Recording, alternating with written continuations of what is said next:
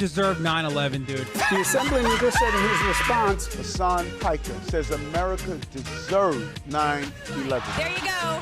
There you have it. My friends, we have toppled a political dynasty. Now to the Michigan Senate race, where El Sayed is campaigning in Michigan. Appearing on stage at 2 Michigan campaign rallies. He's proactively campaigning alongside Piker. The man who says Hezbollah's flag is his favorite because it's dope. Why would you align yourself for raging anti-Semitites? who has defended Hamas terrorists. Calling them the lesser of two Israels compared to the evils. Lesser of two. That's what I find a bridge too far. When I went up to my good friend Chat and said, hey, can you walk me through some more controversial statements of Hasan Piker, even ChatGPT went out of its way to soften the edges of Hasan and give me context. Thanks, but no thanks, ChatGPT. Hasan Piker is campaign poison. Placing yourself on the wrong side of a 90-10 issue is only going to make you look bad. It's going to be good for me. It's going to be good for the candidates that I work with. Turns out it was true. Abdul El Sayed at 27%. Oliver Larkin. I may like heroes, everybody. Nice to meet you, Hasan. Welcome to the broadcast. Thank you for having me. Oh my gosh. What's going on, man? What's up, dude? Good to see you again. I really enjoyed that, yeah. How you been? He's trying to get put out. Wow.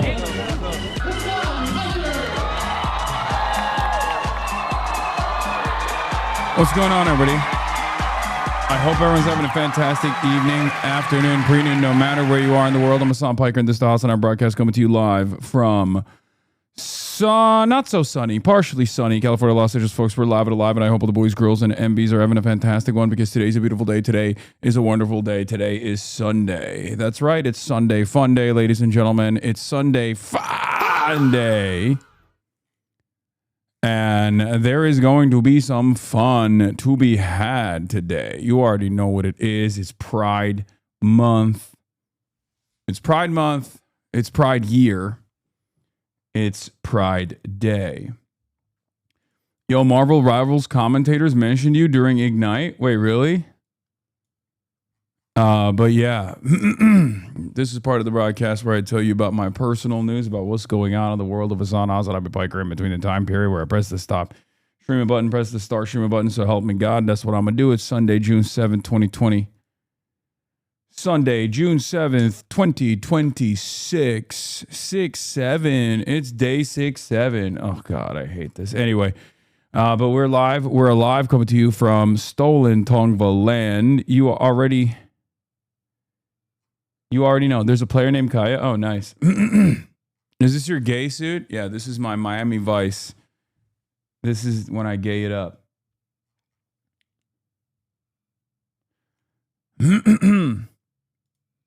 Yes, I did. I kind of kick-started drama around the Valuetainment shoes, honestly. Which is crazy because Die Workwear, Derek Guy, he never critiques my fits, but honestly, it's probably good that he doesn't critique my fits because he'd be like, your fits are ass. You need to do the thing where you sit the back of your coat so it doesn't crinkle in the back. It doesn't matter. I don't really care. Bro, you look Cuban as fuck. Good. Tony Montana. Anyway, folks, we're live. We're alive. And I hope everyone's having a great one. This is a part of the broadcast where I tell you about my personal news about what's going on in the world of HasanAbi Piker in between the time period where I press the start streaming button and press the stop streaming button. Did you get a haircut? Yes, I did. You can. Yes, of course. Anyway, your suit fits look mostly good, but there's a lot of improvement potential. Respect. Thank you. As a Cuban, yep, you do look like my people right now. Good. Good. Thank you for the blast offs. All right, we'll put it out there. We'll put it out there. We're live. We're alive, baby. Let's go. All right. Anyway, LBC debate on my UK ban. Plus Israel, Sunday Fun Day, drama galore, Pride Parade IRL later. We hope Pride Parade. You already know what's up. We hope Pride Parade IRL. California dumps continue. Ramen to box Pratt. Hogwatch, California election conspiracies, Trump meet the press, Epstein's fury finally reaches day 100. Yeah, that's right. Listen to the Lewis Goodall debate today while doing the washing up at work. Pity you couldn't be here in person. Don't forget, absolutely do not do any sort of collab with Grindr. Okay, I won't. Why? Is Grindr canceled? What's up with Grindr? I don't. Sure.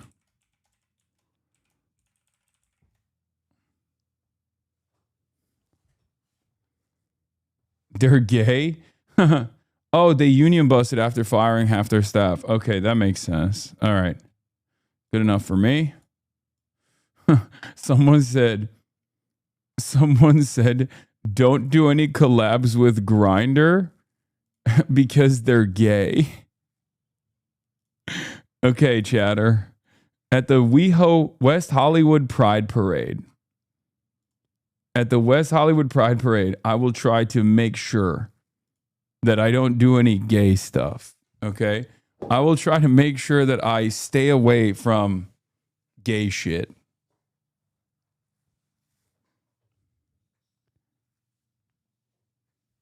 Okay? I promise you that. No funny business. No, nothing queer. Okay? We're not touching that. Okay? No stolen valor. No. I mean, I suspect that my presence will be considered gay baiting or something regardless, but in any case, ladies and gentlemen, yeah, we're blasting off. LBC debate on my UK ban plus Israel. We're obviously going to start there. The Lewis Goodall versus Hasan Piker on Israel and anti-Semitism. I suspect that this conversation will probably draw a lot of controversy, and not controversy necessarily for me, but because I think my performance was pretty good. Well, in the moments that you can hear me, I didn't realize that they were literally lowering my volume automatically. All the comments are on your side for real? Yeah.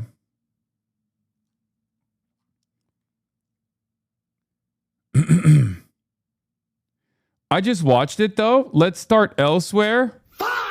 That's crazy. Hey guys, this guy watched it already, so I guess we're not doing the LBC debate. Never mind. I mean, I was very excited about this because, like, remember, this conversation wasn't supposed to be a debate, I don't think. Okay? They cut some of your answers. Oh, they did? It was very long. We went on for much longer. I hope they didn't cut my answers. That's kind of sad. But we'll see. And I didn't film it on my end, but yeah.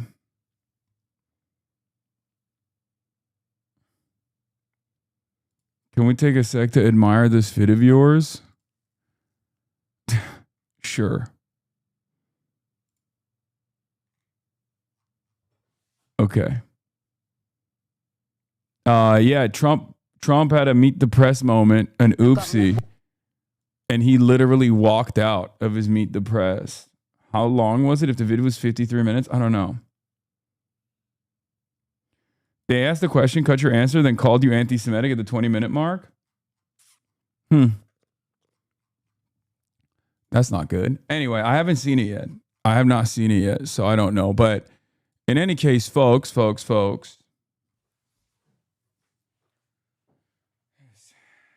Happy Pride.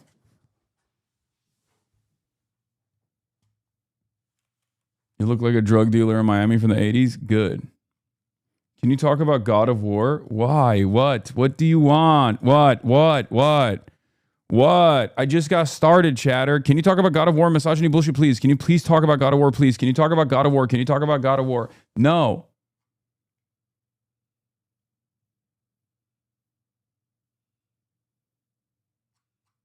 No, okay? It's going to be fun. It's going to be good. Who gives a fuck about what some sweaty-ass, dumbass gamers are saying about another game that has a female protagonist? That's just how it is. Anytime there's a female protagonist and they can't, like, immediately masturbate to her, they lose their fucking shit. This should be expected, right? This should be expected. If you don't expect it, you should. That's just how it is, unfortunately. It's the polo under the tan suit that makes it look like a cocaine smuggler. Good, that's the point. They're saying the new God of War protagonist came out with a statement about dating Plattner. Okay, come on, man. You started some shit. What is this? How many cane lashes for Pegaslop? Kui Man determines that Hasan was clearly joking about getting more Pegasus in any legal troubles in Singapore for his 300+ video catalog of Hasan Bad. Yeah, you know what's really interesting about this is that, you know, I'm obviously being insincere, but he's taking it seriously, which is good. But also simultaneously, every single person that is a part of that like Pegaslop coalition, every single person that's like, please check log. Okay, I'm already annoyed. Please fuck me. I'm transgender, just your type.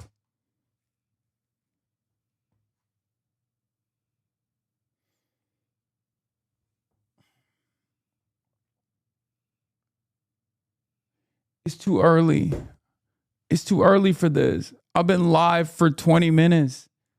What the fuck is happening, man? What is happening? What the hell? What the fucking... What the hell? Oh my God, no way.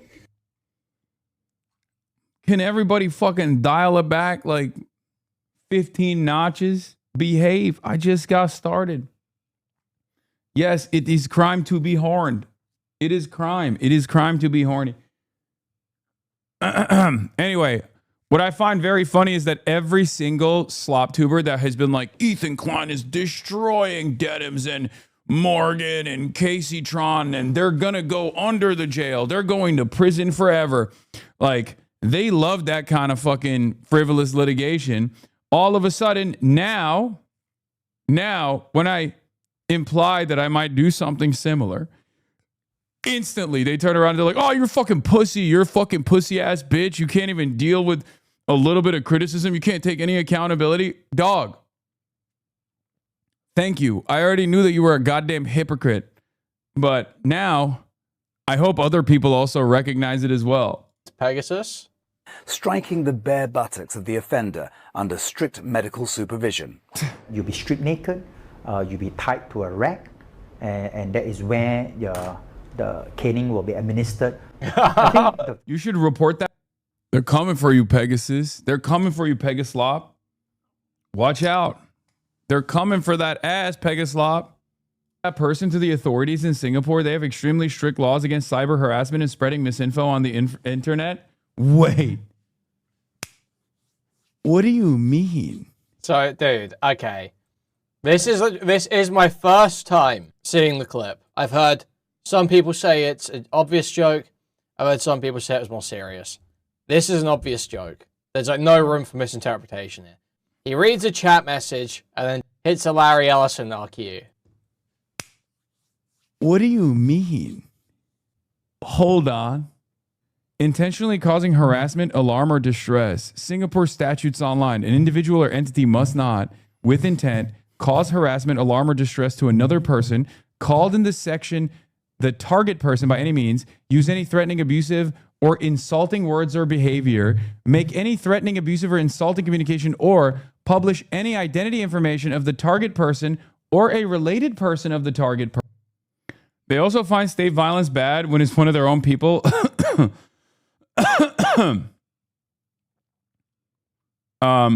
They also find state violence bad when it's one of their own people. Wow, Hasan wants Pegasus caned. What happened? Yeah, it's their law, man. What happened to simply comply? It's just the state law. Oh my God, they're going to cane his ass. Oh my God. Okay. Oh my God, they're going to cane his ass. Oh my God, you're about to get caned, big dog. Oh my God.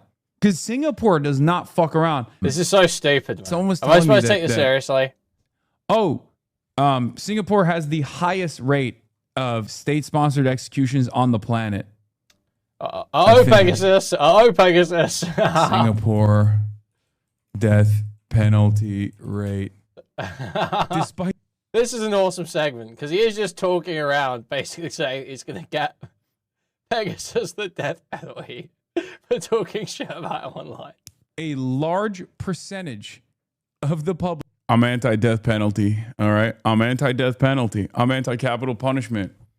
But you know, we gotta respect the local laws, I guess, of other countries. You know what I'm saying? Are supportive of the use of the death penalty, with more than 80% of Singaporeans believing in it. Wait, don't get the guy killed. I don't think there's a death penalty for this, and also that I would not be in favor of. Are you fucking insane? It's so funny that they're like, Hasan wants more Pegasus to be assassinated by the Singaporean government. Hey, listen, it's just the law is the law, man. The law is the law. Follow the law. Follow the letter of the law. You feel me? Follow the letter of the law. Yeah. That's where we're at. That's what's going on, dude.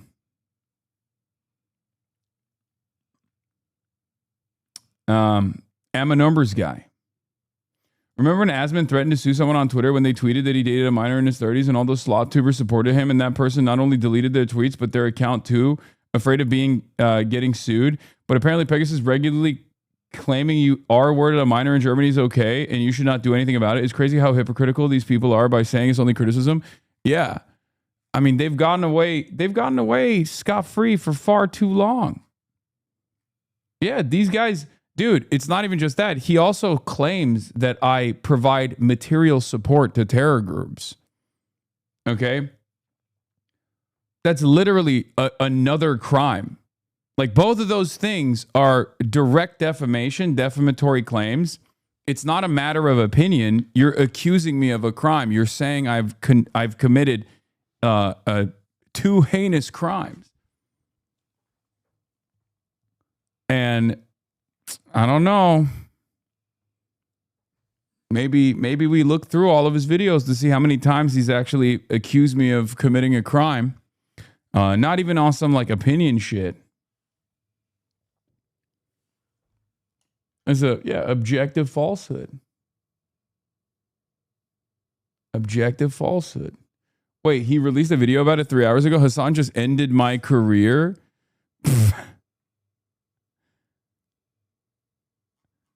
Pegasus finally went from narrator to protagonist in his legendary series. Jank's nephew absolutely shamed him into wearing suits by Shu. This guy's a South Park character. Stop calling me Diddy Piker. By the way, Rape Tone lost his case, blah, blah, blah. Yeah, he actually literally went to court. You're just making this up. Like, I mean, you can call me whatever you want. It just sounds like a fucking insane person when you do this. Coming for that. Coming for you. Well, not me, but the state. The state of Singapore, baby. Living on borrowed time over there. You look weird with short hair. It took me so much time getting used to your old hair. Now I'd have to suffer again to get used to this new hairstyle. Think about us before going to the barber, please. Yeah, okay, I apologize. Yeah, more Pegasus, more caning, okay?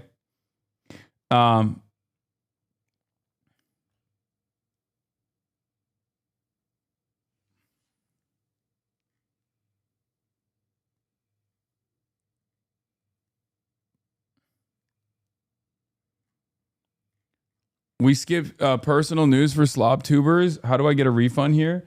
You don't, because I'm a chud-ass loser and there is no personal news except for the fact that I watched Palestine 36 last night, and it is an unbelievably harrowing watch, but it's also a very important one, and I highly recommend it, especially because many people don't know. Many people are completely oblivious to like what has happened pre-October 7. But even those who are at least a little bit more knowledgeable about the severity and the crimes of Israel's apartheid are oftentimes not more knowledgeable past the point of 1947 when the Nakba started, right? Palestine 36 actually goes back to the British occupation, something that I've obviously covered here extensively, especially in the early days. But it's a good refresher for those who are at least a little bit knowledgeable, and fantastic for those people who are completely oblivious.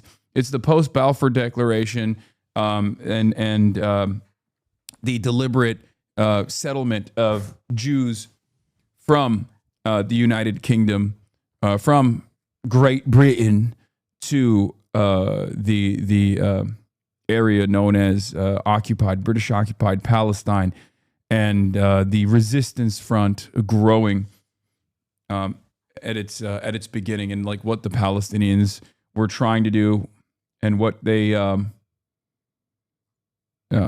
what the settlers were doing, and what the British occupation did at the behest of the settlement project, like slowly but surely building out, the nation now known as Israel.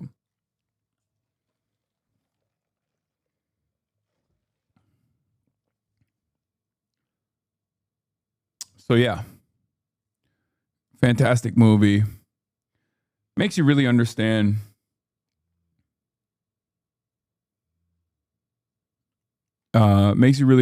why there is a resistance to begin with to Israel, and how much it how it far predates October 7 and even the Nakba.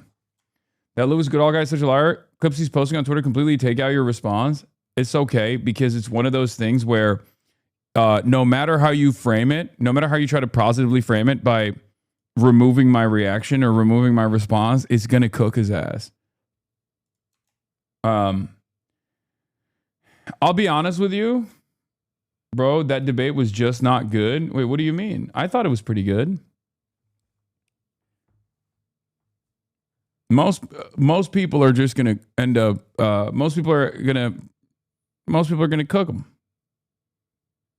It was terrible. No, I think it was pretty good. So, the reason why I say that is because, well, one, obviously, I'm on the moral side. The thumbnail. Oh yeah, this was.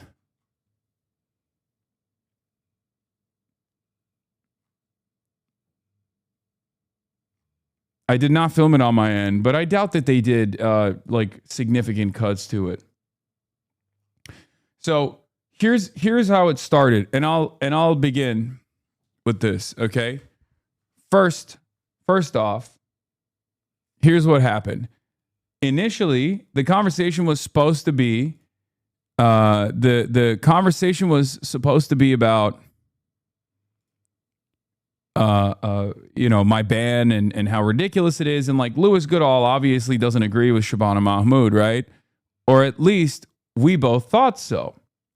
But obviously he had some choice quotes that he wanted to bring up, and I was, of course, willing to entertain it.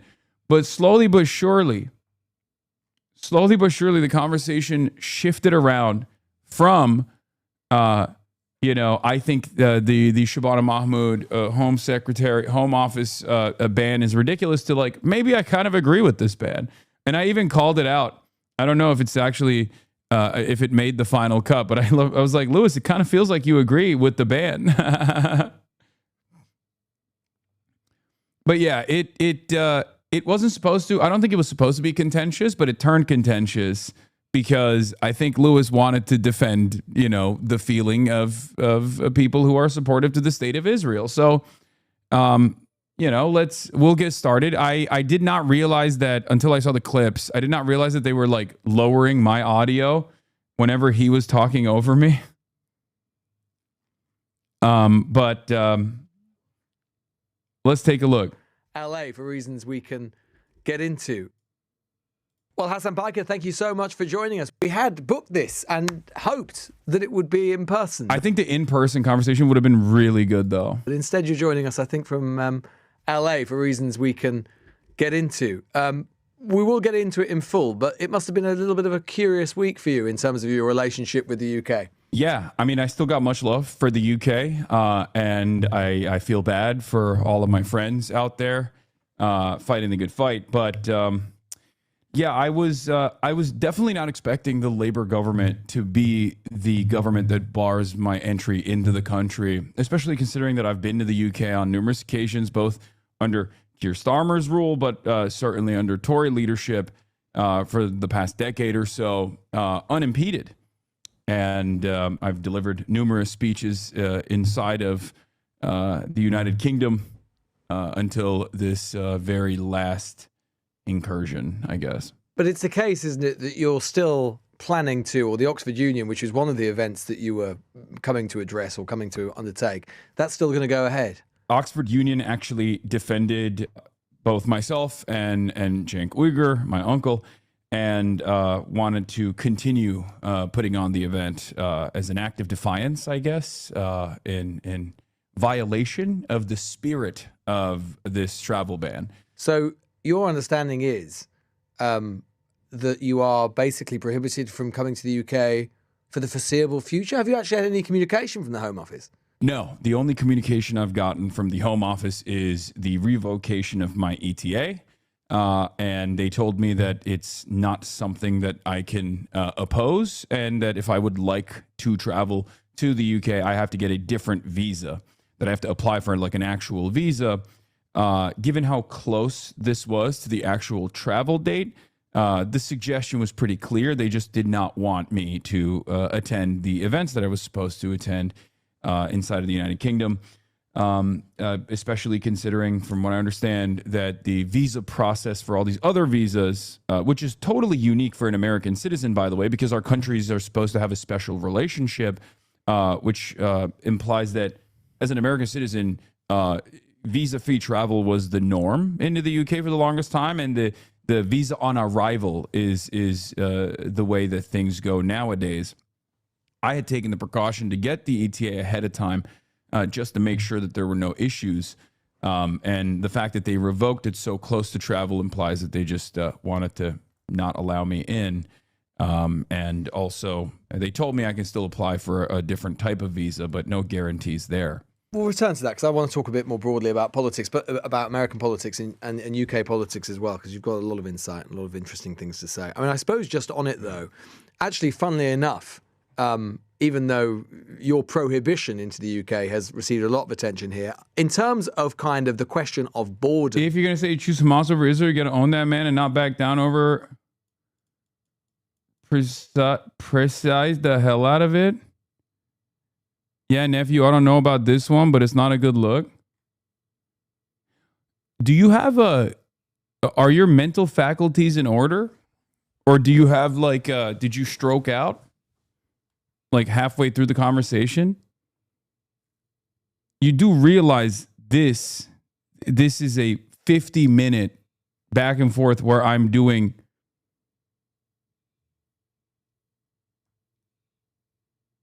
exactly that.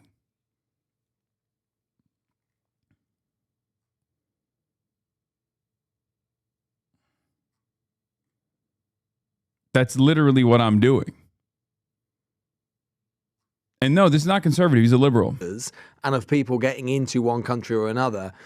In the UK at the moment, a lot of the discourse, I think in a lot of European politics as well, is the idea of actually with the World Cup coming up, that lots and lots of Brits or Europeans, particularly those who might have said critical things about the Trump administration, might not be allowed into the US. Now, as a journalist who regularly goes into the US and has had a few things to say in my time about the Trump administration, I have to say I've never encountered this myself. But this is a sort of peculiar time, isn't it, when we've got European countries and American countries, you know, two very close sets of allies sort of across two continents, talking about whether or not we're going to let our citizens mutually in to each other's territories. Yeah, it's absolute bedlam. There is no more coalition, or rather, the coalition of forces that are taking shape right now are some of the most dangerous and most odious types of politics that I've ever experienced in my lifetime. You have the MAGA movement, which by my estimation is almost turning into this behemoth of an international fascist movement, really, that has close associations with both reform in your country and also Restore Britain as well. And there's this weird allegiance where we're becoming more toxic against one another and the age of international rule-based order is seemingly being cast aside. I find it to be very dangerous. I find it to be very worrisome. I don't think it's just about being able to enter the United States to go watch your favorite football team, defeat the Americans or whatever. There are far greater consequences, I think, later down the line. But it has been interesting to see the universal condemnation of this act from places that I never thought would actually defend me. Pro-Israel outlets such as the Free Press or even The Economist and the Washington Post editorial board have all collectively panned the British government's decisions. But then there's also a lot of right-wingers who actually celebrated it. And I find that very odd as well, because they're probably coming to the United States of America to watch their national teams play. And what if their travel is impeded in the same process? It's interesting, just to take you back to that phrase you just used. You think that there is an international fascistic organization that's forming, and you would. He said, I looked awkward during this, but then also, dude, your autism is not my fucking fault, okay? You feel uncomfortable watching it, and you're like, oh, dude, it's just not good. It's not a good look. Meanwhile, listen to the fucking words that are coming out of my goddamn mouth and the points that I'm making, the points that I'm addressing in a contentious environment. I think, all things considered, it was a very good conversation. But I also find it very funny that you personally were like, damn, man, chat really derails quite a bit. And now you're fucking doing the same goddamn thing. Elide the MAGA movement and reform and restore. And restore is an interesting one because, of course, I think a lot of listeners and viewers to this show might be surprised that restore is even known in the United States.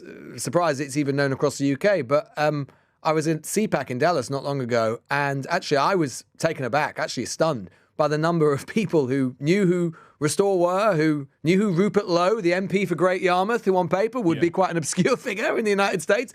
But actually, no, he's very well known. Yeah, and a part of the reason is because I think we live in the age of the internet, and like I said, there is an international component amongst far-right elements in European society, certainly, or even South Korean society, as a matter of fact. I mean, Charlie Kirk, before he was assassinated, had traveled to Japan and South Korea and through these massive events with the South Korean far-right, and they were all wearing MAGA hats. I find that both fascinating and also terrifying at the same time, that there is this amalgamation of right-wing forces that are not necessarily adjusted to their own local considerations and their own local problems, but instead they get their notes from MAGA and they wear MAGA merch, which I find very strange. I feel like it's not even a principled version of nationalism that you would expect from these old school fascists. It's very interesting to observe. What do you make of, as someone who is probably... Lewis hits a lot of question points that are usually deployed to make lefties look crazy in the media, and you answer them all very calmly and thoughtfully. It left him looking unserious, which is the opposite of this particular journalist's whole shtick. Yeah, no, I know what kind of debate this is. Lewis himself is like supposedly somewhat of a progressive figure, or at least like seemingly a progressive figure. And the conversation wasn't even supposed to, I don't think, be a debate initially. But then it turns into one. It turns into a contentious one because he's like peppering in some choice quotes to be like, well, you shouldn't be saying that, right? You shouldn't be saying that, right? And obviously, I'm not going to back down from that. Obviously, I'm not going to back down from some of the principled stances that I've taken because, I'm not going to sit there and create some kind of moral parity between Israel and Palestinians, including the Palestinian resistance, because there is none. Let's be real. And he doesn't believe there is one either, ironically enough. He believes that like Israel's reaction to October 7 is far more valid than the 75 years of apartheid occupation and denial of sovereignty to the Palestinians creates any environment where something like October 7 could happen. And that's, again, the main point of contention here. It's like you can't have one and not the other. If we're going to be consistent about like targeting civilians, then we should be consistent about targeting civilians. I don't believe in targeting civilians. Having said that, if we're going to talk about who is targeting more civilians, I mean, there's no conversation there. That's where the Hamas is 1,000 times better than Israel point comes from. I saw certain people celebrating how this exposed Hassan's anti-Semitism. Yeah, you just don't. The reality of the matter is you don't see Palestinians as human beings. You see Jewish people as human beings. You see Israelis as human beings, but not Palestinians in general. Been thinking about British politics a little bit more than you might have otherwise been. When you see where we are in British politics, you see Nigel Farage, you talk about Rupert Lowe and Restore. What do you make of where British politics is at the moment, and particularly in relation to US politics? Do you see US politics Utter devastation. Devastation. Why do you think devastation? Utter devastation. One of the early warnings that, I mean, it's not a secret that I was a big fan and big supporter of Jeremy Corbyn. Indeed. And still am now a friend to Jeremy Corbyn as well. Honored to know him. And he's offended you this week. Yeah, he has, and so has Zach Polanski. I've collaborated with Zach as well at times. So what I will say is, since the Corbyn ouster, it was very clear that Labour was headed down a very dangerous path, going back to Blairite versions of the party, if not far worse, right-wing element in the party, overtaking the entirety of Labour. And one of the warnings that I delivered on the night of the election, after Keir Starmer won, with less votes than Jeremy Corbyn had, ironically enough, was that if the Labour government continues down the line of austerity and refuses to address some of the economic hardships that people are experiencing, that has caused a lot of the former Labour strongholds to turn into areas captive by reform, and first the Tories and now even reform, I was worried that far-right elements were going to overtake British politics, and they certainly did. As a matter of fact, the Green Party's surge has only been the last saving grace of British politics to a certain degree, considering that I think in the absence of this Green Party resurgence, Labour would be eviscerated, and then you would have an eclectic group of, I guess, independent MPs and maybe your party as well, to a certain degree, try to put a strong opposition against this behemoth that the Reform Party has become. Are you talking to Polanski much? Are you advising Polanski? I wouldn't say I'm advising him, but I chat with him every now and then. He's particularly in the last couple of weeks. I mean, he's receiving, as you might imagine, ferocious media attention, and a lot of the newspapers are coming for him in a very big way, and they found some things that are embarrassing to him, and so on. Some of which he's acknowledged. What would you say to him as someone who has been very, very successful in corralling the power of digital media on the left? What would you say to him about how to deal with the traditional media? Be bold, be brave. Don't be afraid to be contentious at times. Stay on message always. I think one of the things that Zoran Mamdani, the mayor of New York City, did so expertly, in spite of the barrage of attacks and heinous smears that he was receiving, not dissimilar to what Zach Polanski is currently going through, was he would always play this intellectual judo where he would consistently reframe the conversation back to, and dare I say expertly, back to a key policy of his platform. I think this was a major issue with Jeremy Corbyn. The anti-Semitism smears were unfounded and totally ridiculous. However, it wasn't necessarily the idea that the broader British public found Jeremy Corbyn's politics to be odious and that he was a sincere anti-Semite. There was a little bit of hysteria there for sure, but it was the fact that he constantly found himself addressing these accusations, because we have a finite amount of time on every broadcast, especially when a politician is running for office. And if you utilize that time consistently on the defense, consistently having to answer accusations that people have made about you without actually addressing what your platform is, or even why people might be very upset at you, because oftentimes it's not the smear itself that is valid, then people are only going to remember you as an unserious person that is constantly in controversy. Is that completely fair, Hasan? I mean, remember that the Equality and Human Rights Commission in this country conducted an investigation into anti-Semitism into the Labour Party, and it concluded that Jeremy Corbyn, when he had led it, had committed unlawful acts related to anti-Semitism. Key findings included Labour was responsible for unlawful harassment, discrimination, there were serious failings of leadership, and inadequate process for handling anti-Semitism complaints. Two things can be true at once. It can be true to say that people who perhaps had ulterior motives decided that they wanted to use some of this to try and undermine Jeremy Corbyn. I think the Corbyn smear, the Corbyn is an anti-Semite smear in the big 226 is crazy. Like, that's when I was like, wait, what? This guy? I don't know if this is like sunk costs for a lot of these guys who played into it, I assume, because virtually every single person in British media did this. Owen Jones did this. He obviously said he was wrong to do it, but he certainly did it. Zach Polanski did it, ironically enough. And, people that are now aligned with Corbyn on this issue did play a role in this. And some people obviously apologized for it and said that they were swept away with the barrage of misinformation and whatnot. And as long as they apologize for it, and take accountability over it, I'm more open-minded to their perspective. Having said that, I do believe that there are a lot of people who never took ownership over it at all and still doubled down in 2026. It's still near unanimous in mainstream media. You will not be able to hear them get them to admit to what they participated. That is, I think, very, very strange. That is very, very, very, very strange that they still hold on to that idea.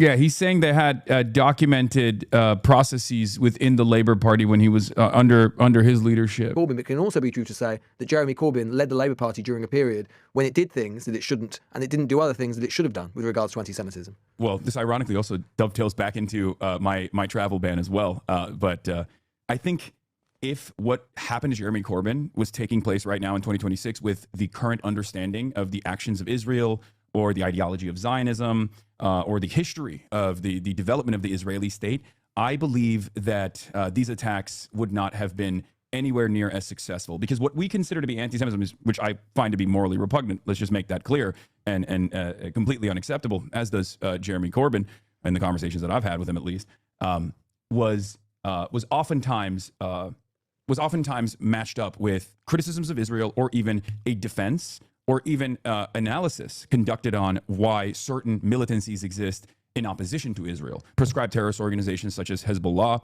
or prescribed terrorist organizations such as Hamas. But any kind of mention or any kind of conversation with these prescribed terrorist organizations was deemed to... I mean, no one would doubt that there is tremendous...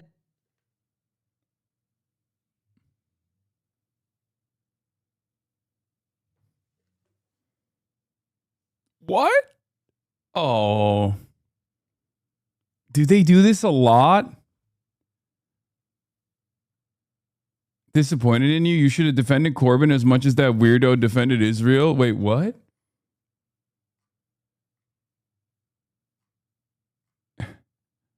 I don't remember what else I said, but oh no.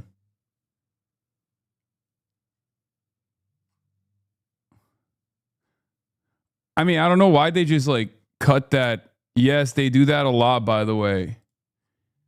This is one of the few instances where I didn't record on my end because I didn't think it was going to be, I didn't think it was going to be bad. Damn.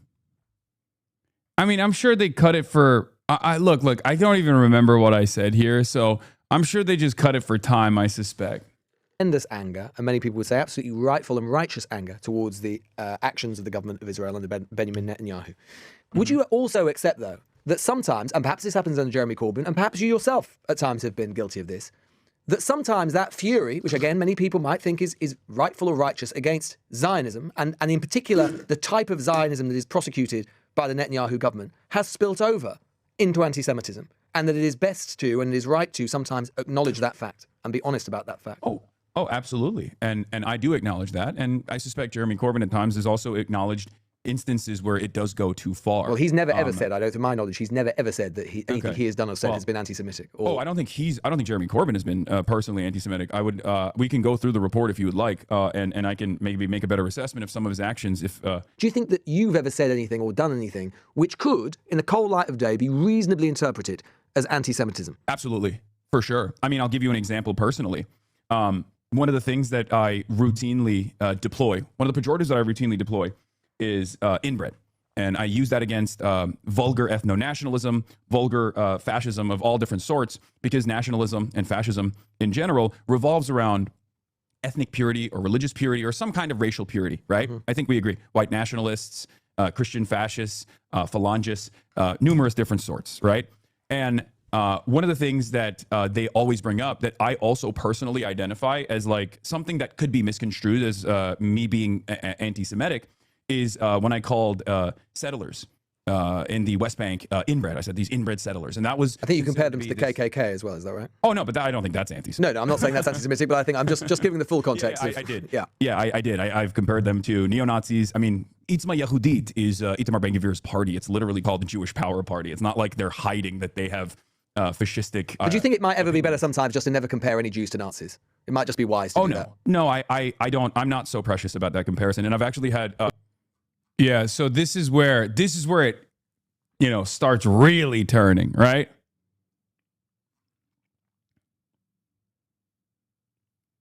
He actually agrees with you. That's the crazy part. He just can't admit he does. Yeah. So then the conversation basically flips from this point on to optics. What about the feelings of people who love Israel? What about the feelings of people I suspect would find your statements to be offensive? And obviously, yeah, by the way, the only concession that I make there for chatters who don't understand how language works is, could it be interpreted as, could anything you've said be interpreted as anti-Semitic? And yes, of course there can be. And I take ownership over that. I understand that, right? And I use the example that is most commonly deployed to claim anti-Semitism that actually could be perceived to the uninitiated as anti-Semitism, because that one is about Jewish people in particular, as opposed to, like, I don't know, a defense of the resistance movements broadly, or criticisms of Israel. Like, I think criticisms of Israel being compared, or criticisms of Israel being used in this conversation as like a point of anti-Semitism, to claim that there's anti-Semitism there is the part that I absolutely oppose.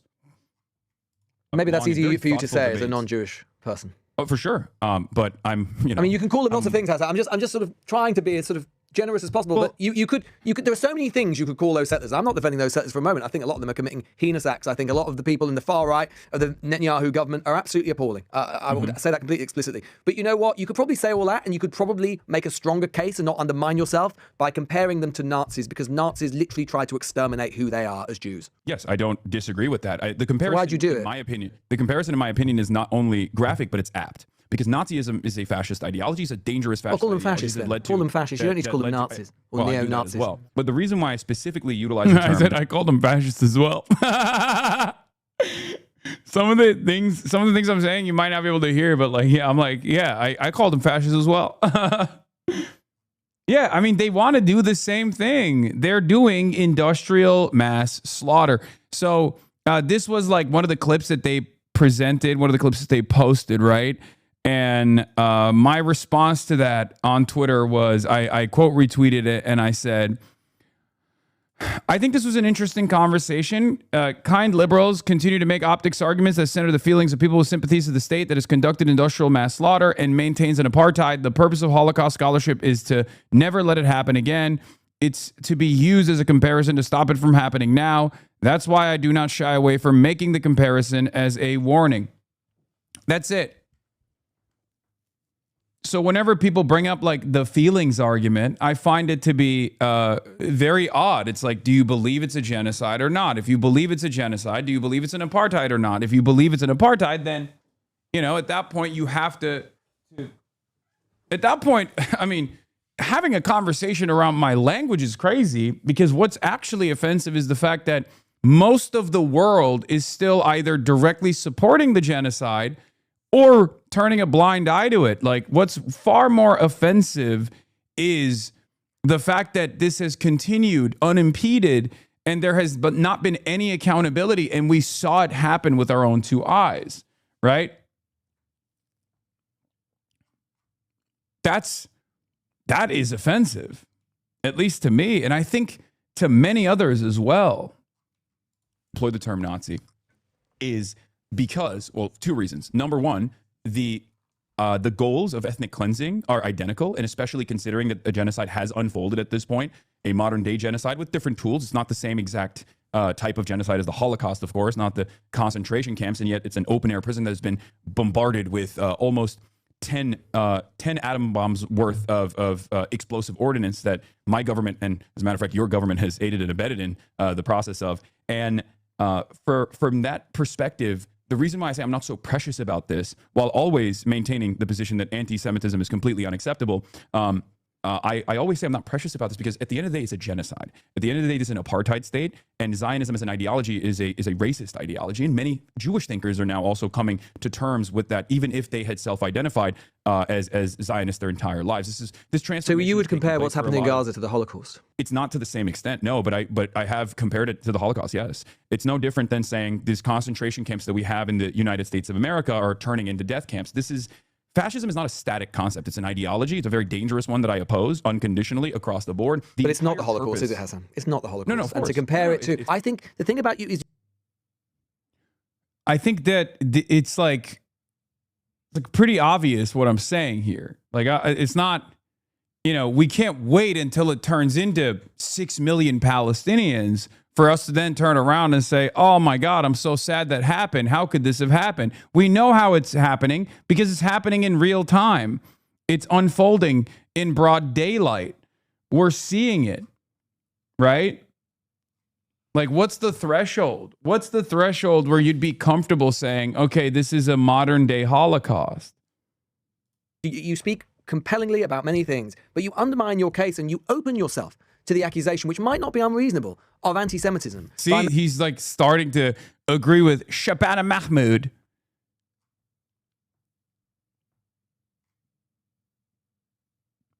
Yeah, I'm not precious about the term by deploying the term a Holocaust, right? I'm not precious about making comparisons between the Israeli government and Nazi Germany, because it's an apt comparison. And there is this is, ironically enough, this quite literally is Jewish exceptionalism. Okay? That is, like, a lot of people get mad at me and say, oh, you're Hasan, why do you even talk about anti-Semitism? You're doing Jewish exceptionalism. You're a Jewish supremacist, all this shit. Like, they say like unhinged things, but this unironically is like the singularity of the Holocaust, the exceptional nature of the Holocaust being held to such a high standard that Israel, that bills itself as the Jewish state, could never be compared to the Nazis, while they are literally doing the exact same shit that the Nazis did. It hasn't been completed yet, but it's still the same exact project, and it's continued over the course of 80 fucking years at this point.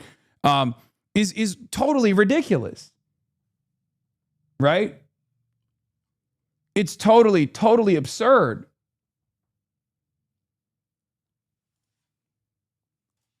This guy said this same hack outlet had zero issue making comparisons between Hitler and Putin in the past. Nazi Germany exterminated millions of Russians, yet only the comparison with Israel crosses the line. If you want a clear-cut example of Jewish exceptionalism, here it is.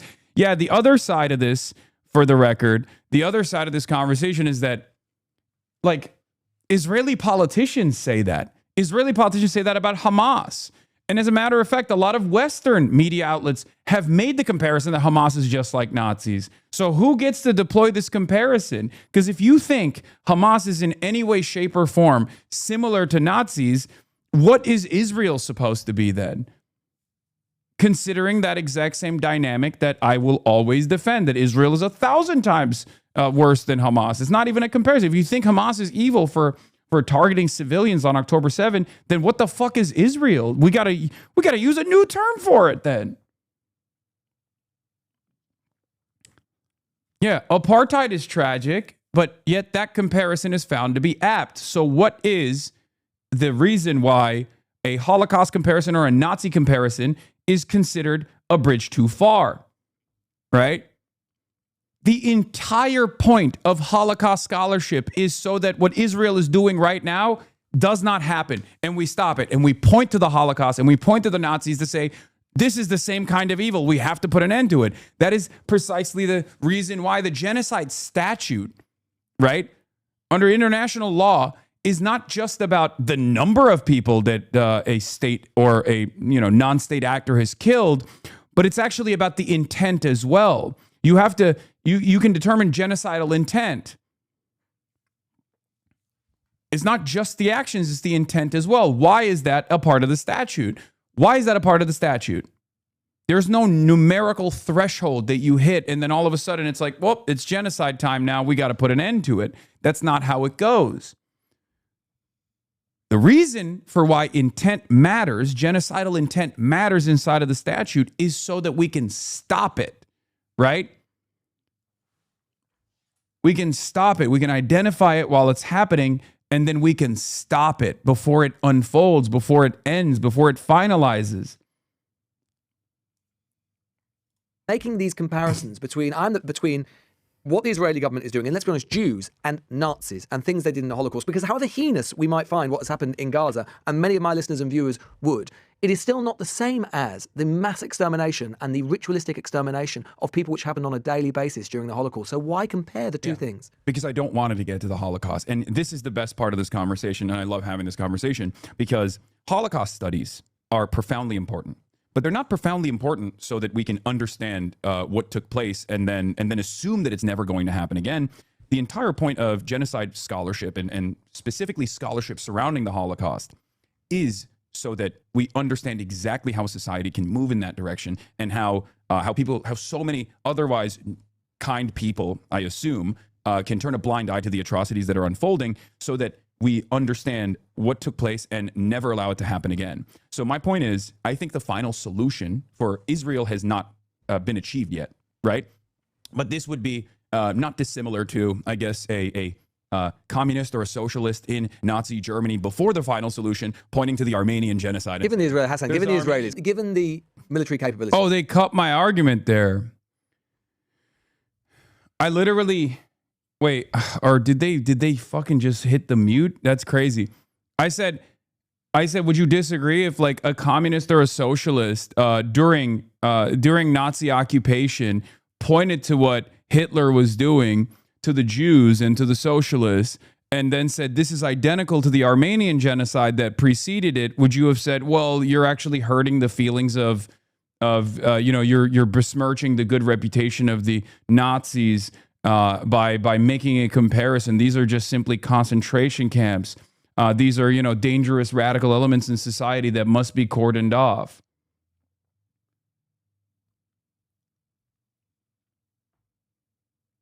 That's kind of wild. Israel has. But I think that's an apt comparison there as well. If a communist or a socialist during the period of Nazi Germany pointed to the Armenian genocide and said, what we're doing to the Jews right now is not dissimilar to the Armenian genocide, I'm fairly certain that, the Nazi sympathizers would obviously disagree with that. Having said that, the point of comparison is to talk about two things that are not exactly the same. They are disputing the entire concept of comparison here, and it makes no sense. It would be wrong to say this is 100% like the Holocaust, but to compare it is completely normal. Exactly. And not only is it completely normal, it's actually the whole purpose of Holocaust scholarship, right? Like the purpose of Holocaust scholarship is not just to document the atrocities that unfolded and leave it at that, and then talk about the exceptional nature of the Holocaust. The whole point of the genocide scholarship, as I, aptly pointed to in this conversation, is to look at how it unfolded and to ensure that it never happens again. Never again means never again across the board. It doesn't mean never again as in it will never happen again, because it can only happen to Jewish people one time and it won't ever happen again. Never again doesn't mean never again just for Jews either, right? Which is the Kahanist position on never again, ironically enough. Meir Kahan, the far-right Jewish supremacist, terrorist, he believes never again means never again just for Jews. I don't. And I don't think many people believe that either. I don't think Jewish people believe that concept either. I think Jewish people think never again means never again. There are some who do actually believe never again means never again just for Jews, however. If they wanted to commit a Holocaust against Palestinians, they could do so. They haven't done so. They may have acted in a way that is dehumanizing. Israel's getting bombed? They may have acted in a way without proper regard for Palestinian life. I think they have. Lots of people would agree that they have. I said something at the Oxford Union that I think will also piss off a lot of people. I said that currently it has been proven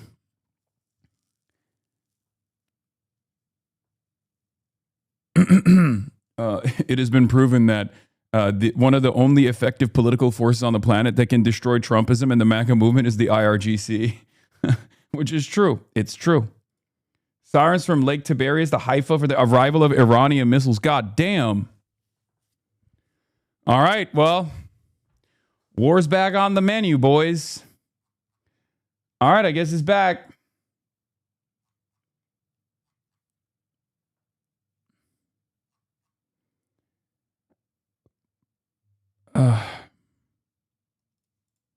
But to compare it to the Holocaust, the disagreement that we have is not that. My suggestion to you would be that wait, why is he cutting me? What the fuck? Oh, come on, LBC. You cut all the crosstalk. You muted me the entire time. That's crazy. Compare it to the Holocaust. The disagreement that we have is not that. My suggestion to you would be that it is crass and offensive. Bro, they didn't even like try to make the cut seem normal. They hit the hard cut again. Holy moly, that's a lot.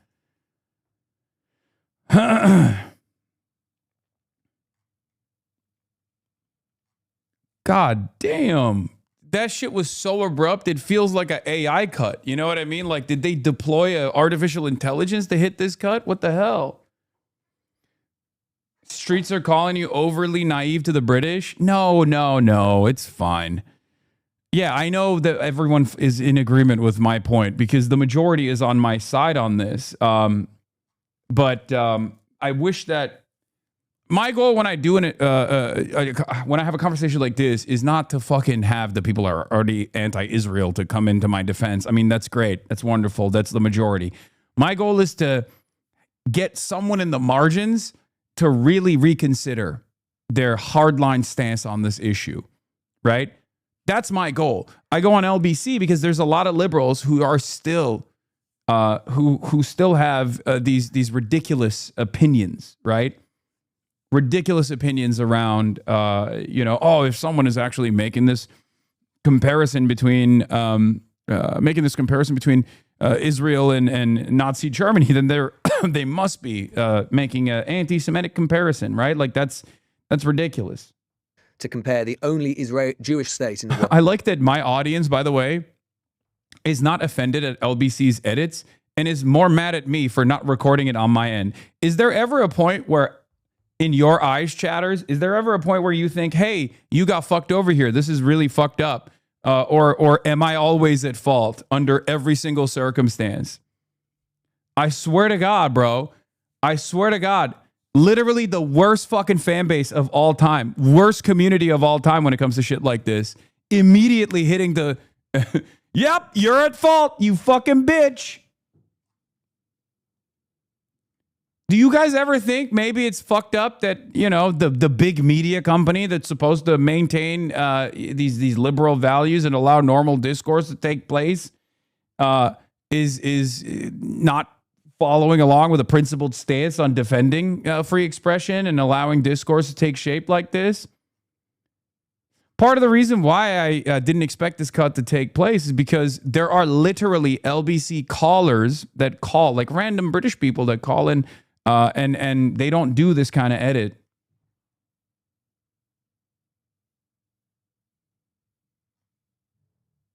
You know?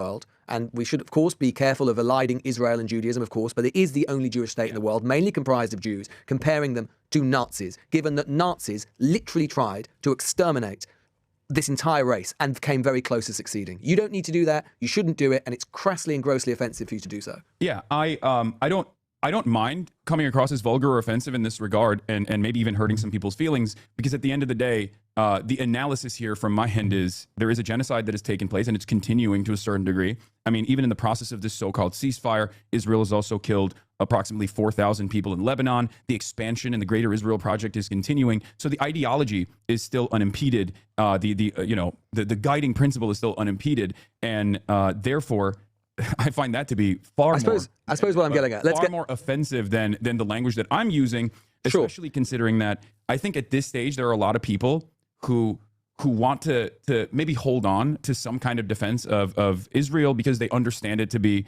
like you just said, the Jewish nation, the only Jewish nation.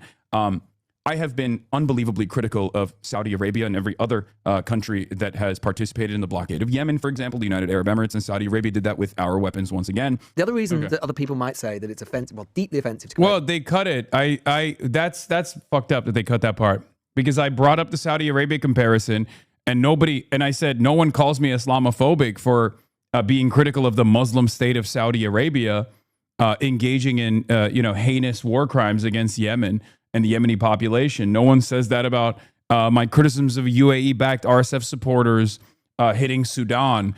That's not considered to be Islamophobic. But of course, any kind of Nazi comparison between Israel, like if you call Saudi Arabia Nazis, no one is going to fucking say shit, right?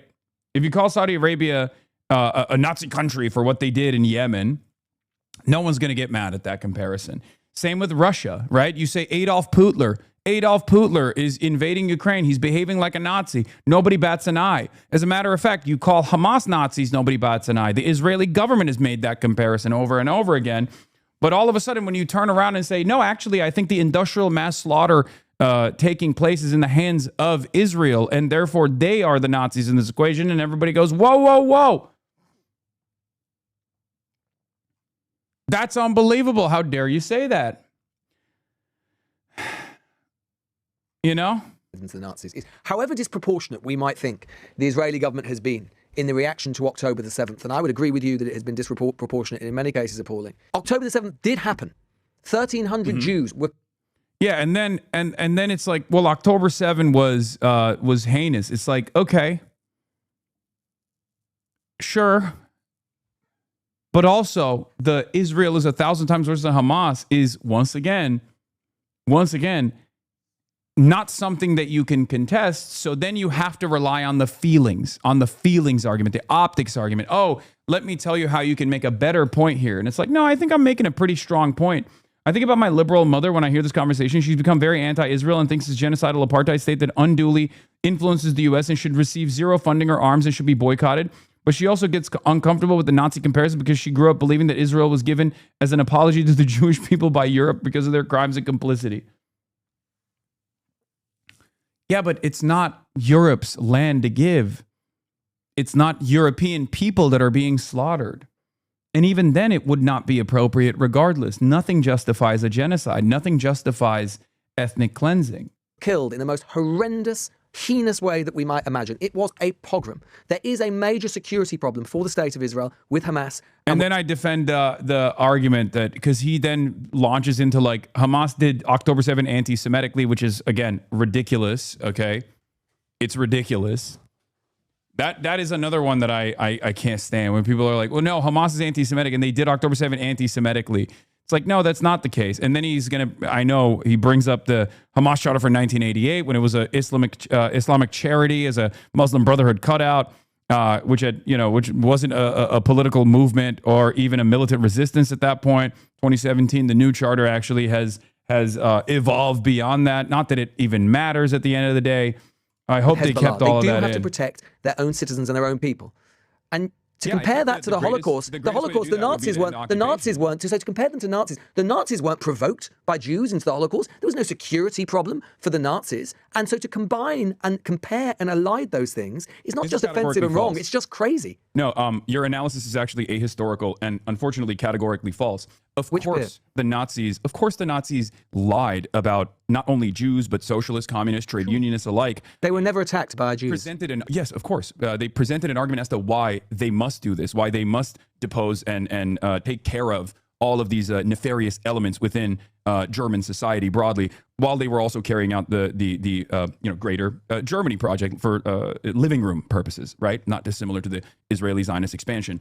But the point is, do you agree with the propaganda or the arguments? Do I agree with the Nazi argument that October the 7th wasn't propaganda? It happened. Of course not. I don't agree with the notion that Palestinians, the indigenous population predating 1948, could not potentially live alongside migrant Jews that were coming in, specifically as a what about colonialist Hamas? movement. What about living next to Hamas, an organization which is dedicated to the destruction of Israel? That's a great. I'm going to get to Hamas as well. So the reason why I brought that up is because this has been a racist ideology since 1948, or even prior to 1948, that has had a lot of opposition from Jews as well. The initial, the original, the only Jewish member in the British Parliament that the only member of the British Parliament that opposed the Balfour Declaration was, a Jewish member of Parliament who thought that this was simply to try and this initiative was being taken. This initiative was being implemented exclusively to depose of the Jews, to deport Jews from British soil. So throughout this entire history of Israel and Palestine, this conflict gets reduced to an ethnic conflict or a religious conflict. It's not true. It's simply settler colonial expansion. And of course, there's going to be militant opposition towards that. And that militant opposition is, of course, going to evolve over time. So the idea— But we are where we are, aren't we? How can— We're not in 1948. And so therefore, Israel has got to—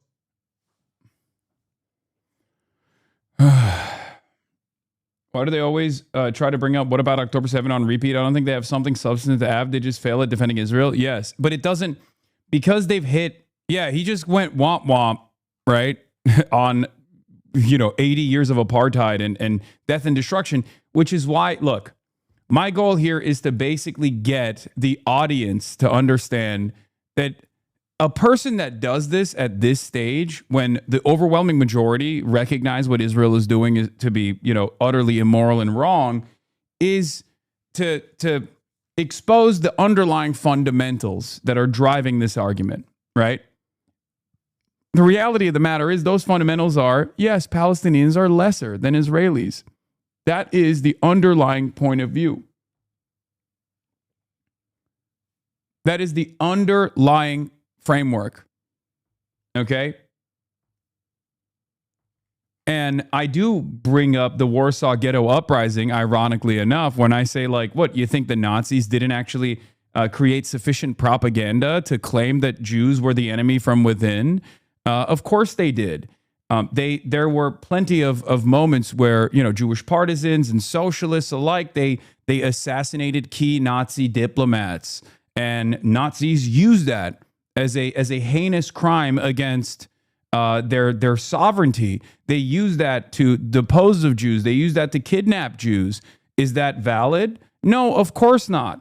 The Warsaw Ghetto Uprising does not justify the final solution, for example, and therefore October 7 does not justify Israel's genocide. This is a real point of contention that I don't think many liberals can address. Liberal Zionists cannot address this point of contention, so they have to resort back to, yeah, but you're hurting my feelings. Find a way to live alongside the Palestinian people. You and I, I'm sure, would both agree to say that their actions have not exactly contributed to that principle or idea in recent years. But they do have to deal with Hamas. And how do they deal with Hamas, which is literally predicated? Yeah, like, what, I can't even hear what I'm saying here. To live alongside the Palestinian people. You and I, I'm sure, would both agree to say that their actions have not exactly contributed to that principle or idea in recent years. But they do have to deal with Hamas. And how do they deal with Hamas? Oh, yeah, I said, no, I disagree with that. It's entirely in the hands of Israel. Yeah, no.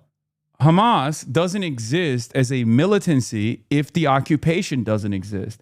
It's that simple. Can you slow it down again? They lower your audio too much? Yeah.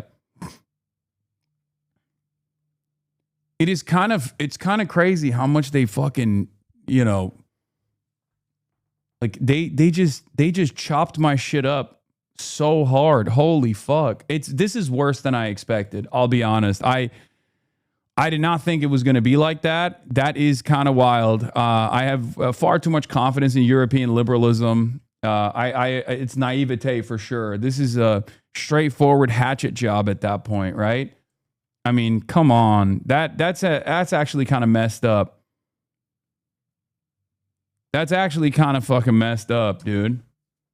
I mean, it didn't work, but even then, it's like kind of crazy.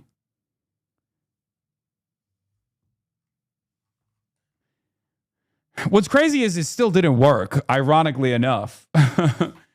Like they tried to literally lower the volume. They chopped up some of my statements, and even then it still didn't get the job done. And I think I would go so far as to say that the very fact that they tried to silence me in this way makes their position look even worse. which is literally predicated. You say that Israel is racist, is based on a racist idea. Hamas is deeply racist. They're anti-Jewish. No, I don't think so. You don't think? I disagree with that. Well, the Hamas Charter contains references to fighting Jews as a religious duty, conspiracy claims about Jews controlling the media, finance, revolutions and wars, citations of anti-Semitic forgery in the protocols of the Elders of Zion, and a notorious hadith about Muslims fighting and killing Jews before Judgment Day.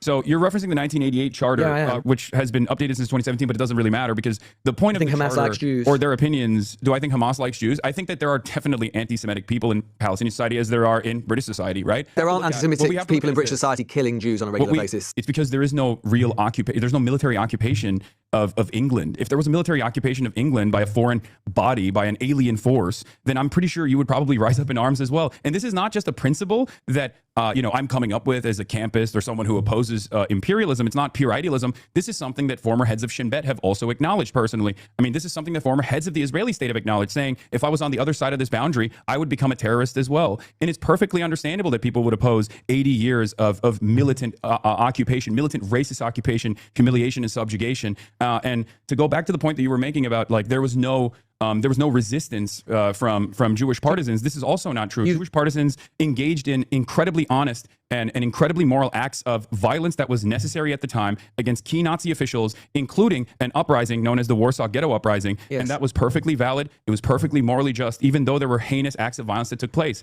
History is riddled with colonial occupants and even slaves, for example. You've been reported saying in chattel slavery, engaging in heinous acts of violence that we would oppose at the time that ultimately lead to liberation. And once the dust is settled, we look back. What does liberation look like? What does liberation look like? Is it the Israeli state collapsing, or what does it look like? Great question. So from my perspective, and I'm not Palestinian, right? So I think ultimately this is something that is that should be left to the people that are being occupied to come to terms with. But from my estimation, I agree with the likes of Avi Shleim, famous Iraqi Jewish Israeli historian, that a abolition of the apartheid state that currently exists and the end of the occupation must take place. Some people believe in a binational commitment. I think that's perfectly valid. Some people claim that a two-state is viable. I don't necessarily believe that a two-state with the 67 boundaries is viable because of the fact that since the so-called peace process since the 90s, Israel has deliberately extended the settlement operations in the West Bank, and now the number of Jewish settlers Would you accept that are something the Israeli government have long wanted, and for understandable reasons, is that Hamas... Notice how kind of wild, considering he posted a whole thread on why the ban was wrong, but he clearly let his liberal sensibilities get the better of him during this conversation. Yeah. This is counterproductive, authoritarian, and chilling. The British state should not be in the business of banning commentators and journalists from entering the country without compelling reason. Find their views objectionable is nowhere near enough. The Kanye case was far more borderline, but the idea of this becoming more routine was exactly my fear when I spoke and wrote about this unease at the prohibition from the country a few months ago. Piker said some stupid and revolting things, but it doesn't mean we shouldn't be telling British cultural organizations they can't invite him to their events, or that the threat of the Home Office prohibition becomes a routine consideration. Meanwhile, Cenk is a mainstream U.S. commentator on the left. I'm a mainstream U.S. commentator on the left, ironically enough. Not only am I a mainstream U.S. commentator on the left, but also beyond that, like, one of the things that these guys also have to now come to terms with is, like, I'm not just like some fucking random aberration, right? I'm not like some random radical. I'm a person who is a megaphone for a much broader, much larger movement. And not only that, but also I'm, collaborating with other candidates that are not just running, but also winning, right? So there is definitely a lot of people who feel this way. So you're not going to be able to silence all of these people, even if you try to engage in this like disciplining measure against one fucking figurehead that is representative of a much broader movement, right?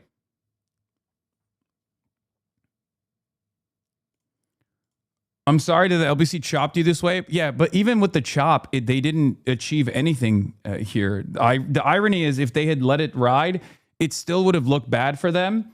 But I think it looks worse for them that they chopped it down too.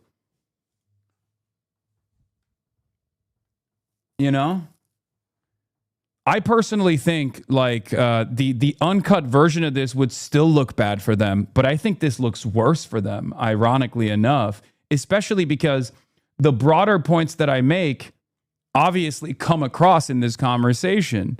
It's not like they It's not like there was any opportunity for them to chop it down entirely. Otherwise, it would just be Louis Goodall talking. And then every now and then I just go, and then they cut it, right? Because every moment that I have the camera on me, every moment that I'm on the microphone, I'm obviously hitting all of the fucking lines that they clearly don't want to have, right? They don't want to air on the fucking LBC broadcast, but they have to because the conversation is taking place between myself and Louis, right? So, like, you know. Would de-arm, would demilitarize as an exchange for any deal? Do you think that would be a reasonable request that Hamas would lay down their weapons? I think that it's perfectly reasonable for a two-state solution, if that's what the suggestion is, a two-state solution where one of the two states is still going to have a standing military. Will that be Hamas as a political organization, or will that be the Palestinian National Forces? I do not know. But ultimately, of course, if there is a sovereign state, a sovereign Palestinian state, of course, they're going to have a standing military. It doesn't have to be Hamas. I'm not married to the idea. I don't necessarily care. To me, Hamas is simply one of the many different Palestinian resistance groups that has existed throughout time. I don't agree with their domestic policies, but I feel like that is utterly immaterial because the conversation that we're having is about ending the occupation. And Hamas ultimately wants to end the occupation. Hamas would never exist and certainly would not be as violent as it has been if there hadn't been, 80 years of occupation prior. Hamas, we were talking about the charter in 1988. That charter was written when Hamas wasn't even an actual political organization, but a Muslim Brotherhood cutout that was an Islamic charity that was even getting funds from the Israeli government, as a matter of fact. I'm thinking about the reasons why it might be that the Home Office has banned you. And I certainly, for the record, by the way, I don't think you... Conversation is probably part of it, don't you think? Well, that's what I want to discuss. And for the record, when I've tweeted out this week, I think ridiculous that you've been banned. I think that, and so on. But let's think about the Home Office's justification, what it might be. I mean, is it true that you said that you considered Hamas to be 1,000 times better than Israel and you'd vote for Hamas over Israel every single time? Is that true and do you stand by it? Yeah, I do. That's despite the fact that Hamas was responsible for October the 7th and a pogrom against Jewish people. You said you'd vote for them 1,000 times over the democratic state of Israel. It wasn't a pogrom against Jewish people. Were there atrocities and war crimes? You don't think that there was any anti-Semitism involved in that? Absolutely. This is where you go wrong, Hasan. You find yourself basically in a position defending elements of this. Why I'm wrong. I'm telling you why you're wrong. I said, don't tell me I'm wrong. Tell me why I'm wrong. I hear a lot of criticisms. You call me a lot of names, but never a liar. Because you're honestly saying you saw Jewish people, or overwhelmingly Jewish people killed that day. It was a pogrom. It was the biggest pogrom of Jews that we've seen, against Jews that we've seen since the end of the Second World War. Why do you find yourself in a position where you're like, okay, I'm actually going to defend that principle. I'm going to defend the argument about that. Why? You just undermine yourself. Great question. I actually gave an interview to the Times UK on this as well, and I'll explain exactly why. Please. So October 7 was traumatic. There were heinous acts of violence that took place. No doubt about it. I would never agree. I would never disagree with that assessment. What I will disagree with, however, is the intentionality. The idea that October 7 was done specifically to kill as many Jewish people as possible, I think is incorrect. I think the ultimate goal of the Palestinian resistance, whether we agree with their methods or tactics or not, and I certainly have my disagreements, the ultimate goal of the Palestinian disagreements. They killed 1,300 people and raped people. Of course. Killed innocent young people at music festivals. But the ultimate goal is to make the occupation as costly as possible, because the extended 80-year, or at the time 75-year occupation had done October 7's. So the ends justify the means, do they? The ends justify the means. If I can compare it to something in the UK, Hasan. The reason why I don't believe that the Israeli ends justify the means, and that's precisely the reason why I'm saying. So why do you then say that Hamas is 1,000 times better than? Come on, you can't literally be lowering my volume at this point. Like, that's crosstalk. That's just straight up. You gotta let my voice be heard, man. You gotta let my voice be heard in this point. I mean, this is literally the meat of the argument. That's crazy. Yeah, I mean, I get it. You got home court advantage, but you can't be this aggressive with it. Because at this point, it turns into like, I'm losing the argument, so I'm just going to silence you, and I'm not even going to fucking hide it. Like with the other cuts, with the other crosstalk audio levels, you could at least justify it by saying, oh, well, we wanted to make sure that we made this editorial decision for brevity, for clarity. But in this circumstance, it's quite deliberate. You are literally lowering my volume because you don't want your audience to hear my perspective, which, again, is the exact opposite of the whole point, or whole purpose of having me on the broadcast. Did you have me on your broadcast so you could try and bully me into submission? Or did you have me on the broadcast to have a good faith, honest discussion about disagreements that we might have? I've been very courteous throughout this entire process. I don't imply in any way, shape, or form that like Louis Goodall is a stooge for Israel or defending Israel and Israeli interests or anything like that. I'm just saying, look, we might have some disagreements. It's a good faith, honest, liberal style conversation. I find it very strange that this is what they chose to do. They wanted to be the ones to silence you, or an upset Shabana Mahmood got to you first. Yeah. First Amendment only functions in the U.S. This is not a First Amendment conversation, chatter. I think when you invite someone onto your broadcast and you have disagreements with that person, I think it's a little dishonest to literally lower their volume, especially when the crosstalk is taking place, right? Come on. Then don't have me on the broadcast. Don't have me on the broadcast then. What's the purpose? I mean, how is this any different than what Shabana Mahmood did, right? If you're in disagreement with what the Home Office did, which Louis is, right? Then don't you feel like this is not dissimilar? Look, you could make an argument as to why they cut some of the statements that I was making for brevity, for clarity, right? You can make that argument. I don't know if I agree with it, but you can't really make that argument here, okay? You can't really make that argument in this point because this is just purely lowering my audio to make it harder for the audience to hear what I have to say here. Methods or tactics or not, and I certainly have my disagreements. The ultimate goal, but the ultimate at the time ends justify the means. If I can compare it to something in the UK, Hasan, the reason why I don't believe that the Israeli ends justify the means, and that's precisely the reason why I'm saying. So why do you then say that Hamas is 1,000 times better than Israel? Because Israel has done an October 7 1,000 times over to the Palestinian population. The civilian cap.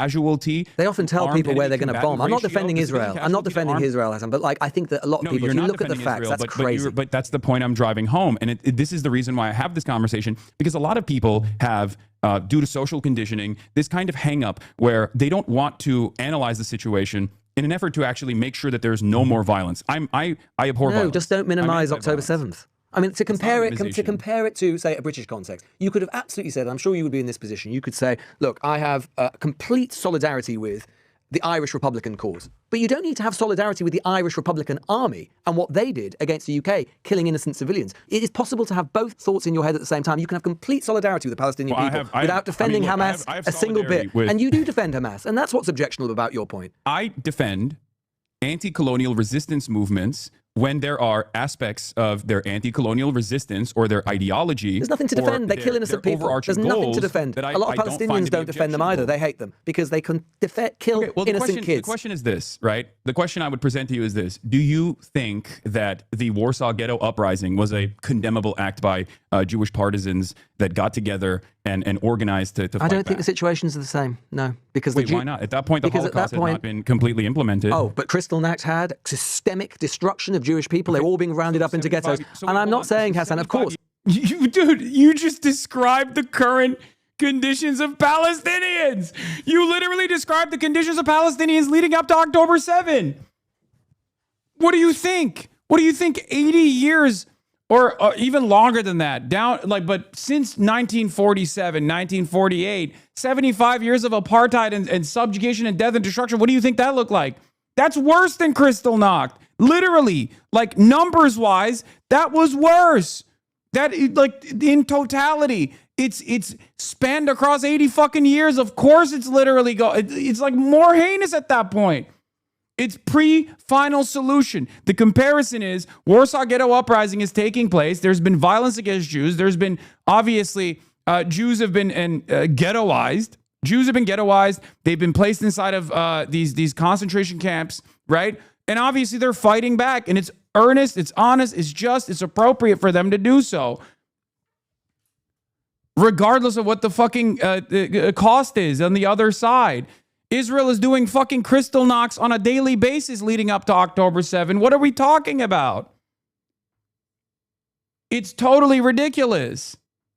That argument is totally fucking ridiculous. Years of apartheid? And I don't. Years of apartheid? And I do not for a single second. Wasn't as violent? I do not. Of course it was as violent. I do not for. Yeah, there you go. And I bring home that point, but a single second. And by the way, let's talk about the Warsaw Ghetto. That way they were attacking SS officers. They were attacking their oppressors, not kids at music festivals. I don't disagree with you as far as the targeting of civilians.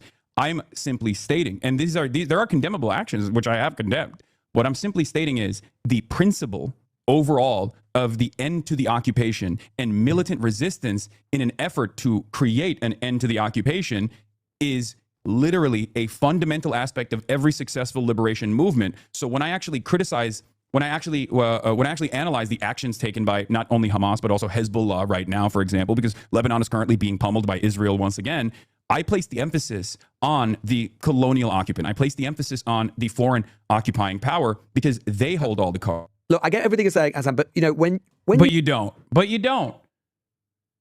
Israel has the power to end all of this, and they choose not to. So how would you defend that? You should ask this guy about BBC reporting on Israeli teens being kidnapped from tanks.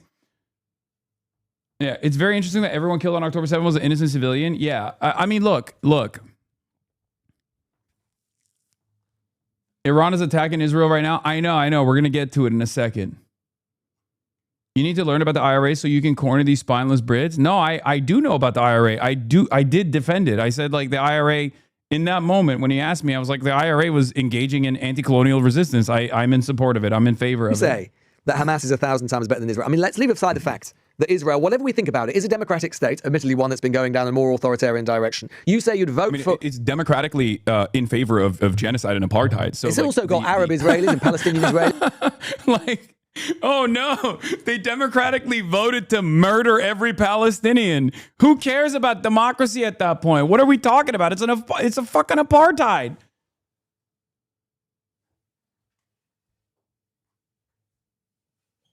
Yeah, well, if they voted democratically to fucking kill, by the most conservative estimate, 75,000 Palestinians, overwhelming majority women and children and the elderly, well then, oops, can't do anything about that, right?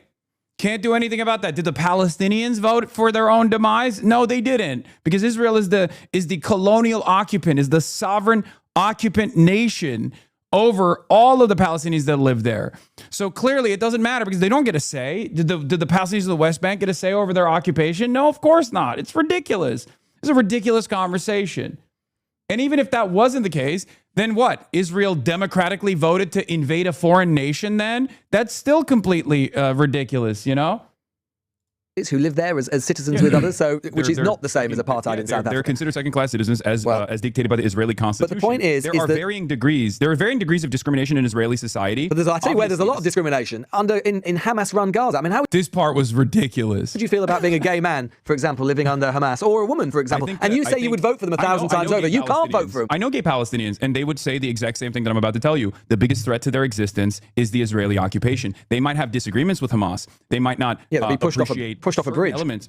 No, that's racialized. It's not racialized. It literally happens. LGBT groups around the world have condemned her. That's not true. That's simply not true. Do you think that is? It is literally. I will have to push back on this. What you're saying is actually not true, and also a little bit messed up to say, because these groups are very different from one another. I am not an Islamist personally. Obviously, I am not. I'm not someone who's ever going to be in favor of religious fundamentalism. But Hamas does not represent religious fundamentalist governance. It represents. You can get up to 10 years in prison for being gay. You can get up to 10 years in prison for being gay down the barrel of a Hamas gun. That wouldn't happen to you in Tel Aviv. Whatever we think about Israel, that wouldn't happen to you in Tel Aviv. It doesn't matter. This is what I mean when I say homofascism, by the way, for the record. I hope that people understand that, which he's going to bring up later as well. This is literally pinkwashing a genocidal apartheid state that is conducting a genocidal apartheid state. This is literally it. Oh, well, Hamas would mistreat the gays. It's like, okay, well, you know who mistreats the gays? Israel. Far worse fate befalls the gay Palestinian population under American, British, and Israeli bombs. It's ridiculous. This is what I mean when I say this is genuinely, this is what I mean when I say this is like gay fascism, okay? The fuck? And the whole like, oh, well, you know, same-sex marriage is not allowed in Israel. It doesn't even matter. It's not even the fucking main point of contention. Hamas could be the most homophobic entity on the planet, and it still wouldn't justify Israel's actions, guys. Wake up. Hello? Like, do you guys understand? The reason why I don't even entertain this, like, well, Israel is homophobic too, is because it's a stupid argument. I don't give a fuck if Hamas is the most homophobic entity in the region, okay? It's not, but it doesn't even matter if it was. Would that justify a fucking genocide? What are we talking about? There's plenty of people in Alabama that are homophobic that have the identical opinions that this person falsely says Hamas has. Should we be fucking genociding the state of Alabama? Of course not. That's insane.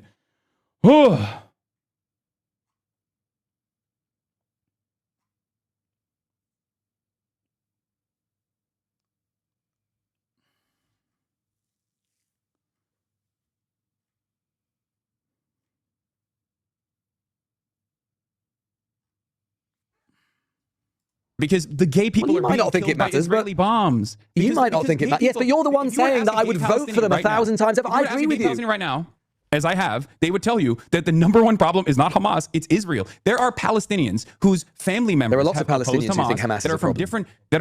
Yes, exactly. There are Palestinians from different factions, right? There are Palestinians that are engaging in tribal conflict and sectarian conflict, sometimes with Hamas.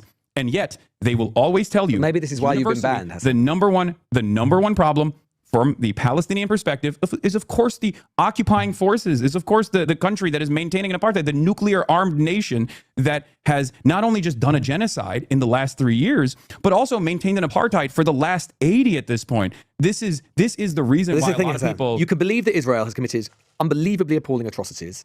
You can even believe it's committed evil atrocities. You can even believe that it's committed a genocide while still believing that Hamas is morally and politically appalling, that you wouldn't say that I would vote for them 1,000 times over Israel because it deliberately targets civilians. It deliberately targets civilians as an organization. It rejects coexistence and is fundamentally authoritarian and theocratic. But here's the problem. Israel mathematically deliberately targets and destroys the lives of a far larger number of So it's just civilians. A utilitarian measure.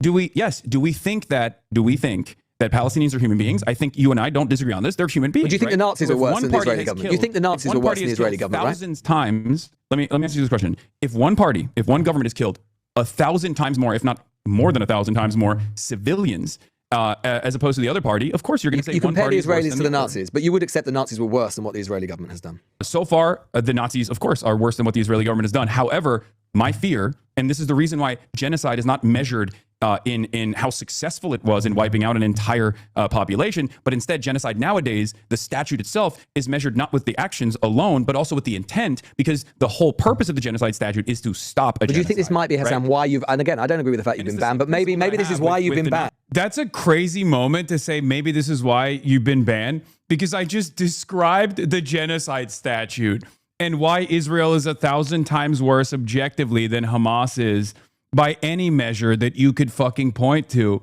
And this is a matter of international law. So basically, at this point, you're giving the game away. You're like, I can't defend my position while maintaining and upholding liberal values that I'm supposed to be championing here. So it's, I guess, the reason why you should be banned. Okay, there you have it. That's my point. And that's actually, unironically, the thing that you opposed when you tweeted about how you think Shabana Mahmoud is in the wrong.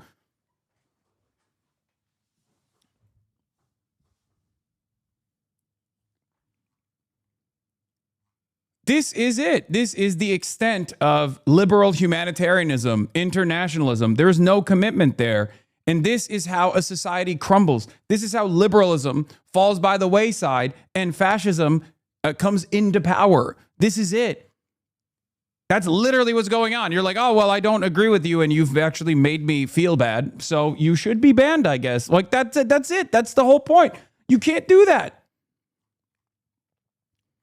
If we're going to uphold principled free speech, then you can't turn around and be like, well, I disagree with you. You know? Your dialectic is exposing his inherent contradictions and cognitive dissonance. Exactly.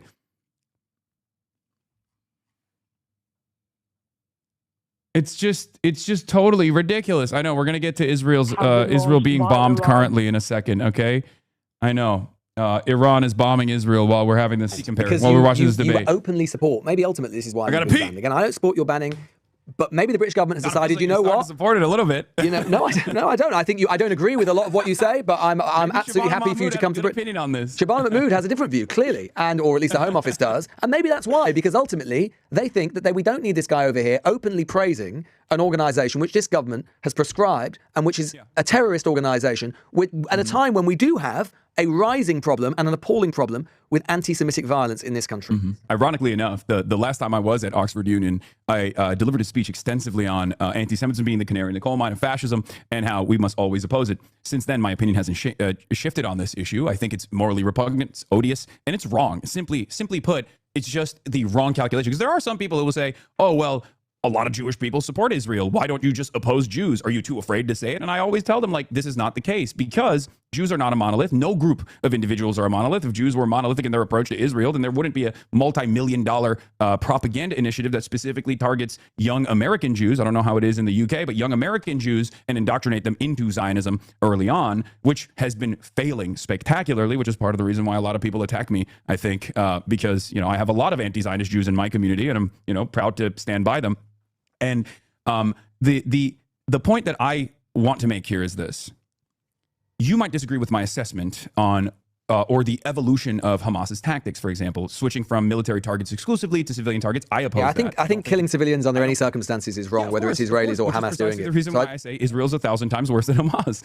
No, I think the principle is the same. I think the principle is the same. I don't think I'm not a utilitarian, clearly, in the same way that you are, Hasan. I don't think that just because you kill do you disagree that Israel has killed 1,000 times more civilians than Hamas has? I don't know what the statistics are, but I would accept completely that Israel has killed lots of civilians, and it's absolutely heinous. But unlike you, I would draw a moral equivalence between those acts. But you seem to be willing to more because you're attached to a sort of anti-colonial ideology. 70,000 with the overwhelming you are willing to basically dismiss one and favour the other, and I'm not. That's the difference between us. I don't think you're not favoring either party. I think that there is a level. I think murder of civilian is wrong. Full stop. I don't see it as an anti-colonial struggle. I think it's wrong. Full stop. I don't think it gets them anywhere. Country. There's a level of understandable sympathy demonstrated by people in Western society, especially towards a country that has been a cooperative ally for a very long time. I totally understand that. It's a byproduct of our social conditioning. We look to a country, and you've mentioned it over and over again. You keep saying, well, it's a democratic process. There is a democracy in Israel, and I keep telling you that it's an apartheid system, so their democratic process is irrelevant.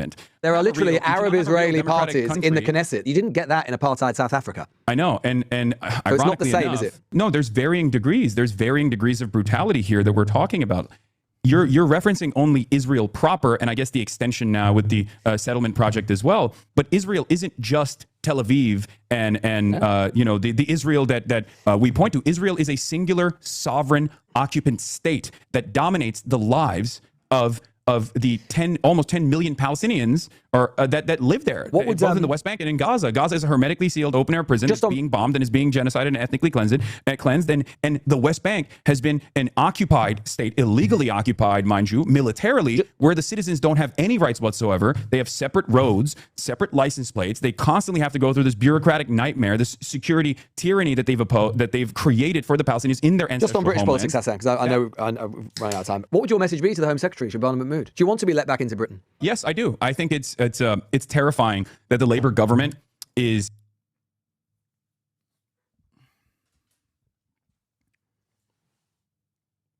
his Western mind is stuck at a reformist view. He got overwhelmed and was like, all right, let's move on. This is why I also said to the chatters, you didn't fucking defend yourself. Are you kidding me? Does it seem like I was fucking frazzled in any way, shape, or form? No. I went in there, stood 10 toes down on my principles, and accurately reflected on historical events that unfolded leading up to October 7 and how they are absolutely relevant, showcased, in my opinion, the moral inconsistency between arguments that focus on the optics and the civility of the conversation, and the conversations that actually center around the feelings of people who want to defend the apartheid state. It's ridiculous. Miles Dyer says, I usually respect your interviewing skills, Lewis. You listen well, ask fair questions, and avoid cheap point scoring, but this one frustrated me. Hasan deserves scrutiny, but too often his points seem mischaracterized rather than properly engaged with.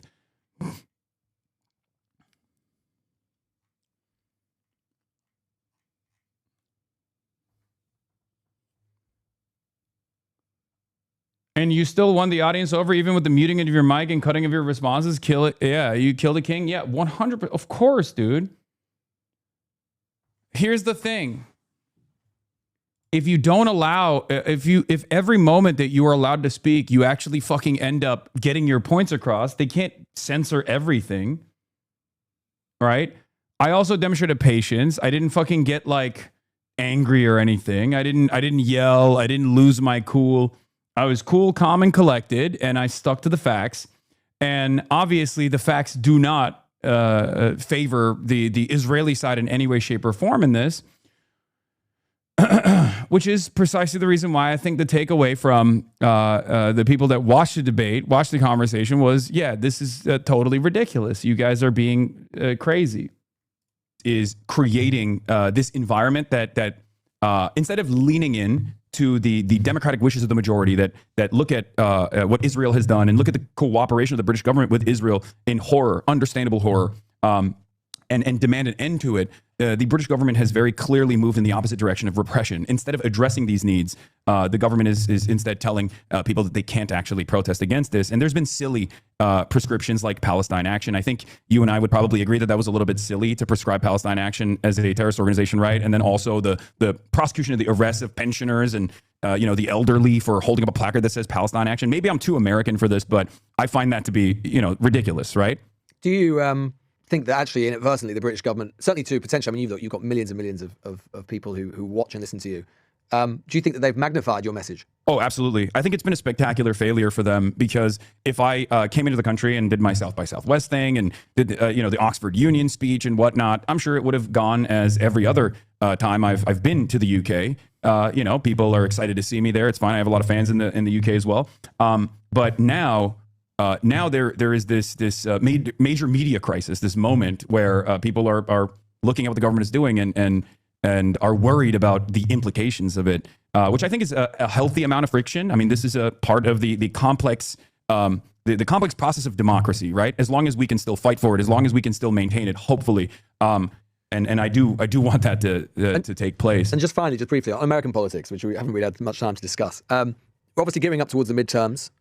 Trump is doing what Trump does. He said the other day that he doesn't really care about any effect that the Iran war has had on American consumer prices, or he's not bothered. He seems to be in a slightly unusual place where he's decided that he's not much bothered about public opinion at this point. But what's your assessment as a very leading sort of figure on the left in American politics about where the Democratic Party is now, and the discussion, the internal discussion about where the Democratic Party should position itself? Where do you think the Dems are at? There's a divergence between the Democratic Party as a party and the base of support. The base of support, the voters, lifelong Democrats, and even independents, as a matter of fact, have completely moved further and further to the left in this process, where they want fighters. They want real fighters that will try to stop the Trump administration no matter what it takes, including sometimes directly physically protesting, right? Certain initiatives, like demanding that Hakeem Jeffries come out and like participate in the act of physical protest, even if it's symbolic. Whereas the party itself has taken this interesting stance, this interesting approach, where instead of opposing the administration as aggressively as they could, they've decided to wait it out. This is spelled out by James Carville. Yeah, he'll let me talk now because I'm shitting on how ogreish Americans are. Exactly. Notice how there is no pushback here. Yeah, he's not cutting me off and being like, well, how could you say that? How could you say that? Don't you think the Democrats are doing a great job? No, of course not. No interruptions now. Well, he does hit me at the end with the homo-fascism line too. Carville early on, where they said, James Carville straight up came out, he's a Democratic consultant, worked with the Clintons, and he said, show your belly. Show your belly. It doesn't matter, because the people will recognize how devastating the Trump administration is. There's this attitude like where I think some centrist Democrats want to punish the public so that they come to terms with how devastating the Trump administration is. And then there's no other option other than, harm reduction voting, which clearly demonstrably failed as a theory in the last election cycle. I find that to be morally repugnant, and I find that to be far too conciliatory to the needs of the growing fascist movement, because I see the danger of MAGA fascism. I just have to ask you. I'm not alone in this either. There's I'm sure. A lot of people. I just have to ask you this. I did notice this week when looking at some of the things that you've been talking about recently. I know that one of your favoured candidates for Nancy Pelosi's congressional seat, she's obviously the former speaker. She's standing down after many years since she was elected in 1986, I think. And the Dems, obviously, it's a plum seat in San Francisco, in California, where you are now. And I think the person that you were supporting failed to progress the other day against two other candidates. Yeah. And I think you used to work for AOC, and you said it's just effing rich liberals who just want homo-fascism in this country. That's it. They want gay fascism. They want gay techno-fascism. What did you mean by that? What's gay techno-fascism? That wasn't necessarily just about San Francisco, though, and it wasn't about Shoykat's race in general. I think it was more so about some of the California liberals that, unlike the rest of the country, are not as we're not as activated, rather, as some of these other places where people are demanding more. What's gay techno-fascism? What I'm referencing, of course, is the comfort that they have with like what level of progressive politics that they're open to. It's not a secret that, Peter Thiel, Sam Altman, numerous Silicon Valley tech CEOs are bringing about this new techno-feudalist dystopia that we're currently living under. And they themselves are open-minded, or rather libertarian, when it comes to certain qualities, like certain civil liberties, obviously LGBTQ liberties, and maybe abortion protections. But everything else outside of that, whether it be immigrants' rights or anti-black racism, Islamophobia, they will throw that by the wayside. These are not issues that they necessarily care about. And what I'm referencing there is a pink-washed version of the type of fascism that some wealthy liberals are comfortable with. Although, again, we know what would have happened to gays under fascist regimes, don't we, Hasan? Yes, no, I think it's very dangerous. I think, it's the same principle behind like Jewish cooperators with the Trump administration as well. Like, this is a real warning for every marginalized group that thinks that tokens don't get spent at the end of the day. These guys are inevitably going to oppose all of these groups when there's a better opportune time. So I think we have to fight back with intersectionality, and fight back fast and fight back hard. Is it easy to have intersectionality when you're warning about homo-fascism? Yes, of course. Doesn't sound very intersectional. Well, if you think that my warnings about liberal cooperation with a fascist movement by the likes of Peter Thiel and Sam Altman is actually homophobic, I guess we can have a conversation around that. I don't think so, and neither does my audience. My entire community is queer. When do we think the ban will be lifted, if ever? When can we actually expect to see you in the UK? After this conversation? Probably not anytime soon. But no, I think this will help your case. We'll see. I mean, I'm probably going to work with some immigration attorneys to try to identify exactly what took place, because at the end of the day, there are plenty of people who oppose my worldview, think I'm crazy, whatever, right? But I think what we can all unite under is, one, the principle of defending free expression, as long as it doesn't cross certain boundaries that actually do reach into like fomenting violence and like deliberately trying to cause a riot, like inciting a riot or things of that nature. Like I'm obviously going to be respectful of the countries that I visit and the opinions that I have on that. And it's not something that I am interested in doing anyway. Inciting a riot is ridiculous.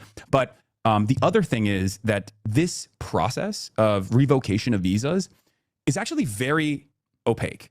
And I think that's somewhat of a problem, that the Home Secretary can just like issue these kinds of travel bans without ever really even revealing why they did so, without ever actually saying, here are the reasons why we oppose this person coming into the country. And I think that's been one of the most confusing elements of this entire ordeal. I was actually shocked because, I was first and foremost shocked because I think that perhaps falsely, I assumed that the British government has always maintained this attitude that they would defend free expression and freedom of speech, unconditionally. But then also beyond that, I was shocked at how not transparent this process was. Hasan Piker, it's been an absolute pleasure to speak to you. And who knows, maybe we'll see you in London soon. Thanks so much. All right. Thank you for having me. Did BRICS and... Yeah, that was the LBC conversation. I think all things considered, given how contentious it turned out to be, I think it was still a pretty productive conversation where I was able to get across some of my major points. And I'm happy that I was able to do that, regardless. And I think that the the censorious nature of the interview, down to the cuts or down to like lowering my volume, all this stuff, I think that in and of itself, ironically enough, not dissimilar to the travel ban, ends up showcasing that the arguments are so sound that they can't oppose them. So they choose to limit it to the best of their ability, limit its reach to the best of their ability. And I think it does backfire in that situation. Yeah, release the full interview. These cuts are brutal. The fact that this is still a debate astounds me. People often talk about the Holocaust like it just happened one day and there was a definitive start. One day there was no Holocaust, the next day there was one. There's always a ramping up fascism as a process. Hasan, there's a genocide. Your words hurt my feelings. Tone policing when someone criticizes Israel is very tiresome. I lost hope after I listened to the half of the podcast, but the comment section gave me hope. Lewis, ? Hasan, well, I think, no, you're wrong.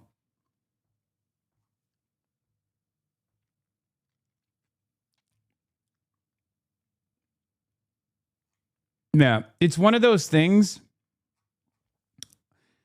It's one of those things where like we are in a very different media environment now. So Lewis's bosses might have appreciated the strong opposition he put forth, but the majorities that will look at this interview that are already coming in with the idea that like Israel is indefensible, because it is, are going to like their takeaway is going to be very different, right? Their takeaway is going to be this.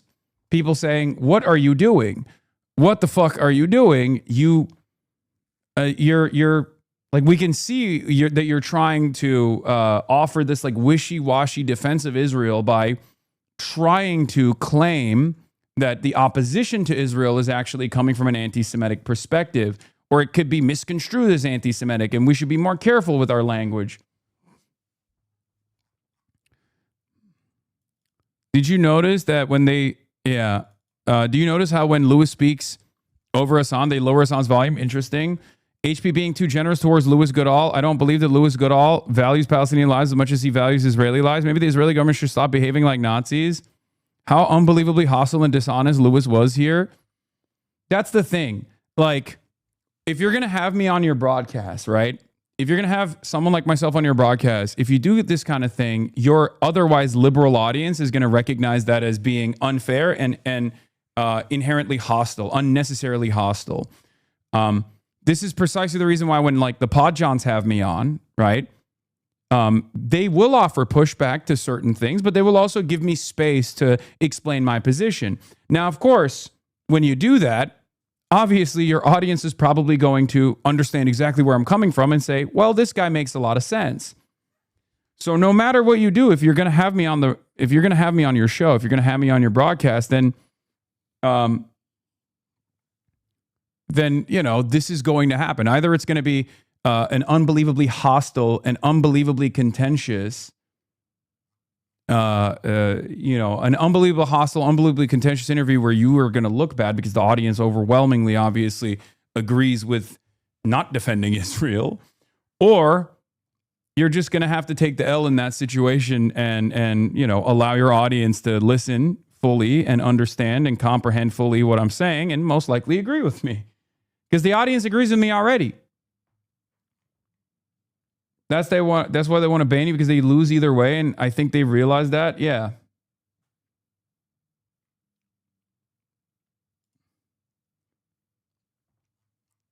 Oh my God. Okay, so while we were having this conversation, while we were having this back and forth, the IRGC was working. Sirens have stopped for now following several missiles. There was an initial wave. At least 4 Iranian missiles have launched towards the north. Another wave of missiles launching now. Okay, Iran has been peppering. Sirens from Lake Tiberias to Haifa for the arrival of Iranian missiles. They're striking northern Israel. Following the initial wave, sirens rang nonstop for 10 minutes for the arrival of multiple additional launches. Now there's an early warning for more missiles. Sirens have stopped for now. This is from 12:47. 13 minutes ago, almost 20 minutes ago. IRGC, tonight's operation was merely a warning announcement, and if aggressions are repeated, the response will be broader and will include all American Zionist targets in the region. Khan says, Israeli officials, we will respond to the launches from Iran. Quds translation, the Iranian response to the bombing of Beirut so far has exceeded the estimates of the security system in the occupation that Iran would respond in a limited manner. Yes. So basically what's happening here is, wait, what the fuck? Why is this video not? Oop. That's impact. Anyway, the Iranian military, the destroyed Iranian military is seemingly not so destroyed. So this was my question. This was something that I talked to Trita about as well, like why Iran was reluctant to strike Israel if it wanted to reestablish military deterrence. Israeli National Security Minister Itamar Ben-Gvir says Tehran must burn tonight. There's going to be a lot of posturing from the Israeli side here. Iranians out in the streets tonight cheering as they see missiles launched overhead towards Israel. Israeli army radio says at least 4 missiles were launched by Iran's military towards northern Israel just minutes ago. I mean, this is a much more limited strike, but the very fact that regardless of the limitations of this strike in comparison to other Operation True Promise style attacks is the fact that they hit Israel. Right? So that's somewhat of an escalation in comparison to the strategic restraint that Iran has shown since the beginning of the ceasefire, right? A couple of weeks ago. So they hit 3 waves, 10 missiles, give or take. But the fact that they hit Israel, the fact that they chose to strike Israel implies that they are escalating as a matter of developing military deterrence. Okay, this was expected, and I was actually a little bit confused as to why Iran had not done so far in a way to reestablish that military deterrence. And I was actually very interested in hearing what Donald Trump would say. And it turns out Ahmed Segal and Trey Yingst are reporting, spoke with President Trump. We'll have more on Fox News in a few minutes. What I would suggest to Iran, you've shot your missiles. That's enough. Get back to the table and make a deal. It's over. It's fucking over. Oh my God. The fact that Iran is not only just striking Bahrain, Kuwait, maybe the UAE, but now Israel, and Trump is still like, oh, ceasefire's still here. Guys, chill out. Yeah, tonight's missile launches appear largely performative as all sides test each other's red lines. Medium-term trajectory is likely a nuclear-armed Iran, which may counterintuitively bring stability to the region. Yeah, Matthew Petty says, I don't think Israel will let this stay performative. And Muhammad Ali Shabani says, depends on whether Trump will allow Bibi to drag him back into full-scale war. Next 24 hours will be instructive. I agree. I do think that it's if Trump says to Israel, dial it the fuck back, we have to secure this goddamn ceasefire, that's a huge deal. That means that there is complete recognition. That means there is complete recognition on the American side that this is over. They are basically admitting that this is over, that Iran has won, and that they are willing to restrain Israel. I don't know what Israel will do, though, because Israel is a rabid dog. And I don't think Israel is going to take this lightly, albeit this is symbolic or not. I don't think Israel is going to turn around and be like, well, this is a symbolic attack on Israeli soil. They're not. They famously have zero chill on stuff like this because it's an ethno-religious supremacist society. And from their estimation, it's like it's not dissimilar to the moral wound or the major wound that they took, not as a loss of life on October 7 necessarily, but the fact that this like inferior group of people from their calculations was able to conduct such a devastating military operation on Israeli soil. It's an insult, right? How dare the Iranians strike us? We are superior to them is the mentality by the likes of Itamar Ben-Gvir and also Israeli society broadly.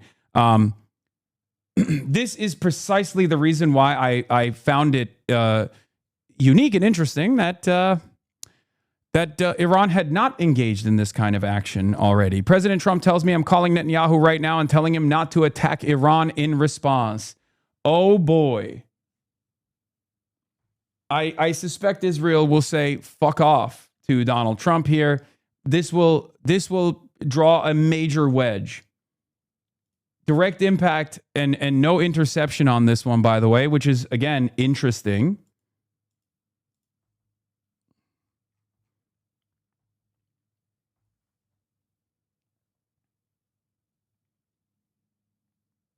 Okay.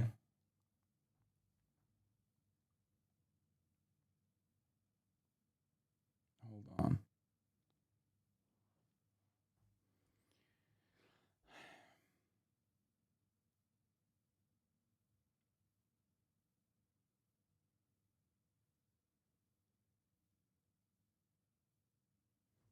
Anyway, escalation trap, can't stop escalating. Ironically, has a lot of similarities to how Mao criticized Nazism as incapable of doing anything but offend structurally. Yes, because Israel is a Nazi country.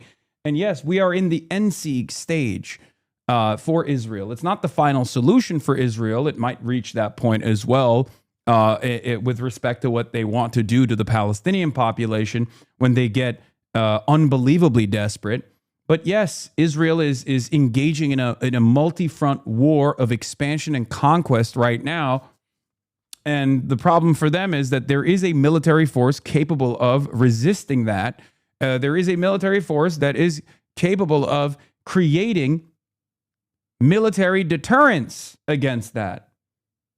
So Israel might be preparing to fucking strike with a forceful or powerful response, but this will only restart the war. Donald Trump is like, I'm bored. Let's get this ceasefire going. All of a sudden, he's going to not be so bored, I guess.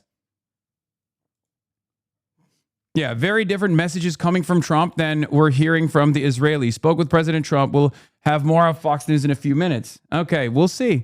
We'll see if Donald Trump can rein in its attack dog. Good afternoon. Iran has launched at least 4 waves of missiles at Israel in response to those IDF strikes against the Lebanese capital of Beirut earlier today. I just got off the phone with President Trump, who is following the developing situation across the region.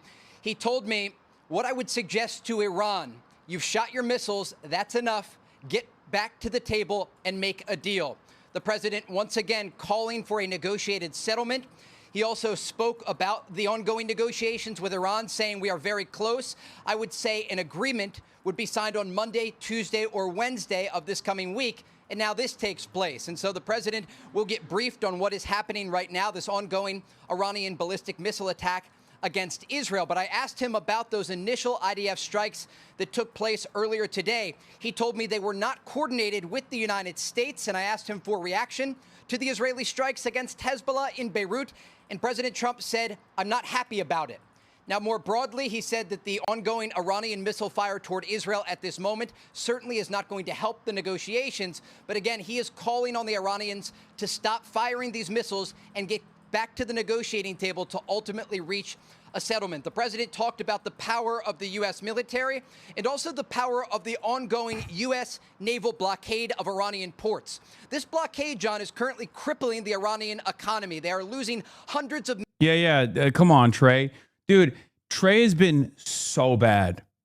Like, he was always... I mean, obviously, he's the Fox News, like, foreign correspondent, right? And he's, it's Tel Aviv Trey. But it is crazy to me that he at least would be like sincere at times and be like, oh, what Israel's doing to the fucking Palestinian journalists is like morally repugnant. Since the Operation Epstein Fury began, he has been such a fucking regime propagandist. It is actually insane because when you do this and you are clearly in the wrong, right? You keep undermining your credibility. Not that it matters to the Fox News audience, because just like the drama slop tubers, the right-wing reactionaries on the internet, they're not there to learn what the truth is. They're there to have their biases be confirmed and reconfirmed over and over and over again.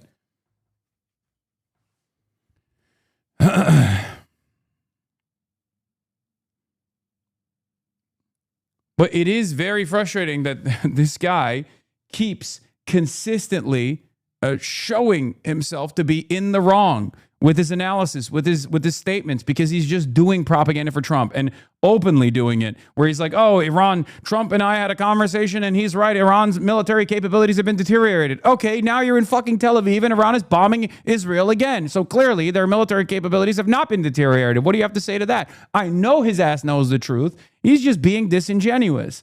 It's embarrassing, okay? Have some fucking decency. Have some goddamn backbone, Trey. God damn, Tel Aviv Trey over here. He got that one promotion and he basically lost all of his capabilities of critical thought. Trump says, I hope that Israel will not attack in response. If Netanyahu orders an attack, it will continue with a counterattack. We are close with Iran to your deal to end the war and do not want to blow up the deal. Each side had their own fun tonight. I'm going to call Netanyahu and say, no, do not attack. Oh, it's fucking, he's not going to be able to rein it in. Dude, come on. Come on, dude. It's Jover.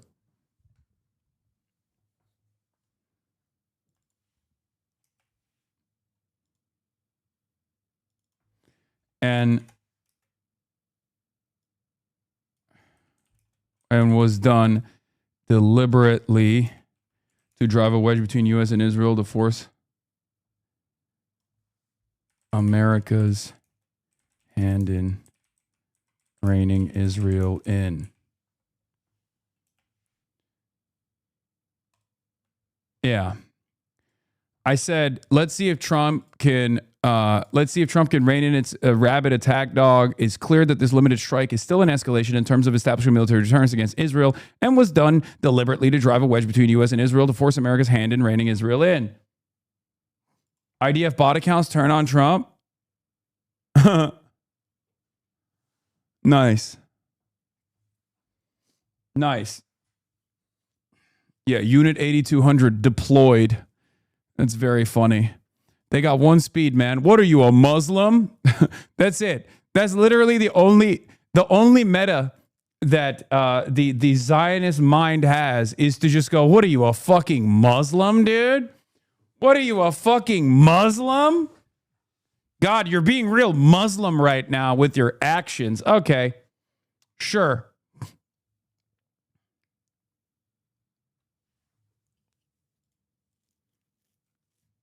Yeah. Arya says, according to a source of mine, which allowed publication, Iran launched missiles from multiple different missile sites to send a message that Iran's missile complexes are active and ready. Here's what Ben-Gvir had to say. Tonight, Tehran must burn.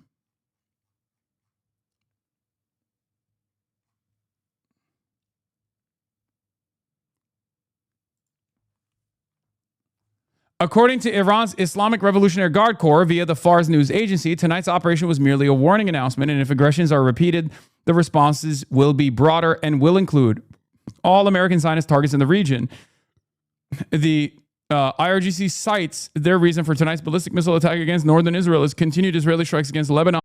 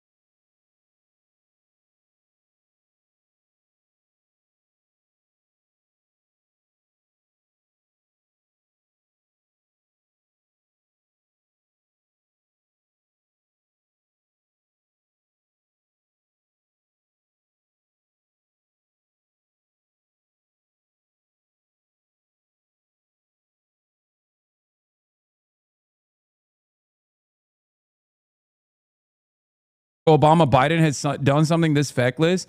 I mean, low key, I think it's because it's Israel that they wouldn't do this. I'll be honest. Because they were critical of Obama because he was too critical of Israel, not because Obama had enforced American superiority over Israel or American dominance over Israel. They were critical of Obama for being too critical of Israel. And they certainly were at times critical of Joe Biden for, this is laughable, being too critical of Israel again. So I think Fox News also has that Israel first priority in its coverage. And therefore, that's the reason why they're not going to fucking shit on. They're just not going to shit on any president for abiding by Israel's wishes.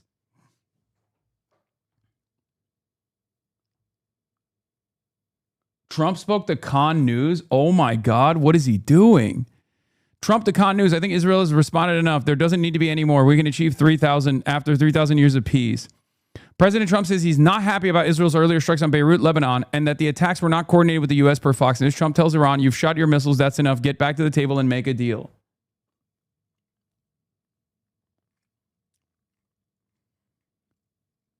I don't... Can I say something? I don't think Trump is going to Madison Square Garden tomorrow night. I don't think he's going to have time. And if he did, that would be insane. Like, I think that would be exceptional. I mean, what a big fuck you to everybody involved. He's like, nope, I don't care. I got to see my Knicks. Come on, 1999 is the last time they made it to the finals. This is a huge deal. Jalen Brunson, 6'2". He's such a strong guard. He doesn't worry about putting his body on the line, and therefore I have to see him in person. Yeah, he's gonna be like, my mayor Muslim, my bagel Jewish, and maybe my president too. My Christian Dior, Knicks in 4.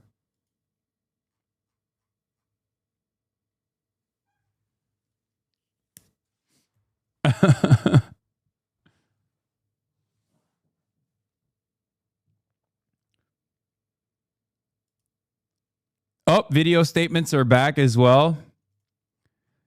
It's back. Because they are running. It's back, dude. The war seemingly is back on the menu, it seems, you know? Anyway, Trump also, more quotes from the Barack Ravid, Barack Unit 8200 Ravid, says...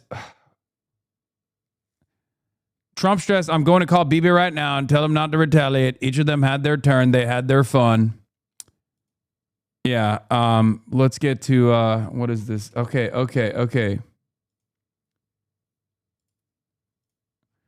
Osin Technical says Israel's reportedly seeking permission from the U.S. to bomb Iranian energy facilities. Oh my God, they're so insane. IRGC, despite previous warnings from the Islamic Republic of Iran, the child-killing Zionist regime crossing all red lines and increasing attacks in southern Lebanon has targeted Dahia area of Beirut.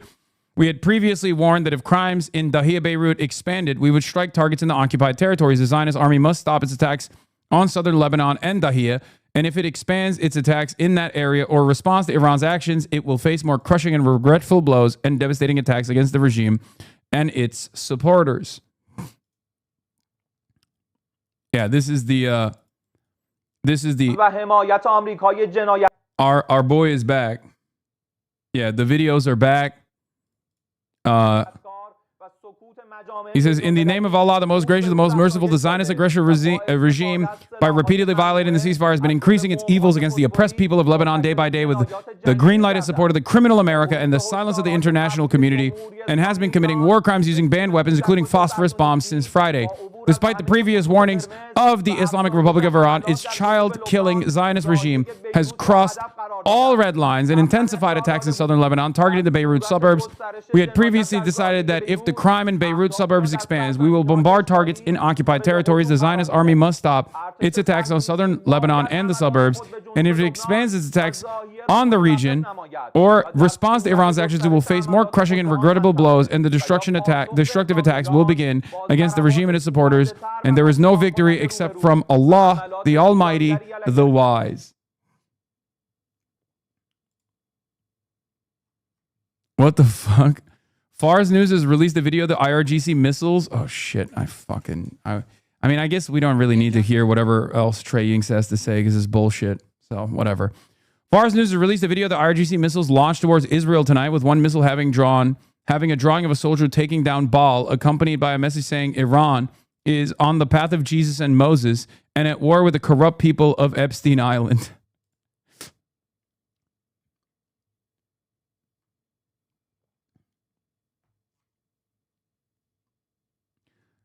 Anyway, let's get to Dennis Citrinowitz's analysis here. Again, Atlantic Council's very own. The key question is now how willing President Trump will be to pressure Prime Minister Benjamin Netanyahu to scale back military operations before events spiral beyond anyone's control. This is not because Trump has attractive options at his disposal. Quite the contrary. The timing could hardly be worse. Yeah, you hit when you have maximum leverage. You engage in a work stoppage when you have the most amount of leverage, right? And this is the same principle that Iran is utilizing. An event the administration would prefer not to see overshadowed by a major regional conflict because the FIFA Club World Cup is taking place in America. At the same time, global oil markets remain vulnerable to disruption, and any significant escalation involving Iran could trigger renewed concerns about energy supplies, shipping routes, and price volatility. Against this backdrop, Washington faces an increasingly difficult balancing act, maintaining pressure on Iran and supporting Israel while preventing a broader regional confrontation that could carry substantial geopolitical and economic costs. The challenge is that the longer the current trajectory continues, the harder it becomes to control the pace and scope of escalation. No. Trump shuts down New York City. There will be no Game 3 watch parties outside of MSG. Due to the Trump visit, the plaza closure was coordinated with Secret Service. NYPD confirmed they are working to establish alternative watch party locations for fans. New York City was rocking after Knicks Game 2 win on the road. Thousands of New Yorkers took celebrations to the streets. I expect Game 3 to be even crazier. Oh my God. I think Donald Trump wants New York to be a permanent blue enclave that it already is, but Donald Trump is solidifying that New York will never turn red. There will never be more than maybe maximum 100,000 red voters in the state of New York and in the city of New York in general.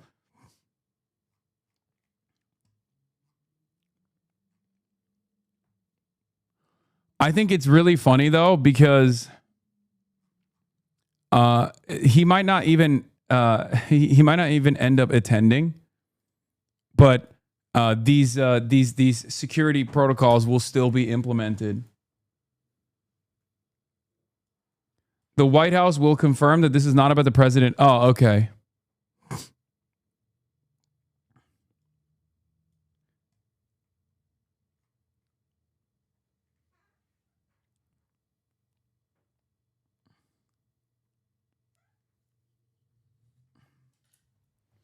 You are laughing. Mr. Finger Painter is crying because of this, and you're laughing. Scott Libido, my goat.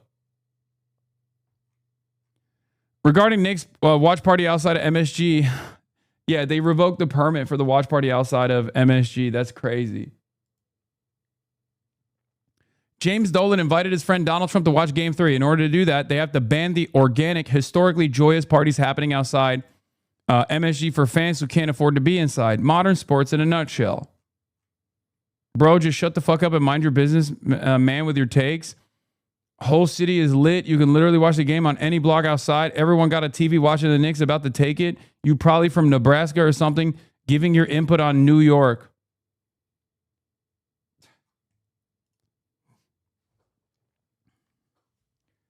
Have you ever seen Libido say New York is nothing without pizza? No, I haven't.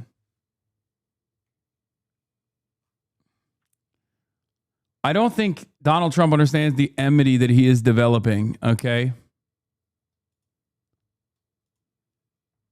The cheapest price for the game you're going to is $8,000. Everyday Americans can't afford these sporting events. Trump, no, but they can watch it on television. It's sort of semi-free to watch it on television, but that's the way life goes. Wow. Wow, dude. Incredible stuff. Have a great team. What do you think that the game you're going to, the cheapest price for the game 3 you're going to is $8? Yes, I know Paulo's from New York, man. I know.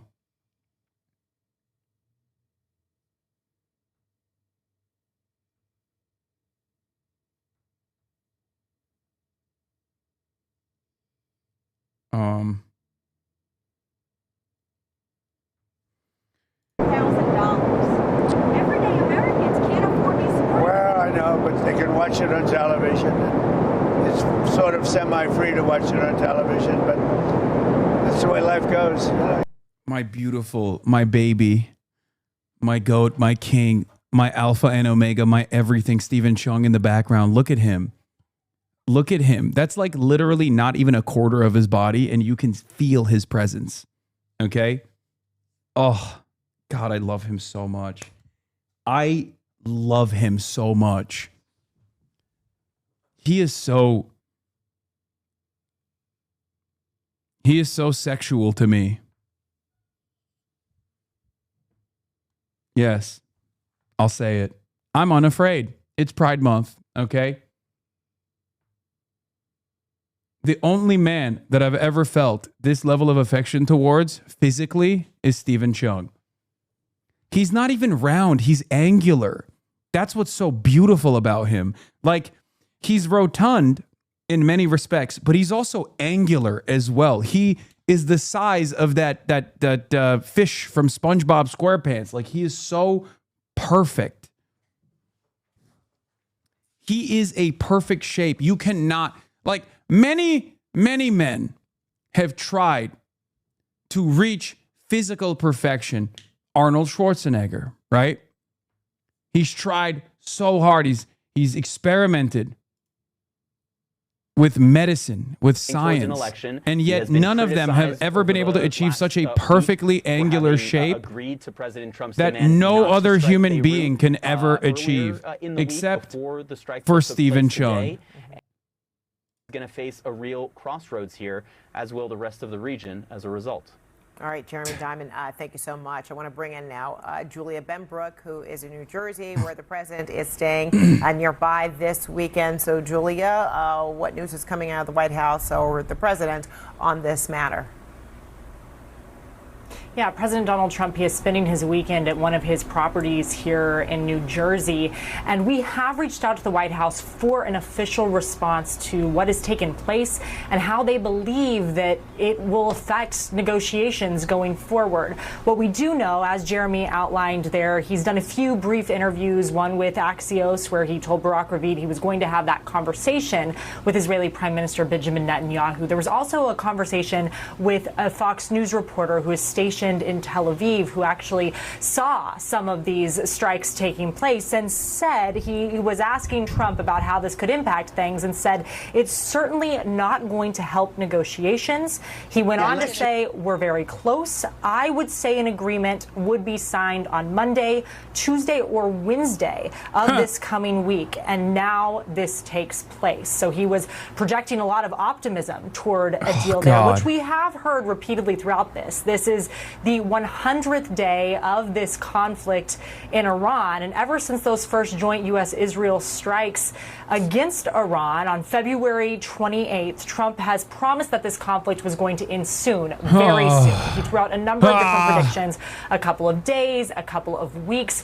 Recently, he has been pushing back on criticism for how long this conflict is going on, saying that these things take time, sometimes even years to resolve. No doubt everything we're seeing play out right now has the potential to cause more issues going forward. All right. Julia Benbrook in New Jersey, traveling with the president. Thank you so much. We'll be right back with more news after this. This land premieres. I know you like number. I know you like number. I'm a numbers guy. I looked at the numbers and I think Donald Trump is doing the best possible thing here. I know you like number.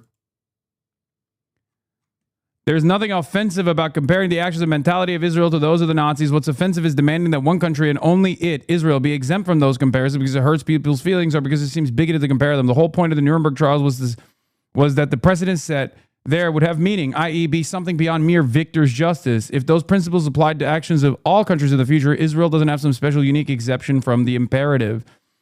Numerous statements of top Israeli officials from Netanyahu on down have obviously similarities as defining views of Nazism regarding who and who isn't fully human. The chief U.S. prosecutor at Nuremberg was Supreme Court of the United States Justice Robert Jackson, who made this vital point in his opening statement about the universal application of Nuremberg principles going forward. Despite this, numerous countries, including the U.S., have adopted the IHRA definition of anti-Semitism that bans comparisons of Israel to Nazism, even though you're permitted to make that comparison about every other country on earth. Ah! Stephen Chung! Colorized! Fox News is the only one allowed.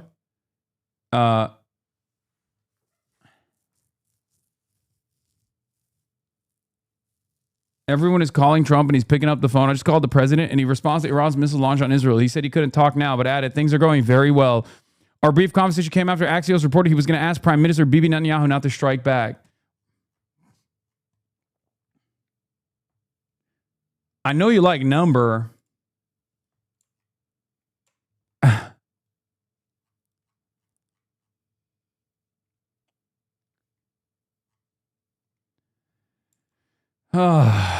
The Israeli right is having an aneurysm right now that Iran needs to be bombarded in a very big way because they responded to thousands of ceasefire violations in Lebanon. And the more Trump signals that he can't be bothered right now, the more they convulse. There's a certain resignation on Channel 14 at the moment where everyone is talking about Israeli officials telling them that something is going to happen, but then lamenting that Trump still holds the ultimate approval, which can still happen, but not immediately like they want.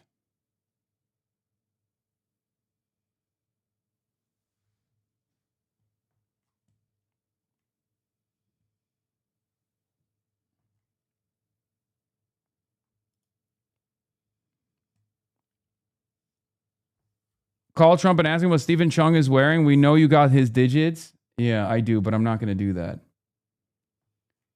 I know you like number. Fuck, I can't stop saying. I'm a numbers guy. I'm a numbers guy. I know you like number. And I got Trump's number on my phone, and I could call him right now. I could call him right now and say, Mr. President, Donald Trump, you're doing such a good job. Thank you for defending Israel.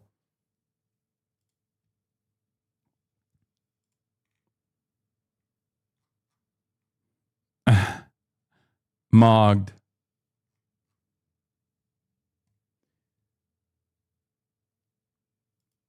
Erica Kirk, that's not real.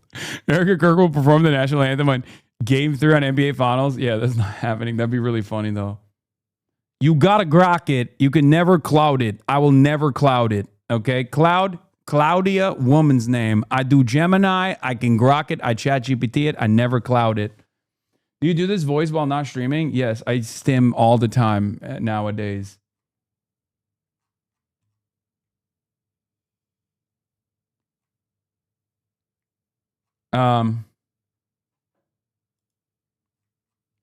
Let me guess, Israel will be persuaded to back off even though ballistic missiles have been fired into that country. 4 waves targeting civilian populations. Is that what we would do? Marky Mark. Marky Mark, don't have an aneurysm, buddy. Don't worry, I'm sure Trump will still let the big dog do whatever he wants to do. All right, Trita says, a fragile arrangement had been reached in Lebanon. Iran had made clear that if Israel continued to strike Lebanon, it would strike at Israel. The U.S.-Israeli side says that overnight, Hezbollah killed 15 Israeli soldiers, a violation of that arrangement in their view, and a sign that Iran either didn't or couldn't control Hezbollah. At the same time, Israel knew that renewed attacks on Beirut, particularly Dahiyeh, would either force Tehran to attack or back down while having the added benefit of further weakening U.S.-Iran diplomacy. Iran did not back down. An attack on Tahrir, according to the Iranians, is designed to kill as many senior Hezbollah and Iranian officials as possible, so a response was inevitable in their view. By now, 4 waves of missiles have been fired at northern Israel, Haifa, and other areas. Some missiles are of higher quality than the ones Iran used during the war. That's, again, also remarkable. Israel will strike Iran within the next few hours, and the Iranians don't have any other expectation. Whether the U.S. enters the fighting actively as well or only provides support for Israel is the big question mark right now. The U.S. side is deeply frustrated that the MOU has not been signed yet and accuses the Iranians of either playing for time or over-negotiating or being incapable of getting to yes. The Iranians, in turn, accuse the U.S. of constantly changing the parameters while being unwilling to release a portion of Iran's frozen assets at the outset of the MOU as a way to prove their seriousness. If Trump doesn't enter the war, he will be accused of abandoning Israel. If he enters the war, he will validate that Israel has an effective veto on the negotiations and on whether the U.S. is at war or not. A true America First policy would have worked to extricate the U.S. from the Israeli-Iranian rivalry. Now more than ever, it should be clear why such an exit serves U.S. interest. I knew that was a Mark Levin tweet you were reading without seeing it, so your Mark Levin is also improving. Hell yeah, thank you.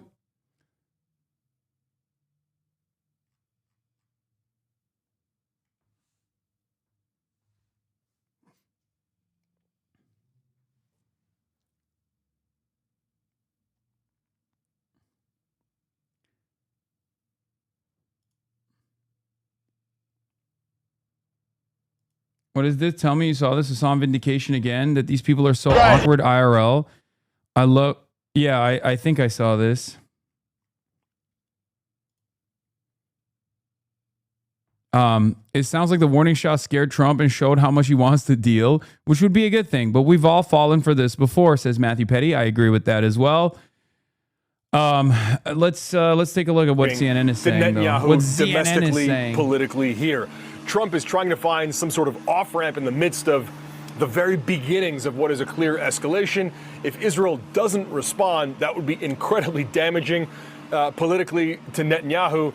And then, although it might try to de-escalate the entire situation, it also doesn't address Lebanon, so that the open threat from Iran to continue to strike Israel if Israel's operations in Lebanon continue still very much appears to be on the table. It was just last week that Iran threatened to attack Israel if Israel attacked Beirut, a threat that we very much saw them carry out just about an hour or so ago, the beginning of that in what has been at least 3 barrages of Iranian missiles targeted towards Israel. So now we sit at this critical moment between the U.S., Israel, Lebanon, Iran, as we wait to see in which direction this goes. Trump has made his preference clear. He wants to push for the continuation of negotiations, not only with the U.S. and Iran, but also in all likelihood between Israel and Lebanon. It was just days ago that the U.S. brokered another ceasefire between Israel and Lebanon, but Hezbollah rejected that, and we saw a continuation and escalation of fighting on that front. And now Trump is trying to continue to push for negotiations in the middle of what has been an incredibly volatile weekend, not only between Israel and Hezbollah, but also between the U.S. and Iran. And it very much looks like the ceasefire that looks like it's falling apart, both on Israel's northern border and in the Gulf, is at a critical moment where it could go either way. Oh my gosh. All right. I mean, all of this is so important because you're really underscoring, you know, the thoughts, the consequences of how will Netanyahu weigh the political versus the military ramifications of how to move forward if indeed being urged by the president of the United States to hold off on any kind of retaliation. I mean, is this something that stews for Netanyahu over a matter of hours or days before we see how he renders a decision given this kind of crossroad? It's an incredibly important question and one of the most fascinating in this particular moment. Israel has the ability to respond within hours. They've had plans, and Netanyahu has made clear that he wants to continue the war against Iran. So it's likely very quickly that Israel could launch a wave of strikes against Tehran and against Iran. They've done so successfully throughout the first 2 or 3 months of this war, and they can do so again. Netanyahu has repeatedly touted his relationship with Trump. Trump, in fact, said just a couple of hours ago to NBC News that he has some disagreements on a couple of issues with Netanyahu, but they're generally on the same page here. So it would be an incredible and very open break if Trump suddenly tells Netanyahu not to respond after Israeli officials have made clear. I think one of the craziest elements here that's like not being discussed as much is the reality that Israel's defenses have been deteriorated, okay?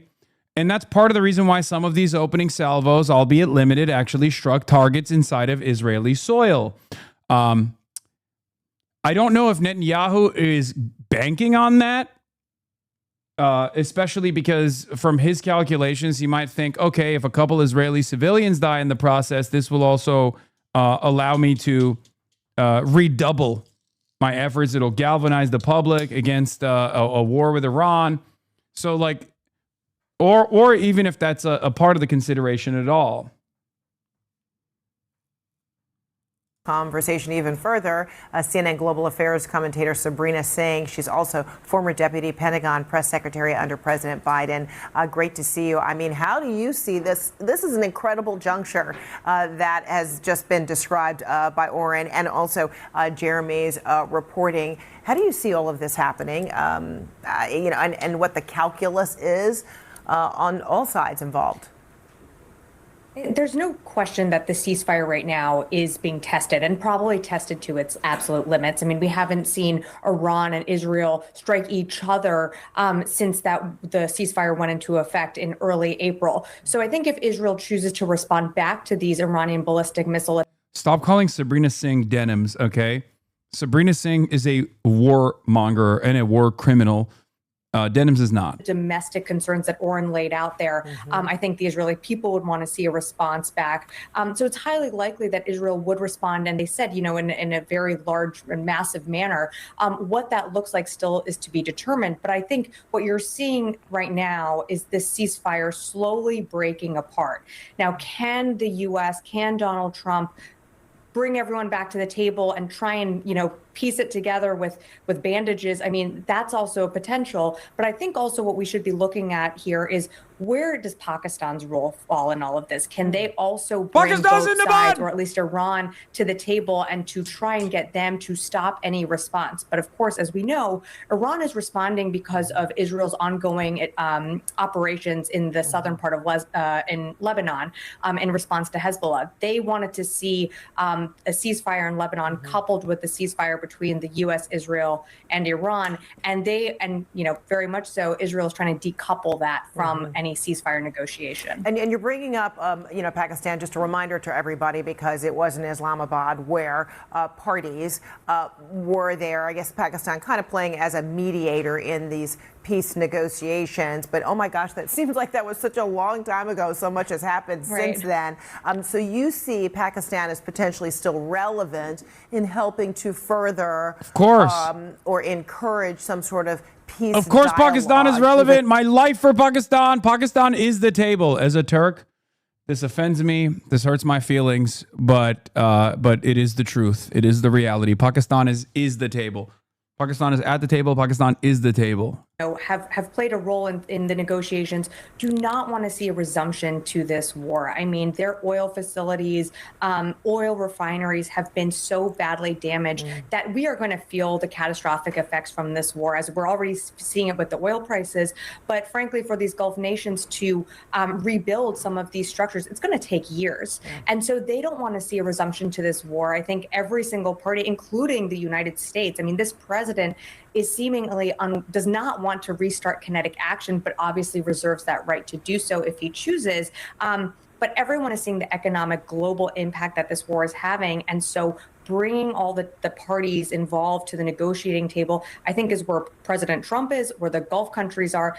And, Iran, frankly, has more time to run down the clock. I think they're more willing to accept the consequences and pain. But this president has a political calculation to make, and I don't think that's. But I thought they deteriorated the IRGC's military capabilities completely. This is shocking to me. I thought they blew up 50, go-fast boats and jet skis and stuff. What the hell's going on? What our ancestors accomplished was...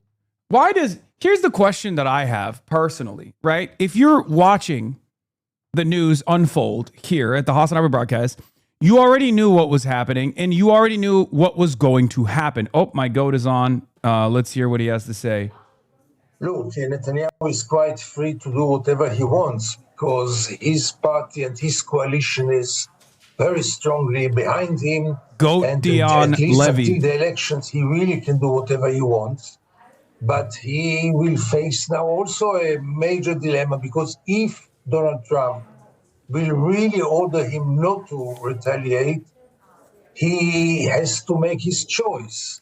Either he gets into a dispute with Trump, which, as we know, Trump is not someone you want to have a dispute with him, or he will be presented a few months before the elections as a chicken, as someone who is just a clerk of Donald Trump and has no say, no independent say. So you wouldn't like to be in his position. But the bottom line is that any reaction now of Israel might lead us to an overall war, and that's really the worst of all worlds.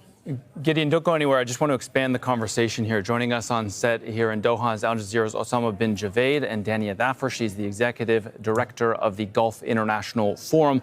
Osama, obviously some furious diplomacy happening behind the scenes. From the Iranian perspective, these missiles have been fired. First, second, third barrage of missiles toward Israel. The Israelis are saying they've been shot down. From the Iranian perspective, if there is no response, is this over? Well, you have to look at it as a whole, not just these incidents that are taking place. A condition of the ceasefire was, even before Kalibaf traveled to Islamabad, he said no talks without ceasefire in Lebanon. As he landed, the mediators were able to pull something out and say, well, the Israelis have promised they're going to concentrate on the south and will not attack Beirut. That is a red line that the Iranians were not willing. And they have been repeatedly saying this, that if you attack this, this is where everything else collapses. Donald Trump obviously does not want that. And all of the reporting, if that is true, he wants to de-escalate.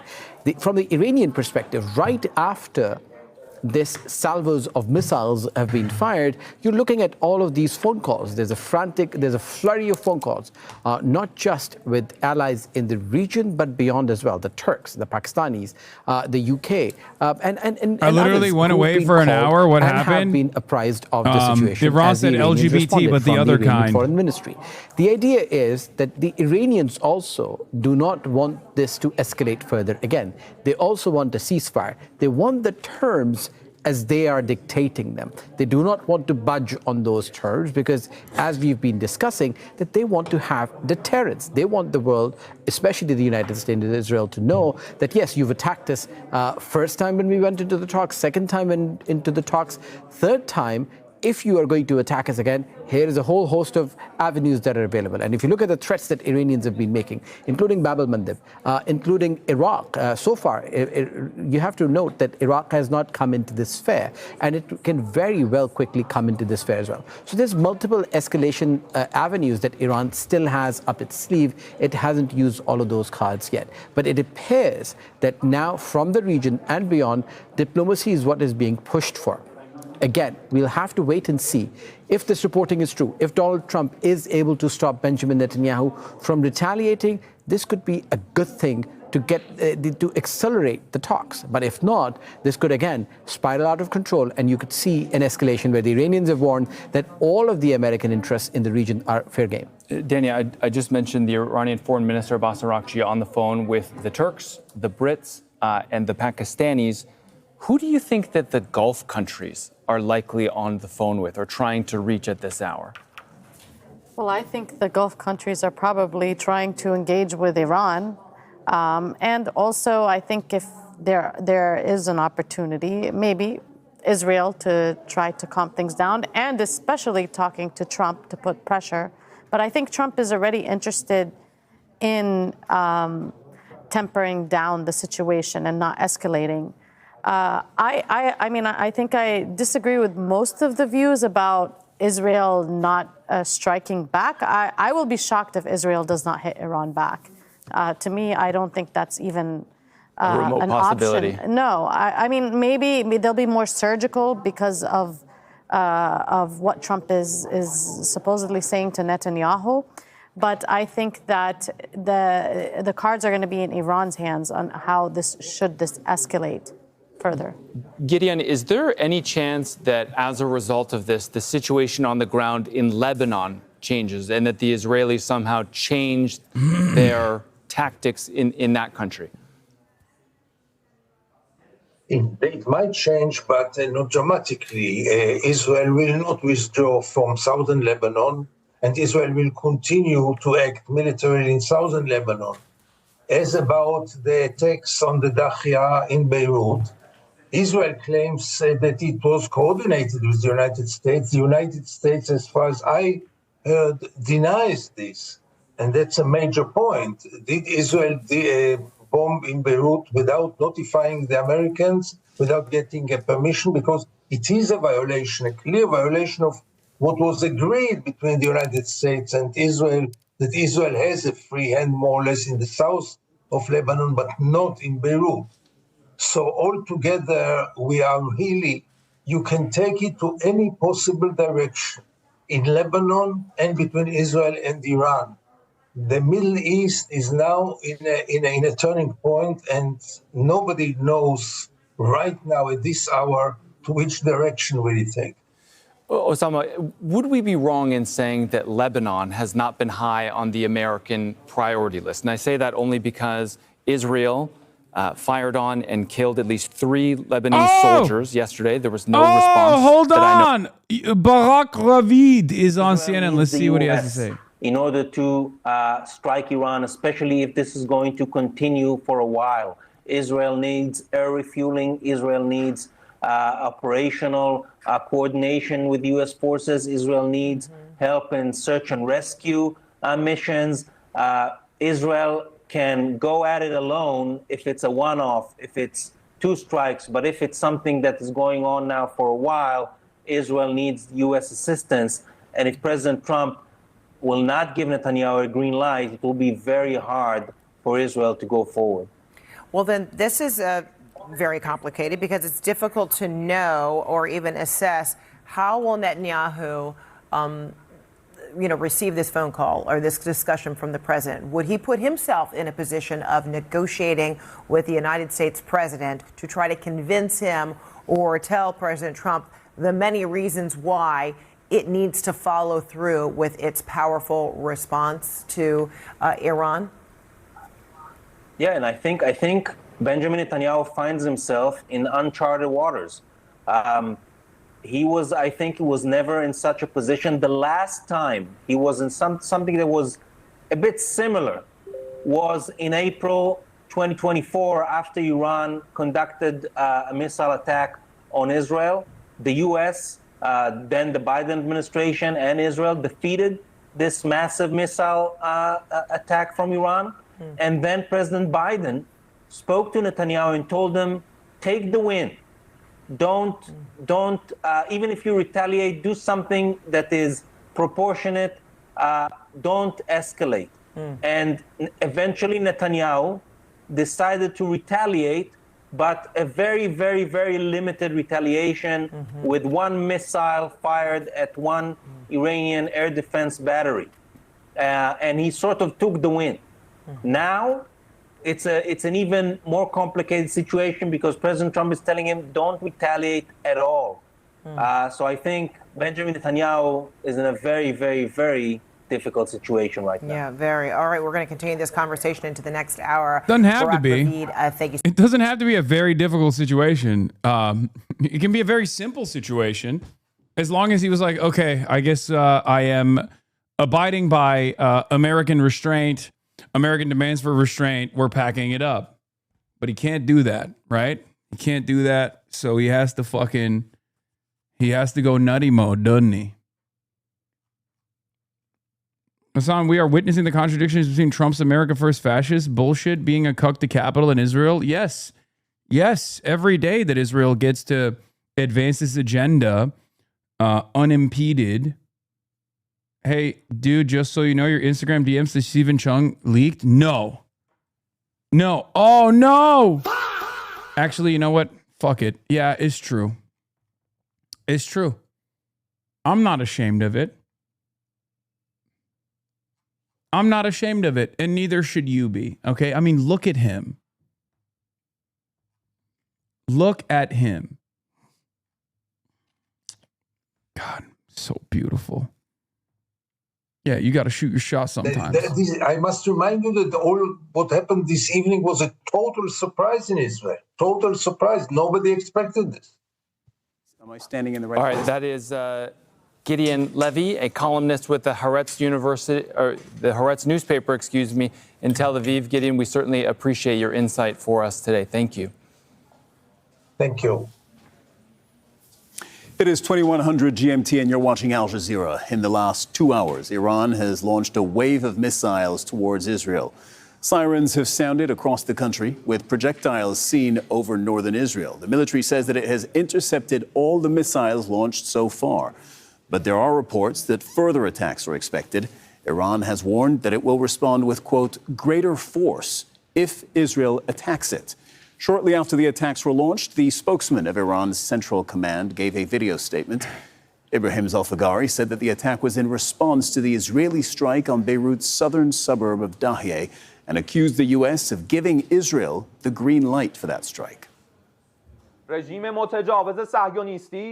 Through its repeated violations of the ceasefire, the aggressive Zionist regime has continuously escalated its acts of aggression against the oppressed people of Lebanon. These actions have been carried out with the green light and support of the criminal United States and amid the silence of international community. By employing prohibited weapons, including phosphorus munitions, the regime has committed war crimes.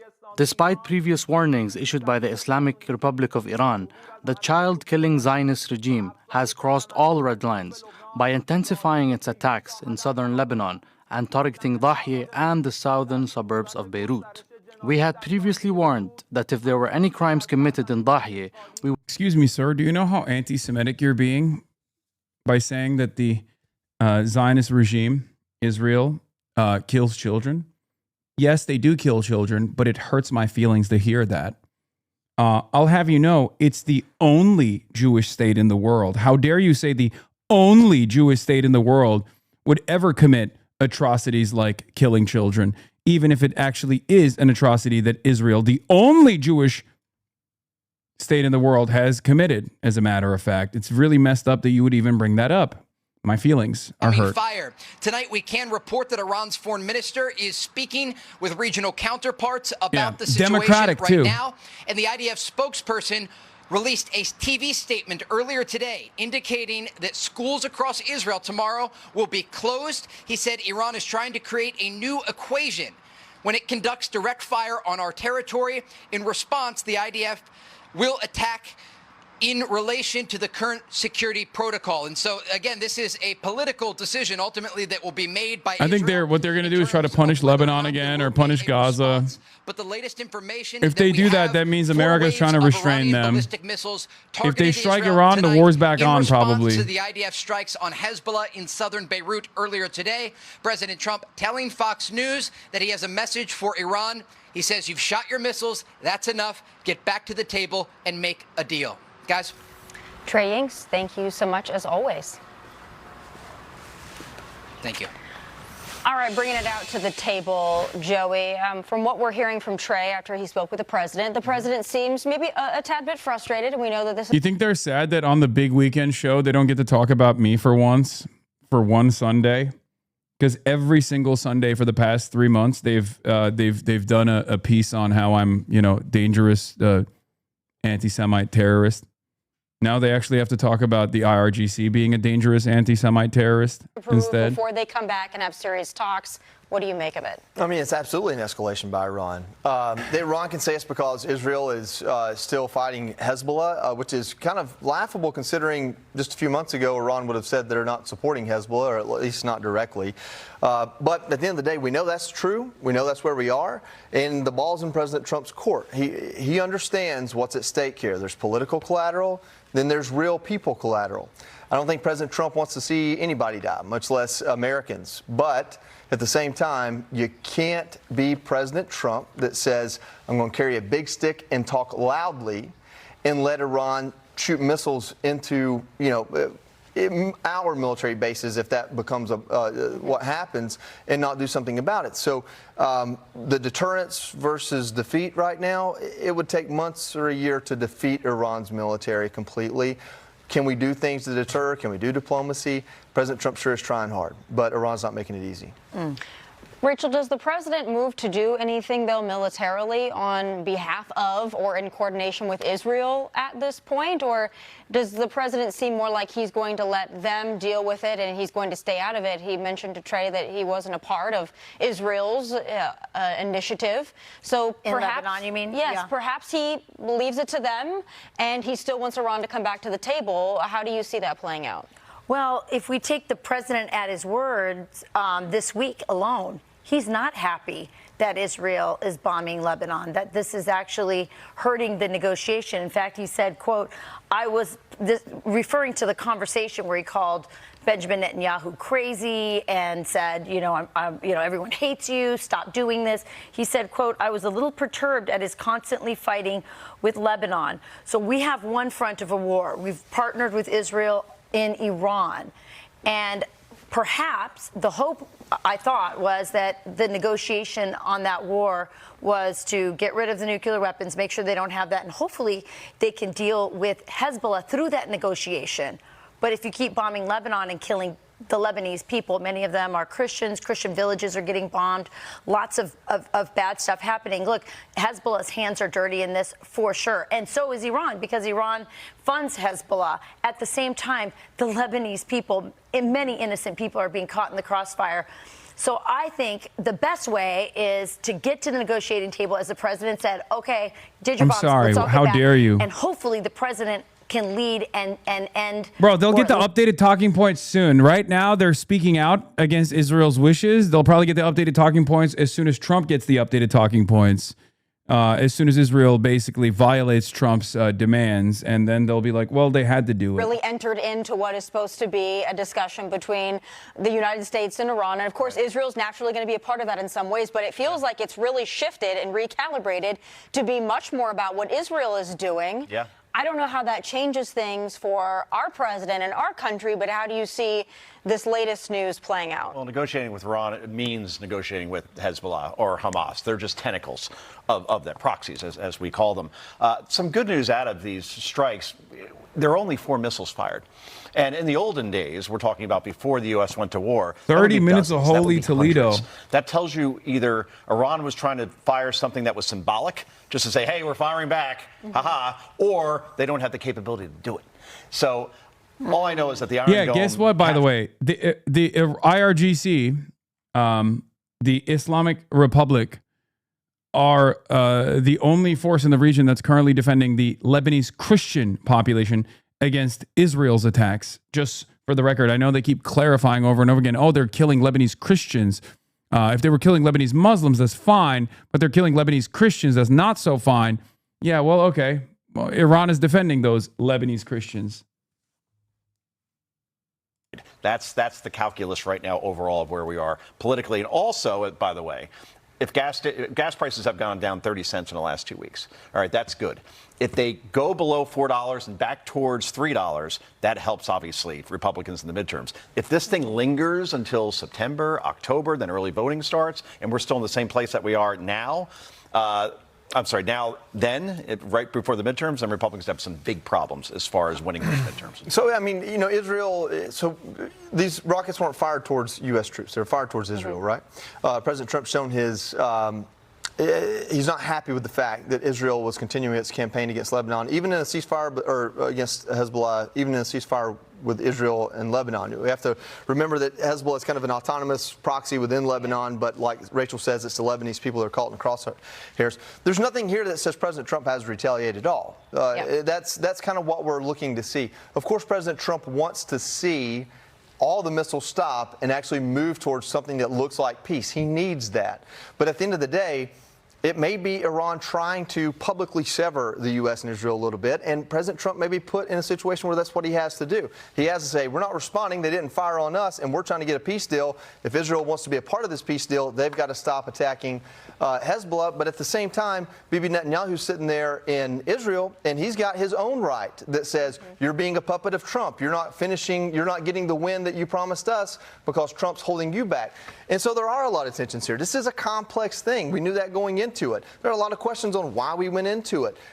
These answers are to come, I believe. But between now and then, President Trump has one thing he has to do. He has to secure a victory with Iran other than opening the Strait of Hormuz. That's politically, that's what he has to do. Yeah. That victory can't be the Navy's at the bottom of the sea and they don't have an Air Force, because those weren't the things we were worried about to begin with. It has to do with their long-range ballistic missiles and their nuclear weapons capability. There has to be something tangible that you can show, and it has to be more than what Operation Midnight Hammer did. And I'm not saying those things aren't on the table or he's not getting there, but that's what the American people have an appetite for politically. The problem, though, is that you go into a war with a partner and you think you have the same objective. And to be fair, I think at the beginning of the war, the president and I think everybody thought it was going to be a regime change, but very quickly you realized that was not going to be easy. And the president did the right thing. He adjusted and said, you know what, we want to make sure they don't have nukes. That will be good for us, and we can't have them controlling the Straits of Hormuz. But when your partner, Israel, they have a different objective. For them, what's best is no Iran or a regime change. And so that's the conflict, and that's the question. And I think overall, you know, maybe it's time to think about, do you go into these kinds of conflicts when you have two different national security objectives? It complicates it. And not only are people dying in Lebanon, but the American people are being hurt by these gas prices. Yeah. So I think American objectives are the best for America, and that's what we ought to do. Whoa. And I think President Trump knows that full well. Wait a minute. That's why he has the frustration. The American people are not going to continue to pay high gas prices. Although we love Israel, they're not going to be able to. Wait, this is peak anti-Semitism. Do they know what they're saying? Are they aware of the words coming out of their mouths right now? This is unacceptable. It's still continuing to count votes as residents anxiously await. Okay, I'm going to be honest. This paired up with like the New York Times trifecta actually make me feel like there is a different approach to Israel that's incoming, potentially. Now, why am I saying that? Okay. New York Times on their front page had 3 separate news stories that directly criticized Israel and named Israel in its criticism. Okay? Very different attitude. No neutrality. No, Palestinians die. No Lebanese child died style articles. Just straight up directly saying Israel kills a Lebanese child, right? Israel kills a child in Lebanon. I think it was in Lebanon, right? This is a very big change of pace. This is a very big change of attitude. It's a very big change of pace from the way that they normally cover it. Does anyone have does anyone have that tweet? I'm trying to find it right now.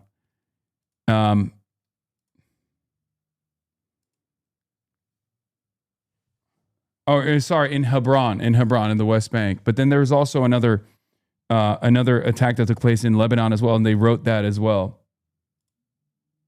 What is this? There was also their marquee coverage on Israeli spying, Israel's installation of spyware on American envoy phones, and also American military official phones as well. Oh, here, this is it. This is what I was looking for. Thank you. Quite the combination of headlines on the New York Times website tonight. Pentagon sees growing espionage threat from Israel. Israeli strike kills 3 Lebanese soldiers days after truce was signed. Infant killed as Israeli military fires on car in West Bank, Palestinian officials say. Now, obviously, on that last one, they're still using somewhat of a neutral language. Like they're making it seem like, this infant was caught in the crossfires or something, as though like the Israeli military didn't like directly fire upon this car and kill the baby, which is exactly what happened. But even then, the trifecta of these 3 articles above the fold Israeli strike kills 3. What visual evidence tells us about Israel's use of white phosphorus in Lebanon is interesting. AIPAC has obviously been losing its fucking mind over it. White House official, this entire story is false and source someone who doesn't have any knowledge of what's going on.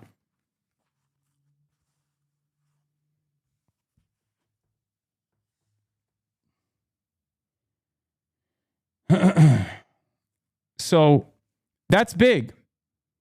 That makes that offers additional context to the way that Fox News is talking about Israel right now as well. To make, even if we get through this one, I suspect you're going to have another round of some escalation.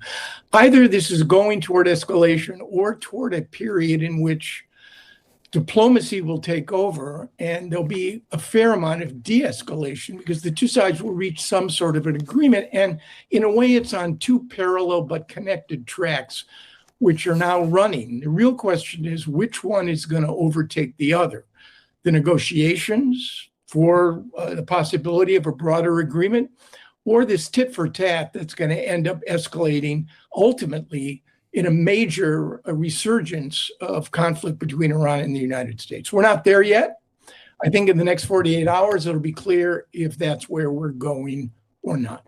Right. And so setting that table and knowing where we are at this moment and knowing that the next 48 hours are critical, it would seem to me, based on what you're saying, what our correspondents are saying, that this phone call with Benjamin Netanyahu and President Trump seems to be the next big piece of this that's going to determine what happens next.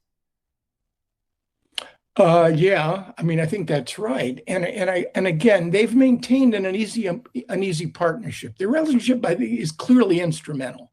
Both are adept in the art of the con. They're both very skilled politicians. They've used one another effectively. Netanyahu, clearly, for political reasons in Israel, where Trump is more popular than he is.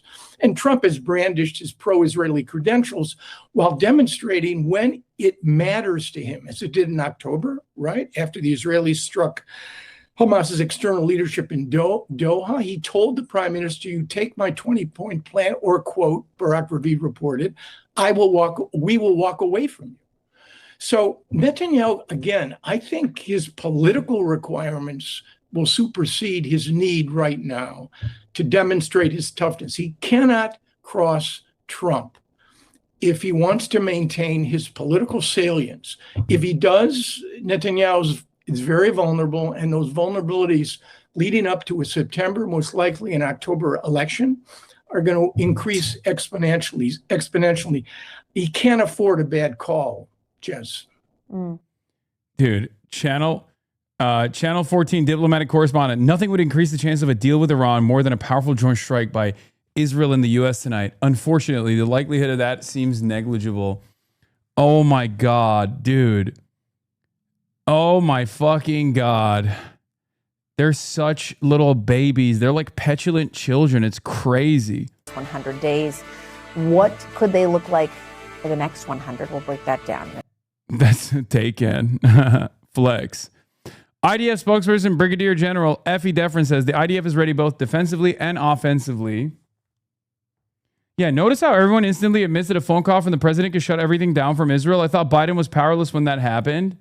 Yeah, I saw Alonso's take on it. He said, kudos to Hasan the Hun for managing to remain calm in front of an honestly unrecognizable and uncharacteristically angry Louis Goodall as he goes through every single tired pro-Israel talking point to the point of Loki justifying the UK ban and, to be honest, putting words in his mouth. Louis Goodall is a good journalist. I listen to his work at LBC and his podcast often, so hopefully he doesn't block me, but this was not his best work. Truly felt like he was in a 1996 mindset and seemingly frustrated that Hasan the Hun was not an unhinged ideologue.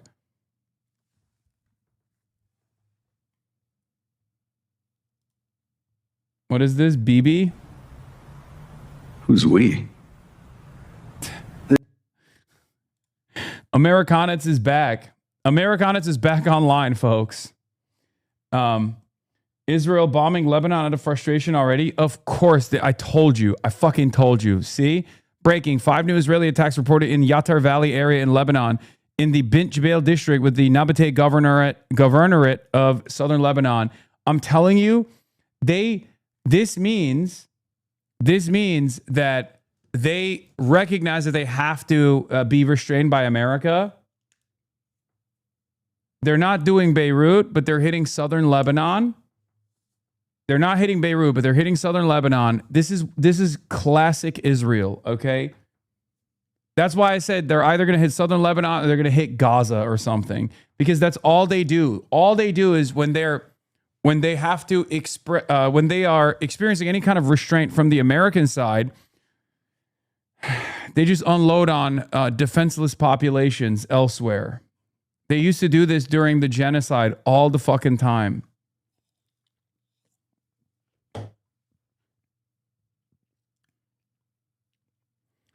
Wake up and smell the coffee. The corrupt Ottoman Empire is gone forever. Jerusalem, D.C., David's capital, shall remain the eternal capital of Israel. Okay. I don't like that they're coming after the Ottoman Empire like this. I'll tell you that. What is this? Dude, I saw you peep my logs before you made that comment, and credit where credit is due. What's the log in the comment?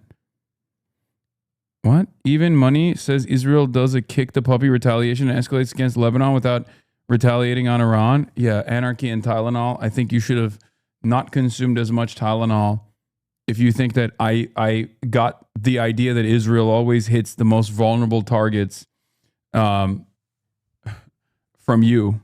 Okay? Less Tylenol for you, I think.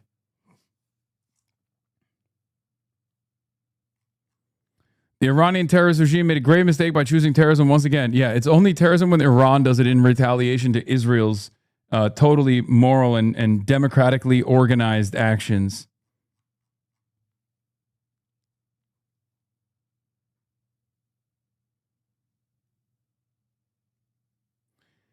We struck in Dahia, Beirut's southern suburbs, following Hezbollah's relentless fire towards northern communities. The IDF will continue to operate in Lebanon. We will not allow continued fire towards Israeli territory. We're prepared for the possibility of additional fire towards Israel.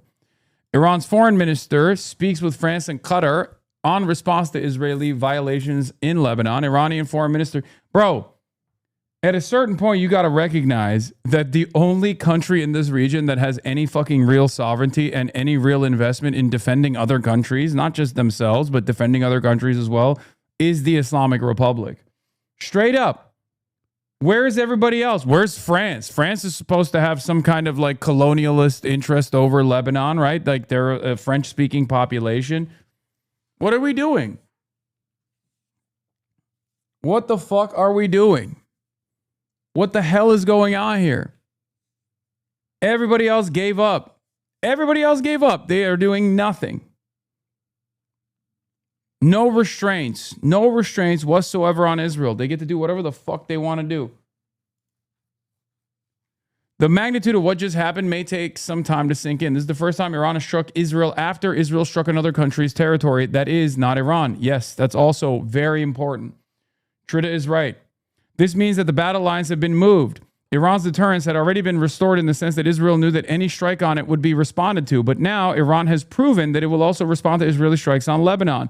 This is the first time in decades that a regional power has the means, capacity, and willingness to put hard power against Israeli military maneuvers or aggression against a third party.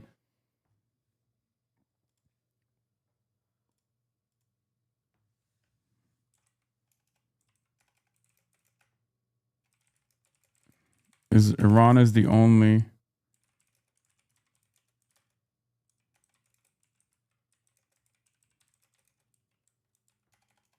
willing to stop Israel's expansion. This is the reason why Israel wants to destroy Iran. Wants to get the U.S. to try and destroy Iran. New spicy take to piss off liberals and make them think unlocked. I mean, it's true.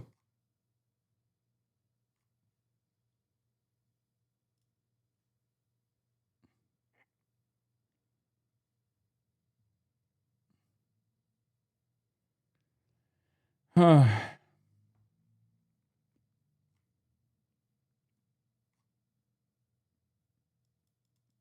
That is some form of irony. They started all this to make Iran weaker, but have only made it more powerful as a regional actor. Yes. They forced Iran's hand. They forced Iran's hand to do anything about it. They were clearly not interested in doing anything up until this moment. They were engaging in strategic restraint. And now they've moved on to strategic deterrence. And in the process of engaging in strategic deterrence, they've shown how much more. Oh, fuck. Never mind. This might be another fuck HasanAbi moment from Tommy. Weapon, but to get to where we need to be, it's going to have to get a lot more ugly than it is right now. Adrian, domestically, what is the president looking at as we head into these midterms? Because we have the gas prices, which have obviously been affected by this war, that they would like to see come down.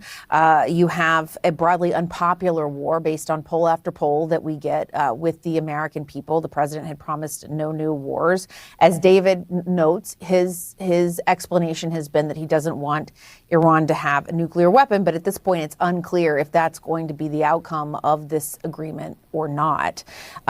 Democrats certainly are trying to push this war powers resolution again and again. Where are Democrats in all of this, and where do you think the president is domestically?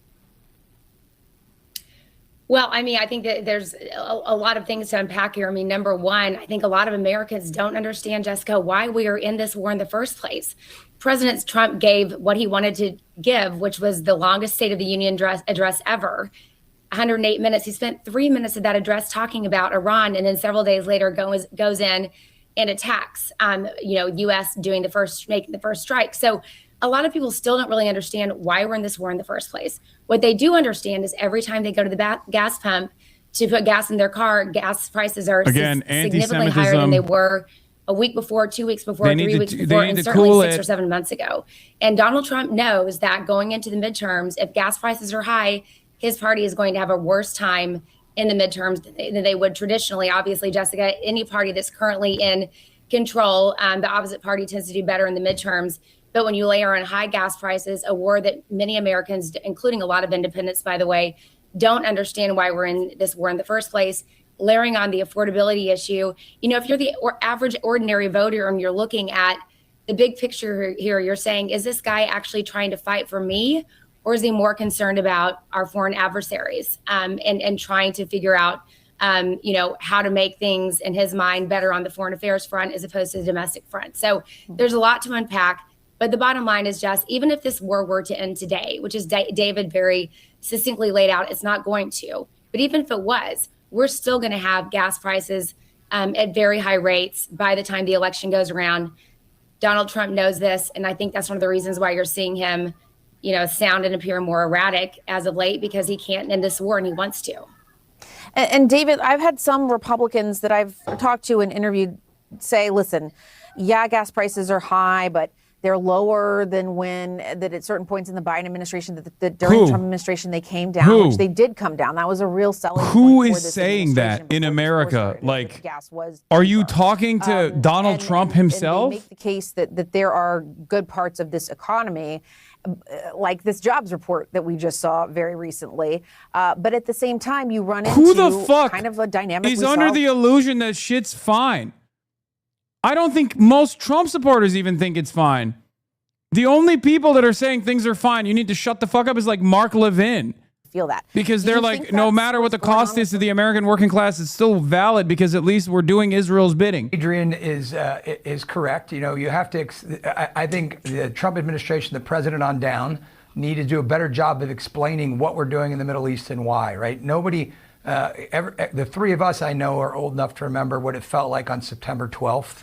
The day after the attacks on the World Trade Center. And this president, I think, should have laid out more forcefully that he's trying to make sure that we never have that feeling here in our guts, in our hearts, in our souls in this country again. And we cannot allow the theocracy in Iran to possess a nuclear weapon. Oh my God. They may, at some point, one of their proxies or themselves may try to do something. There's only one theocratic ethno-state that has nuclear arms in the region and is belligerent, and that is not Iran, it's Israel, okay? And that theocratic governance is also quite literally a Nazi ethno-state. Iran is far more diverse than Israel is, and its minority rights are far more intact, at least on ethnic boundaries, as opposed to how Israel treats Palestinians. Okay. Gas prices are basically end up being a tax on everything, right? So you need gas in the truck that takes groceries to the grocery store, or picks up eggs from the farmer, even though egg prices are at an all-time low right now, interestingly. But people do feel it. They feel it at home, Jess, and you're right. You've got to. They have to be optimistic about the future of the country. And right now, you thought you were listening on audio only? You thought I was watching Fox? No, Fox is actually more woke and more critical of Israel somehow today. They're high, but not as high. But they got down into the twos during the Trump administration, and people were very excited about that. So they're back up there. Summer months are coming. People are going to feel it when they travel. So I think the administration needs to do a good job of explaining what they're doing and trying to say, stick with us. Better things are on the way. If you vote for the Democrats, things are going to get much worse. I think they're going to need to make that case forcefully in these coming next few months.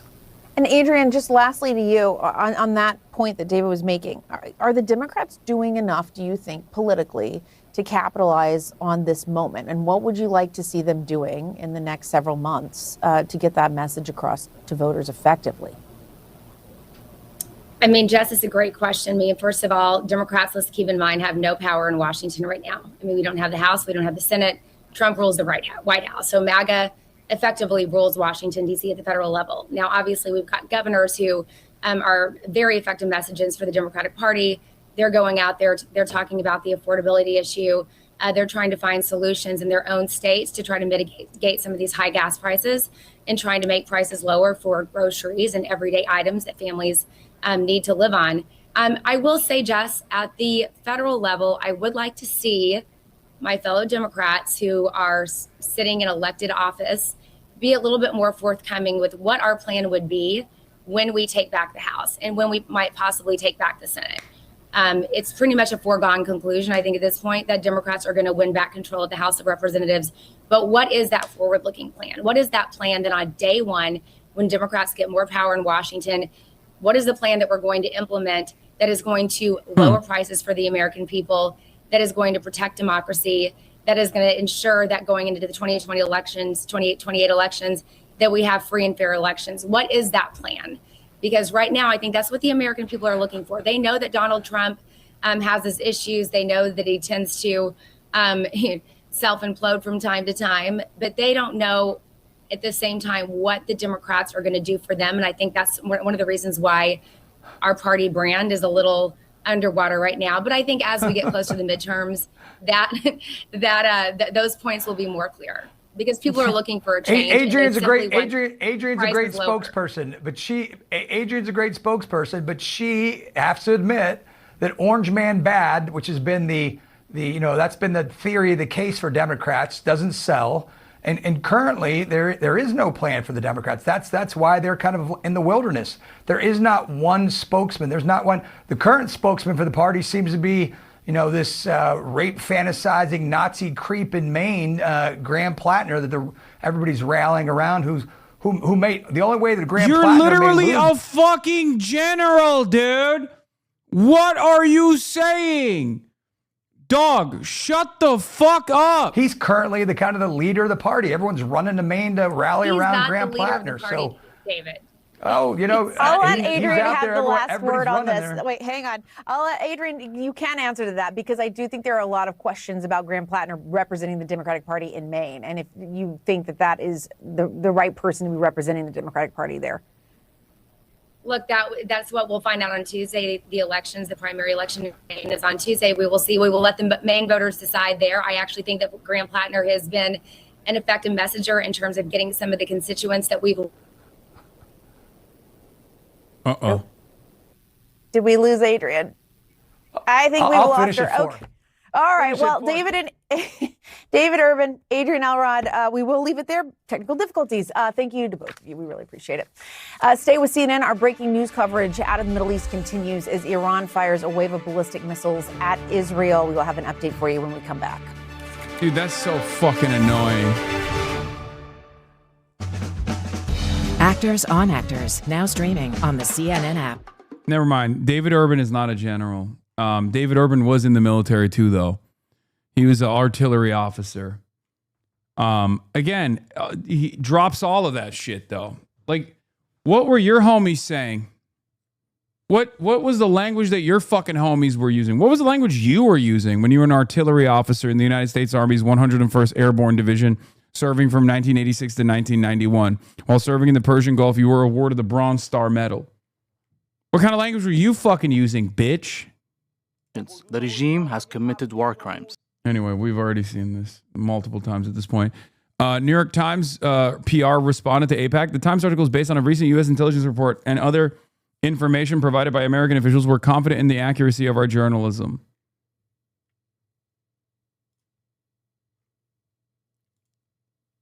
Interesting. Israeli platforms. Some of the language coming out of Israeli platforms tonight. Beirut must burn tonight, otherwise we are in trouble. A sovereign state cannot accept a situation where it is attacked with 4 barrages and does not respond. Another routine day in Israel. 2 more soldiers buried. A deadly attack in the heart of the country. Hezbollah firing towards the settlements. An extensive missile fire from Iran. The people of Israel are waiting for a tweet from Trump to get an update as usual. Oh shit, they're starting to get mad at Trump. They think Trump is holding them back. Oh my God. Oh my God. Oh, they are mad at Trump. Oh, I fucking, yeah, I used to pray for times like this, dude. Holy shit. Oh, that's so perfect, dude. That's so fucking perfect. What is this? Shahed 136 drones were also launched. They should arrive in the next hours if they make it through the different layers of air defense systems in Iraq or Jordan.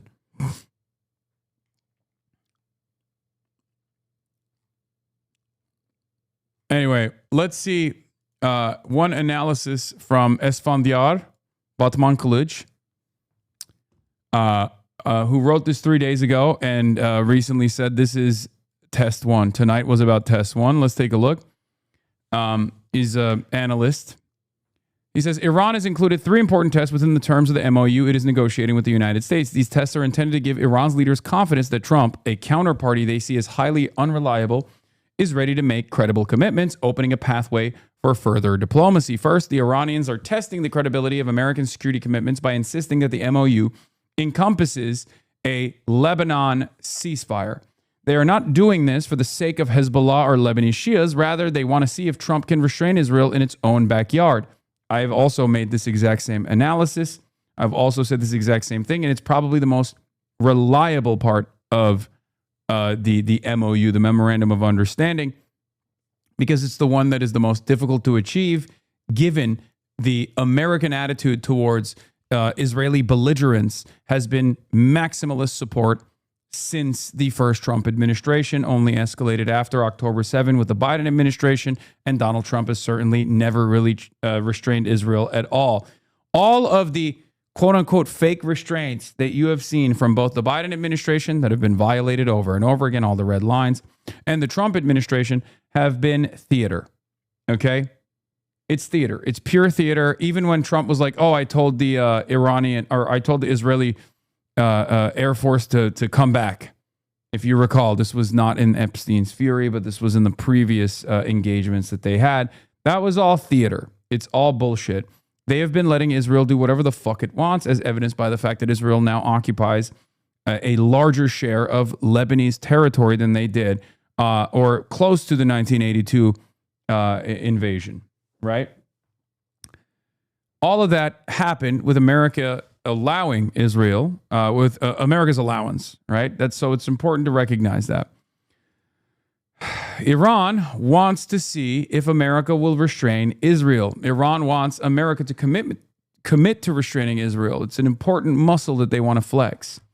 This will show how much leverage Iran truly has over Israel. And obviously, America has not done so in good faith because the fact that Iran has abided by the standards of a ceasefire far better than Israel has shows that America sees Iran coming to terms with the ceasefire as weakness, right? If Trump is able to do that, though, he might be able to defend his own deal with Iran from Israeli sabotage. Second, Iran is insisting on a nominal fee for vessels passing the Strait of Hormuz. This is not because they want more revenue, which would be negligible. They are insisting on this arrangement because they want to test whether Trump will endorse a deal that includes clear instantiation of Iranian sovereignty and authority, especially one that did not exist before the war. Iran believes in the logic of a win-win agreement. Trump does not. Forcing him to accept a fee forces him to give Iran a win and defend it as such from the Iran hawks in his circle. This is politically meaningful. Agreed. Finally, Iran is insisting on a release of frozen assets. This sums in question are a tiny fraction of the economic cost of the war, and the release of assets is not as valuable as the sanctions relief that Iran will also be targeting. But by insisting on the release of funds at an early stage of the negotiations, Iran can test whether the broader economic commitments, such as sanctions relief, will be credible if Trump's sanctions bureaucracy allows Iran to move and spend its own money. Okay? Dude, Israel turning on Trump terrifies me. It shouldn't. It should excite you. The fuck do you mean?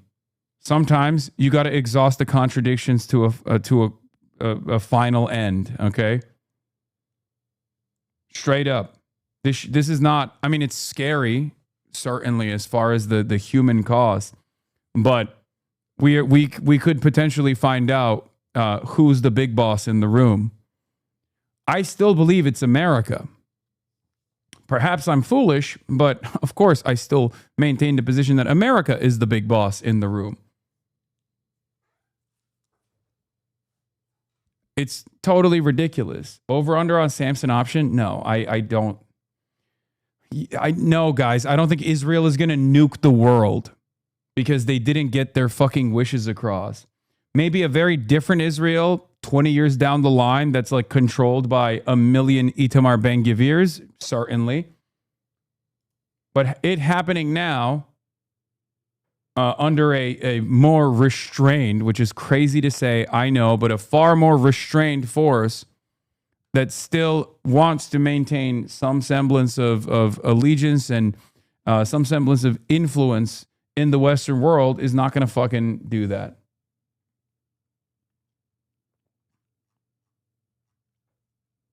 Jeb Bush level take? Wait, what? I mean, who knows? I've gotten some of this stuff wrong in the past because some of these countries are truly insane. Too much charitability to your enemies as always. I'm not being charitable at all. You saying this because you know Israel nukes Jericho's can't, but as our friend Trita Parsi aptly put, Israel also got the Dolphin system from Germany, so shouts out to Germany for that, which means that their nuclear strike capabilities are actually beyond the Jericho systems, which means that they can hit anywhere around the planet they want to, including, but not limited to, California.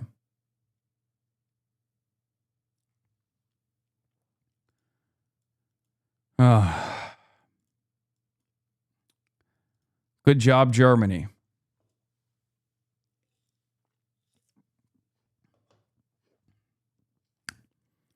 Anyway, the insistence on releasing of funds at the early stages of negotiations is to establish trust, to see if Iran can trust America. Because America, the American side, given the fact that they've lost this war, has to actually eat some dick. Okay?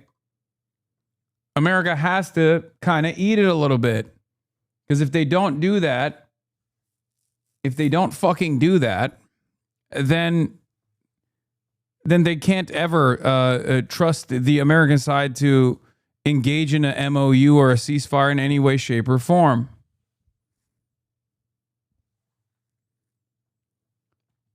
It's that simple. Iran will only consider the promise of sanctions relief to be credible if Trump's sanctions bureaucracy allows Iran to move and spend its own money. For many in Washington, these demands seem unreasonable, but that is entirely the point. Iran's leadership won't tolerate a kind of narrow deal that allows U.S. policymakers to avoid putting political capital at stake. Iran wants a deal that reflects the unprecedented nature of war and ensuing crisis. To meet the moment, the diplomacy has to be transformative. Iran's leaders don't trust Trump, so they're testing him. So far, he's failing these tests. 100% agreed.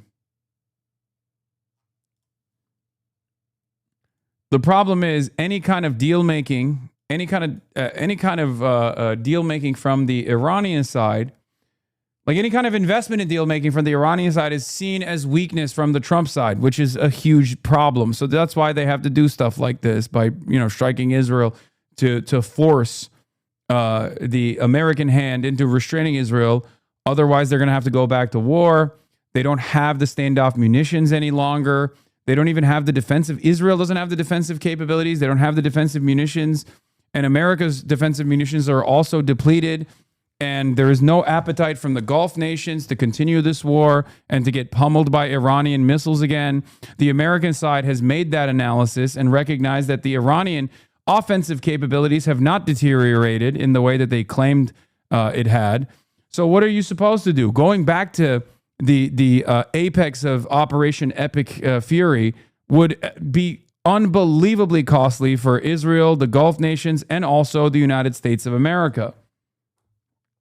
So they don't want to disrupt the presence of a ceasefire from their own perspective. But Trump, on the one hand, has to recognize this, but also on the other hand, is an idiot who believes that any kind of investment in a ceasefire from the Iranian side is a show of weakness. Of Donald Trump to continue the conversation, to continue the talks, and probably to sign a deal in the next few days. So Iran is bracing, in response to your question, to any strikes from Israel, and they say that when they happen, then the next phase of strikes from Iran against Israel will be more devastating. Al Jazeera's Mohammed Val in Tehran, thank you very much.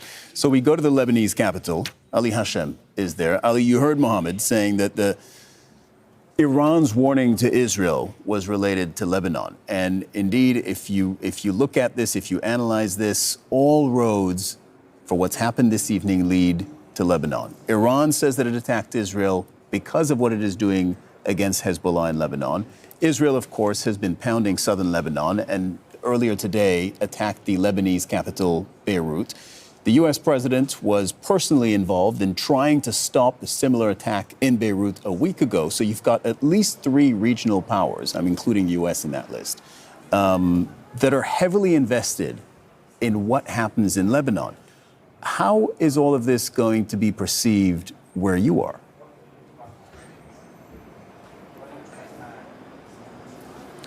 Well, indeed, what we are seeing, and Lebanon being the ground zero of this escalation, Israel wanted, by this attack today noon, to emphasize that it doesn't want Iran to link Lebanon to any kind of equations in the region. And this backfired in a way, whereas Iran now is linking it directly by retaliating, as they promised before, in defense of Beirut's southern suburb. And now they're adding another condition that Israel should not attack South Lebanon and Beirut's southern suburb plus Beirut. Now, during the past hour, there have been several Israeli airstrikes in different areas in South Lebanon, in Seksakiya, Ain Qana, and also we've heard of Hezbollah attacking Israeli troops on the ground. So for the war here, it's business as usual.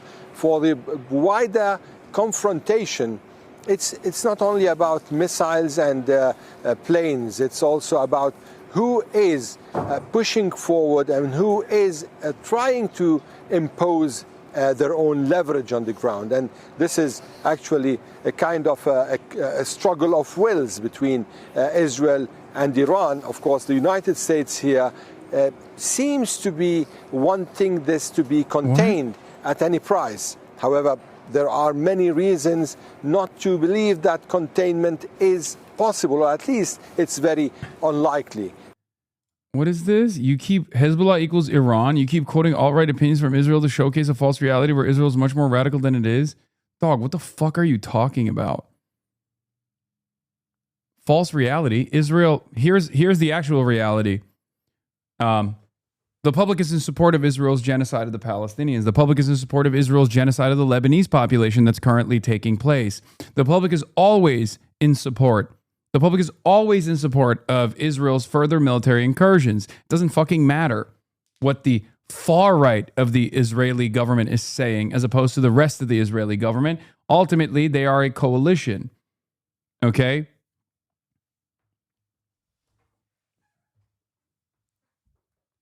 The fuck? You're making Israel look bad by what, dude? Pointing to fucking Itamar Ben-Gvir's statements?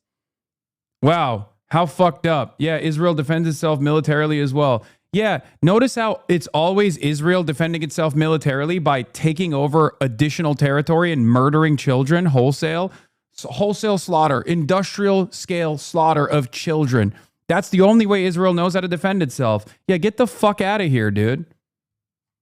Yeah, oh yeah, they did a defensive genocide in Gaza. They're doing a defensive colonial incursion into Lebanese territory right now. Yeah. The reason why you're offended by this is because maybe you don't want to admit this, but that's what your government is fucking doing if you're Israeli.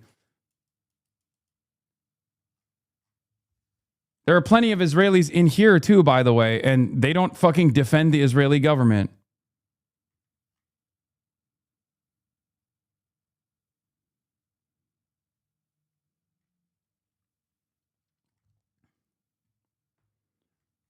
You have an issue with the truth. You don't have an issue with my statements because my statements reflect the truth. So you got to fucking work on it on your own. No, that's not the only way. Okay. What has this guy said in the past? Israel attack of Beirut was fairly based, to be honest.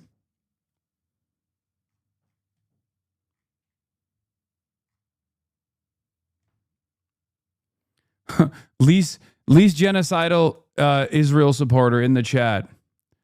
So you do agree with the far right elements in Israeli society? Well, point proven. Channel 14 is an alt-right network. Why are you covering it? Bro, you can't cover Channel 14 news, alt-right in Israel, as if it's Israel's position. The Beirut attack was against the headquarters against them. Isn't that rightful enough? No, it's not. It's not actually. No, I don't think Israel has any right to even fucking... I'll say this clearly. Israel has no right to occupy Lebanon. Israel doesn't have a right to kill the people that are defending Lebanon, which is Hezbollah, okay? So yeah, no, Israel doesn't have a right to do any of that shit.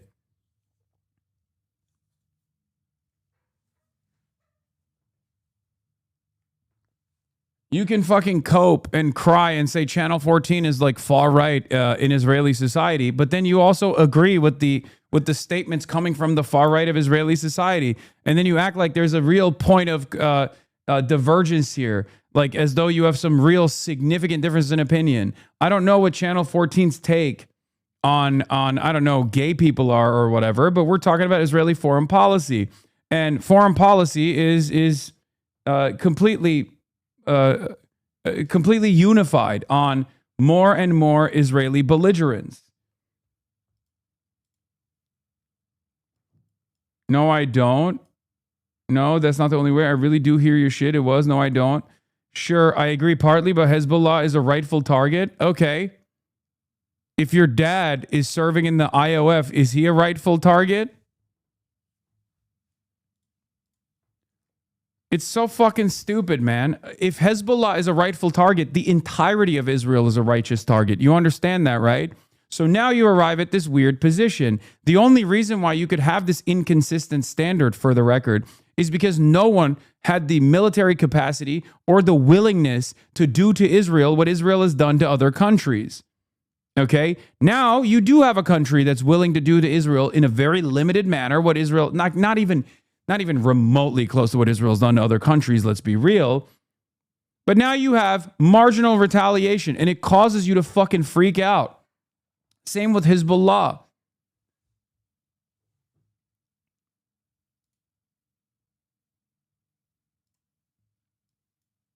But Hezbollah, maybe that's why they defend themselves. Why does Hezbollah exist? Hezbollah exists because of the previous Israeli incursions into Lebanon. That's why it exists. Previous Israeli involvement, fomenting sectarian conflict inside of Lebanon, drawing up a Lebanese civil war and putting their thumb on the scale on the side of the phalanges that were fucking mass slaughtering the Shia militias, invading Lebanon militarily. Of course, some kind of militant resistance is going to form to defend the Lebanese territories as a consequence of Israel's belligerence. If Hezbollah's intentions were solely defending the innocent, then we're talking about a different... No, you don't get to make that fucking assessment, okay? You don't get to... Hezbollah is a fanatic proxy that wants Israel to be demolished. It's a rightful enemy. Brother, if Israel doesn't want countries or paramilitary groups in the region to want it to be demolished, it shouldn't do things that it has been doing for the past 80 fucking years. You think it's rightful. I don't. You have to explain to me why you think it's appropriate. Okay? Hezbollah is a political party that operates within the Lebanese parliament. Just because Israel and the United States of America and all the other puppies of Zionism have decided that Hezbollah is bad and wrong because it militarily fights back against Israel as a part of the axis of resistance doesn't mean that that is an accurate assessment. Terrorism is a vague definition, a vague standard applied to deny habeas corpus and to justify death and destruction and collateralize all the other people that happen to be a part of this sect, okay? All the other civilians that die alongside what they have decided is a terror cell. That's all terrorism is about, okay? That's all this designation is about. If we're going to have a serious conversation about whether the Lebanese population, the Shia militias, have a right to defend the Lebanese homeland, we can have a conversation about that. But I'm pretty sure you're not going to be able to defend the argument there. Same thing goes for the Palestinian resistance in its entirety, from Hamas all the way down to PFLP, DFLP, and even former Fatah militias that also worked in tandem with Hamas. Hamas is just a banner carrier, the modern iteration of the Palestinian resistance. That's all it is. Their political perspectives beyond the end of the occupation is utterly immaterial in this process. You can say, oh, they're fanatic, but it doesn't really fucking matter. Same with Hezbollah. The reason why Israel opposes Hezbollah and wants to kill as many Lebanese people as possible, including as many Hezbollah militia members as possible, is not because they're Islamist or something. They're doing, first of all, that wouldn't even be a just cause for Israel. We don't get to just murder people that we disagree with politically. They're doing that because they're a military force that is capable of restraining Israel militarily. They're a military force that is a resistance force that stops Israel from engaging Lebanon militarily, because the Lebanese standing military is nothing. Okay? And this is not like a regular military either. The Israeli occupying forces are, occupying illegally the West Bank. They've hermetically sealed. What is this? They want to take, if Hezbollah is, you think Hezbollah solely is not all that? They want Jerusalem. Hamas is not innocent, fam. They want a Muslim al-Quds. They want Jerusalem. Buddy. What these militia groups want, whatever you're claiming their aspirations are also immaterial. Okay? They fight for Islam. Man, shut the fuck up. Israel doesn't fight for Judaism and Hamas doesn't fight for Islam, you fucking idiot. Hezbollah is a Shia militia force. Why are they defending the largely Sunni Muslim population of Palestinians and the Christian population of Palestinians? Why is Hezbollah as a Shia militia force defending Lebanese Christians, for example? Again, you have once again shown your perspective is not different than the Channel 14 guys. Remember, because the enemy of your enemy is your temporary friend. Oh, most progressive Israeli chatters. There you go. Here you go. Do you understand? This is why there is genuinely, bruv, they're genocidal as fuck. What are you talking about? Hamas is genocidal? Hezbollah is genocidal? As opposed to Israel. Israel is not genocidal. All of the military forces that have been forced to exist, forced to develop, all of the military resistance, all the militant resistance against Israel's genocidal actions, against Israel's apartheid. Also, Channel 14 is genocidal. Buddy, we're not talking about a fucking television channel. We're talking about the Israeli government. We're talking about Zionism. Zionism is a definitionally genocidal ideology, okay? So much so that former and maybe even current Zionist Israeli Jewish historians are finally coming to terms with that reality, right? Even they are now saying like, oh, Zionism wasn't initially genocidal from its inception, but now it's becoming genocidal. Zionism isn't a genocidal ideology at root. Yeah, check back with me in fucking 10 years when you talk about how horrible this experience was and how you actually did resist against the more genocidal ambitions of the Israeli state when you lie to yourself and your children if you're ever, get to repopulate. One day, everyone will have been against this. You yourself as well. I mean, look at fucking Omer Bartov. It took Omer Bartov far too long to finally acknowledge, as a very important Holocaust scholar, to recognize that, yes, Israel was doing a genocide. It took him an even additional year on top of that to finally come to terms with the ideology of Zionism being the underpinning ideology that allowed this genocide to take place, where he basically said Zionism is now evolving into a genocidal ideology. The reality of the matter is Zionism always was a genocidal ideology because it always revolved around ethno-religious supremacist values. It was always a fascist ideology, and early Jewish thinkers recognized it for what it was. They criticized it, but it didn't matter.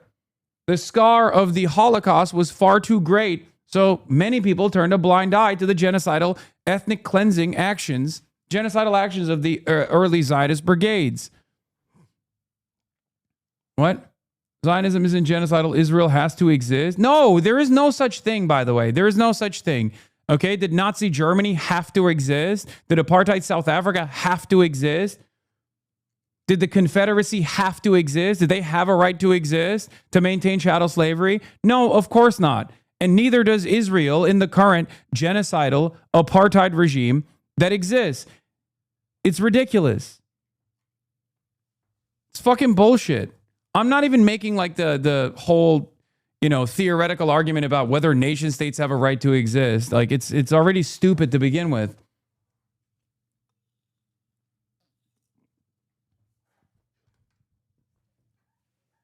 Sad thing is, this guy's the average liberal left guy in Israel. Unfortunately, that's what I'm saying. You have no difference in opinion than the fucking Channel 14 people that you oppose when it comes to Israeli foreign policy. That's what we are identifying here, and it hurts your feelings to be painted with such a broad brush. So what you have to do in this circumstance is to reconsider your positions about Israeli violence, about Israel, the Israeli government's actions in Lebanon, in Gaza, against Iran, its demands, its endless demands to destroy every other fucking sovereign nation in the region that could potentially prove as a safeguard against the greater Israel project. That's what you have to realize. That's what you have to recognize, okay? It's your problem. It's not our problem. The rest of the world has already recognized this reality. But the unfortunate problem is that there are still people who say dumb fucking bullshit like this. Ben-Gvir doesn't represent Israel. The Israeli... Or no, never mind.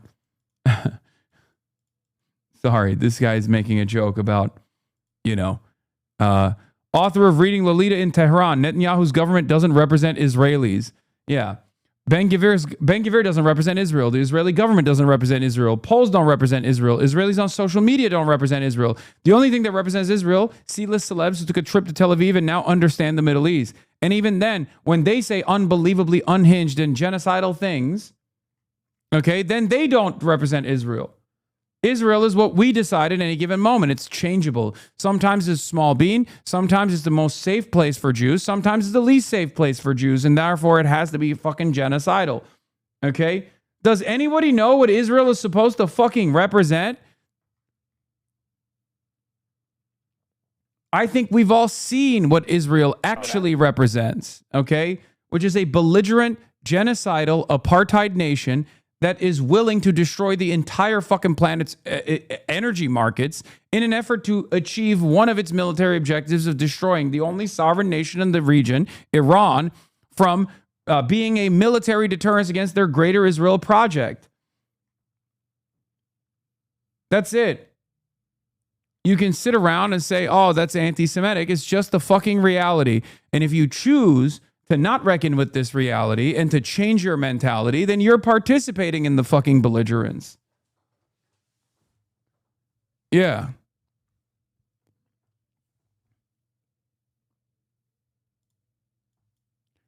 Greater Israel is an alt-right Israeli opinion. Israel has no intent. Yeah, just like liberal Zionists for years and years said, oh, we hate the West Bank settlers. Oh, we hate it. It doesn't represent the government's position at all. While simultaneously, the government was offering material support to the settlers and expanded the West Bank operations to the tune of 750,000 settlers that destroyed what remains of a fucking potential West Bank that could be given to the Palestinians as it was intended by international law. Okay? What are we doing? It's always fucking speaking out of two sides of your goddamn mouth at the same time. West Bank is in Greater Israel. It doesn't matter if it's a part of Greater Israel or not, you fucking idiot. What matters is what's happening. What matters is what's happening. And what's happening is that Israel has destroyed any hope of a two-state solution. Oh my God, the West Bank is out of the Greater Israel debate, mate. Holy fuck. What is with this chatter's obsession with Channel 14? Ask them who their finance minister is. Ask them who their defense minister is. I know.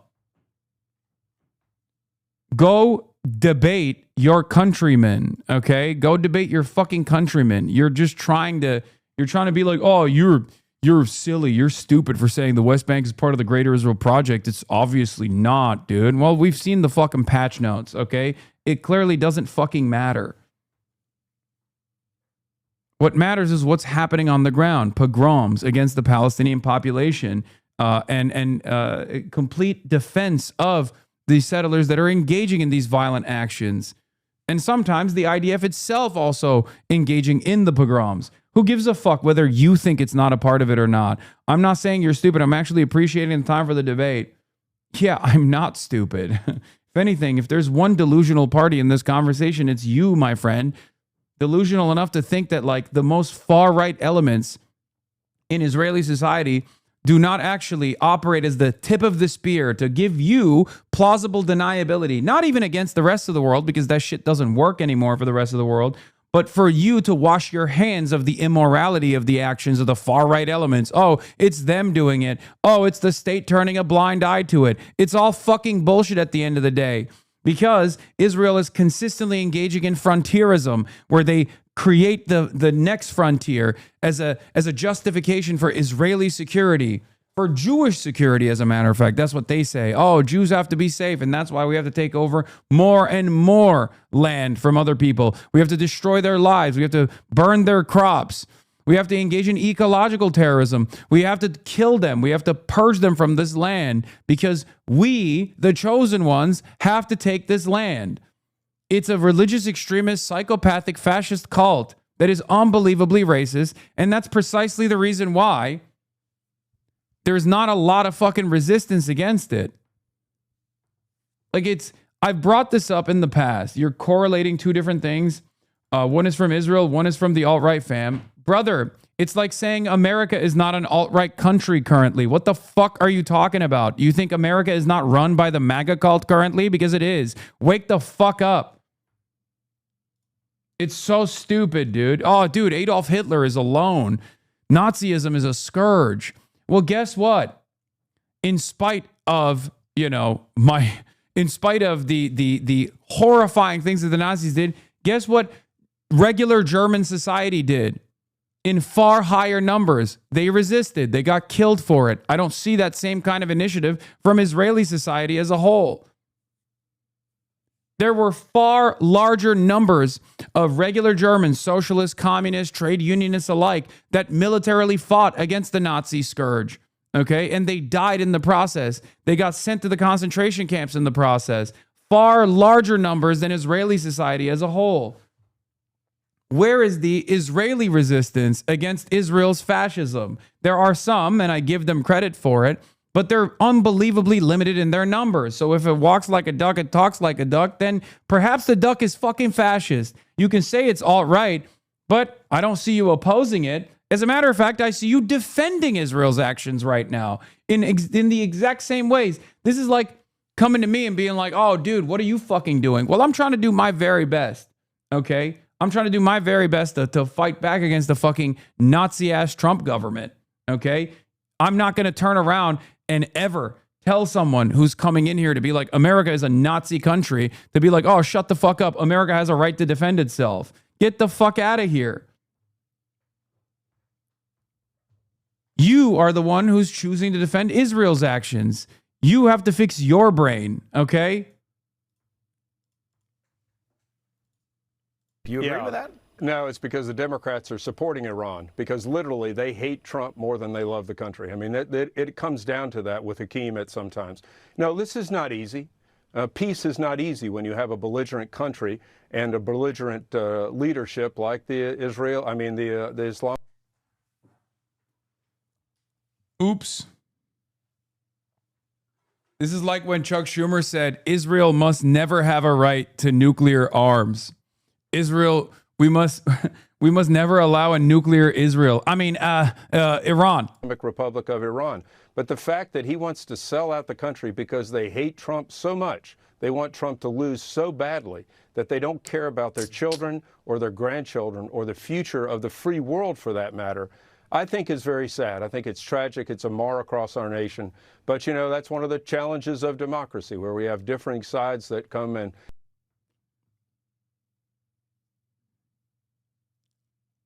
Yeah. Iranian official tells Jeremy that Trump is to blame for Israel's strikes on Beirut and that he appears simply incapable of reaching an agreement. Iranian official tells Jeremy Scahill, at this point, reaching an agreement with Trump is not really feasible. The primary person responsible for the current situation is Donald Trump himself. The Iranian official told me, referring to Israel's massive escalation in its attacks against Lebanon and Iran's retaliatory strikes against Israel. Should Israel carry out another attack on Beirut in the coming days, missiles will immediately target areas within occupied territories in retaliation. For nearly 20 days, the draft of a potential agreement has been on Trump's desk, said the official, adding that Trump is driven by his fear of the Israeli lobby and his hope that the naval blockade plan will prove effective. Iran will no longer accept or tolerate his current position. This is a seismic shift in the Iranian attitudes. I have wondered out loud as to why Iran had not actually struck back against Israel in an effort to reestablish its deterrence and in an effort to also force Trump's hand into restraining Israel. Now it's happened. Now we wait. Now we see if Donald Trump actually is sincere about potentially restraining Israel, or if war is back on the menu, like full scale, outright war, not dissimilar to what we saw with the endless bombing campaigns. Trita also says he's been posting up a fucking storm on a Substack.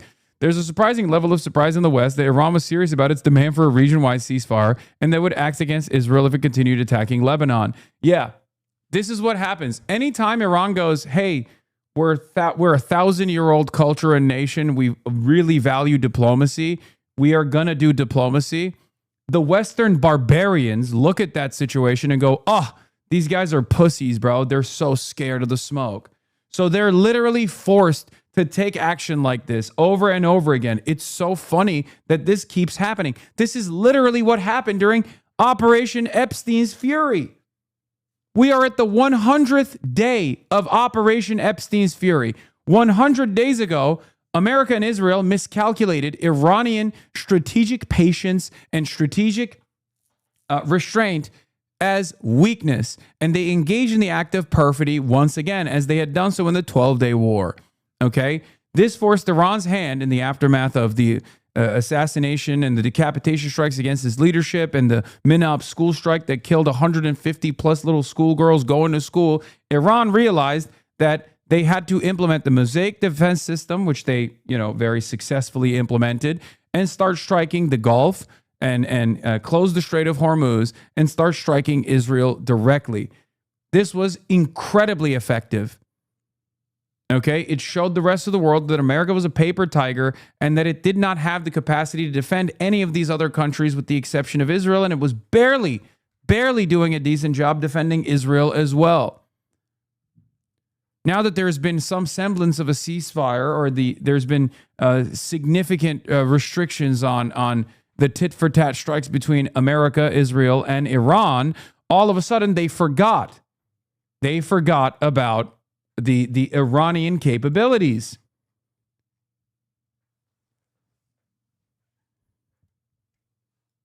Yeah, most interesting part of the poll, Israelis don't care about regime change. They just want to wreck Iran. Nearly a quarter, 22%, believe in full regime collapse in Iran is achievable. A solid 77% said the campaign's purpose is clear to them. And remember, Iran still holds certain cards at its disposal that it has not even deployed, like shutting off Bab el-Mandeb on the other side, completely crippling international logistics. Okay? They haven't done so yet. They have not deployed the Ansar Allah movement in the Red Sea. It's actually insane. It's actually insane that they have yet to do that. And America and Israel are still behaving like they have significant capabilities to destroy the Iranian military that they simply haven't deployed. They deployed everything and it failed. Okay?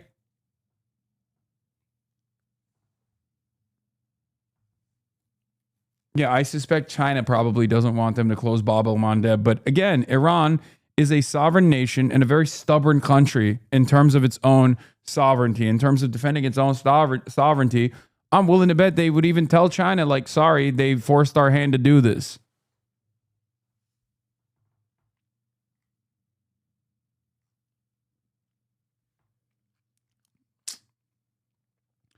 Not to mention, U.S. bases were not prepared for this and only had the defense against VBIED, and DOD knew this, and they went ahead with the attacks anyway. Yes, not only did they go ahead with the attacks, they also pulled out their fucking troops. And there was a tremendous amount of loss of radar systems and numerous other expensive equipment. There were people that died in the process too, like active duty service members that died in the process. They couldn't actually fucking escape in time.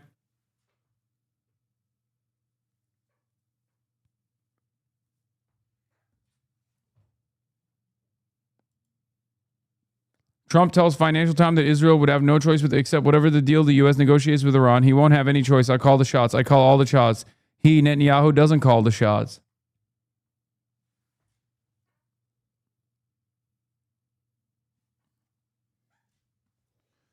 Trump still has more to play nukes, or do you think he wouldn't use them? I feel like the entire purpose of nukes is to never use them. Once you use them, the world changes permanently. Okay?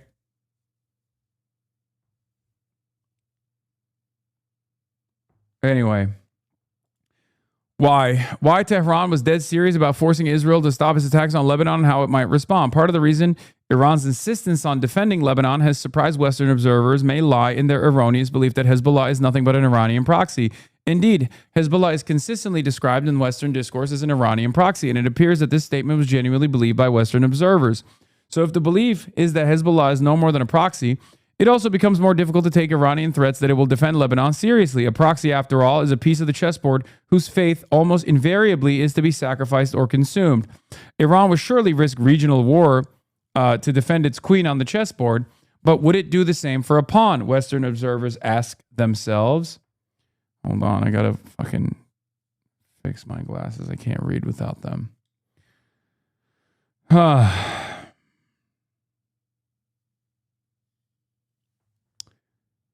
But if from the outset the nuanced relationship between Hezbollah and Iran was more properly understood, a mutually beneficial alliance in which Tehran clearly is the bigger party, but not one that can simply issue diktats for Hezbollah to follow, Iran's warnings against continued Israeli attacks on Lebanon would have been taken more seriously. Yet another example of how the simplistic and unnuanced understanding of Iran's geopolitical calculations and perspectives perpetuated in the Washington discourse ultimately undermines U.S. interests and America's ability to calibrate optimal moves in the region. This also is because of our understanding of our proxies. Okay? Like, for example, Ukraine. Ukraine against Russia has been deployed as an American proxy, even though it was, of course, unjustifiably and illegally invaded by Russia. Okay? America has no investment in preserving Ukrainian lives or livelihood. Okay? They don't care. It's just a fucking sleeve that they put their fist through. All right? Kurds are another great example of this. Proxies under American leadership are always dumped when their usefulness has been outlived. Okay? For Iran, the relationship between Iran and Hezbollah is a little bit different. Partially because Iran has to live in this region, right? Iran has to live in this region with Israel. And Hezbollah is right there next to Israel. And therefore, the value that Hezbollah has to Iran is far greater than the value that Ukraine has to the United States of America, or especially the Kurdish militias have to the United States of America. There's no value at the end of the day in maintaining some sort of defensive posture or burning credibility for the Kurds. That's why America will always dump the Kurds at the end of the day at the behest of Turkish interests. Like they'll just say, all right, Turks, go ahead. Go off, kings and queens. Do whatever the fuck you want.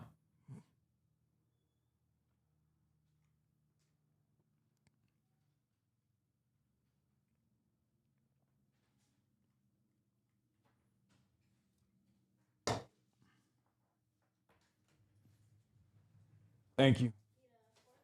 No.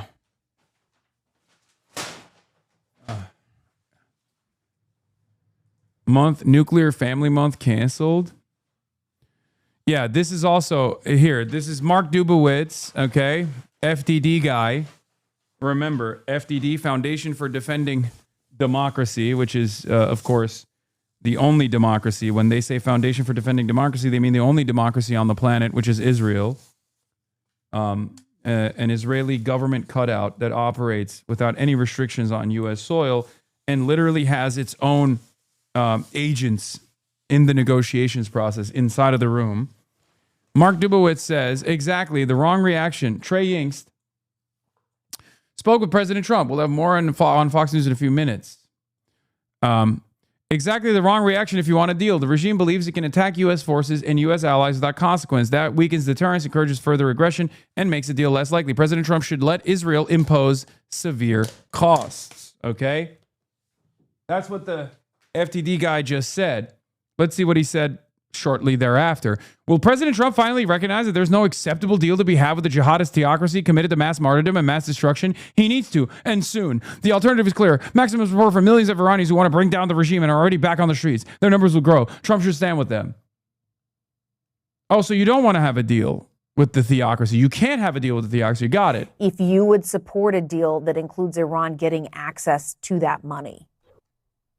Well, I'm not in the room to understand what the leverage points are. The fact that Iran is doing this sends the signal that they're trying to get some of their leverage back, and they're making these decisions. So it's hard for me to say this should happen or that should happen. I was really and have been really critical of the way the Obama administration dealt with this.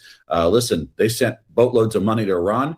Next thing you know, we've got their terrorist-funded cells in Gaza, Hamas attacking and butchering Israelis. And we saw what happened with Hezbollah on the northern Israel border, the Houthis. Listen, all of that funded by Iran. And so anytime you talk about giving them any kind of money, you've got to understand what they're planning to use it for, unless we can assure ourselves and our country and our countrymen that that's not going to happen. But I'm not in a position to be able to understand all the different things in play here right now at this moment. But it does sound like giving Iran access to those billions of dollars is concerning to you, that you don't like the idea of Iran getting access to billions of dollars that had previously been frozen.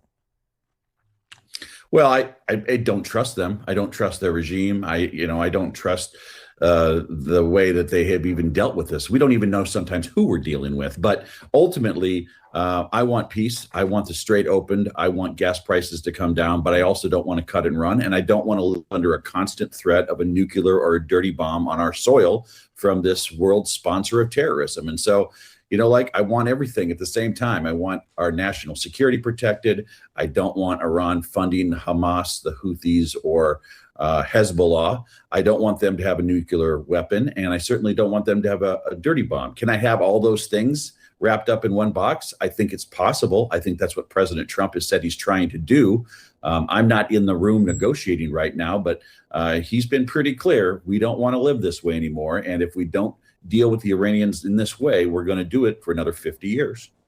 The president did an interview with NBC News, and during that interview, a couple things I want to ask you about. But first of them, he pushed back on the assertion that he's broken a campaign there promise was of that. keeping the U.S. He out just of said any he military hated it, conflicts. though. He said, It was "I called the didn't guarantee, JCPOA. no war." Kristen Welker pushing back and saying that he had said that as he campaigned. You continue to hold town halls, and you're one of the few congresspeople still doing this, is you're talking to your constituents. Do you think voters you're talking to agree with the president on that? Listen, I think there are some that understand. You know, what I will say, and that's a very good question. What I've noticed is that older voters, people that have been dealing with a terrorist regime in Iran since 1979, they're kind of done with them. They want this Dealing out with. They want Iran not capable of generating a nuclear bomb. Younger voters, what Nebraskan has been dealing with Tehran? New to them.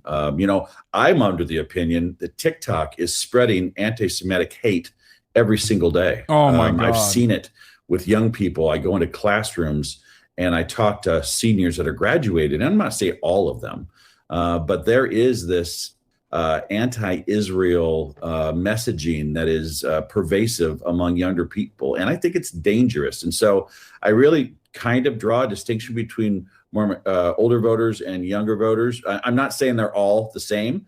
Certainly, I recognize also that prices are high, and that's in part tied to the strait being closed. So that creates frustration. And I'm the first to say gas prices are too high. We have to bring them down. But we also can't cut and run and continue to fund terrorism by giving Iran a bunch of money so they can continue to prop up the Houthis, the Hezbollah, and Hamas. One other thing about that interview I wanted to ask you is that the president abruptly ended it when they started talking about the election, and he... Yeah, David Ellison famously bought TikTok. And as the largest donor to the Friends of the IDF charity, he actually continued the TikTok anti-Semitism and anti-Israel sentiment. Process. Is that appropriate for the president of the United States? Well, first of all, I didn't see the interview, and I'm being honest there. I was at the Nebraska Cattlemen's Ball very late last night, and before that, I was at the State Republican Convention, where we are united more than we've ever been in Nebraska. And, you know, between church and then other commitments, I haven't seen it. But I will say, you know, the president has an unconventional style. He's always had an unconventional style with the media. I'm not going to weigh in one side or the other on something that I haven't seen. He unconventionally escaped questions from Meet the Press. I felt Joe Biden is and was the duly elected president of the United States. And Joe Biden. In 2024, the duly elected president is Donald J. Trump. You know, I'm focused on moving forward. I'm focused on affordability, housing affordability, working a bipartisan housing bill through the Congress. And most all of my colleagues, I think on both sides of the aisle, are looking forward to a housing bill passing. And so that's been my focus. I do have a clip. I will play it for you. Here's a small clip. Ooh. Nice. Your elections in this country, we're like a third world country. Your elections are crooked, and you're crooked, and Meet the Press is crooked, and so is ABC, and CBS, and CNN. But Mr. President, you're one-sided crooked network. So let's call it quits, because I've had enough. Thank you, darling. Have a good time.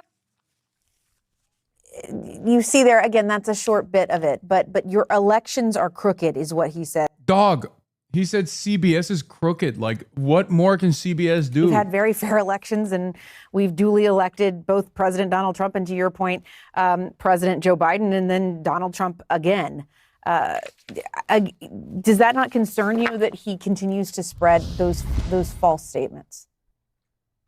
I'll tell you, just yesterday at the State Republican Convention, we had a speaker, the co-chair of the RNC, and she brought forward a lot of credible numbers about the number of poll watchers that indicated different problems throughout the country that were in part mostly remedied on Election Day back in 2025, or 2024. So to say that we don't have these issues, even in Nebraska, I think we had 3 or 4 people prosecuted for varying forms of election fraud on a pretty small level. I know this, the elections in Nebraska, they're safe, they're sound. I trust them. We have great systems in place to ensure that. I do worry about cities like Detroit, Chicago, places where they've historically Where had there's black people. all sorts of different kinds of ballot harvesting. And quite frankly, look at California right now. California is still counting ballots. That Yes, isn't the way. When I grew up, They are. They when I have a grew up- very specific system of mail-in ballots that they're Wow. allowed to process, but it's not fraud. It's a different way well, of doing it. You know, when In I grew terms up in of the how they 1980s count- and the Go ahead. 1990s, you know who won on election night. And I think 70% of Americans thinks that's the way it should work. Like there's a deadline, there's an election day, you count the ballots and you announce the winner. When you are still counting ballots for days, weeks after the election, I just think it depreciates the confidence that Americans have in different systems. And we're going to find out here in a couple of weeks what the Supreme Court says about that. I think that's a ripe issue in front of the court right now. And I hope they say that election day is an election day. You get your vote in on election day and you count it. We don't play these games for weeks thereafter. And just to note, in California, you are allowed to mail in your ballot. It can be postmarked on election day. It then is good. So it takes a while for the post office to get it. They then do all of the verification on the back end once they receive that ballot. So it can take some time. But Congressman Mike Flood, we really do appreciate your time. Thank you for being here today. Thank you very much. Have a good weekend. What's left You of it? too. Thank you. Thank you. We are learning new information about Iran's missile attack on Israel. We're going to take you live to Jerusalem. That's next.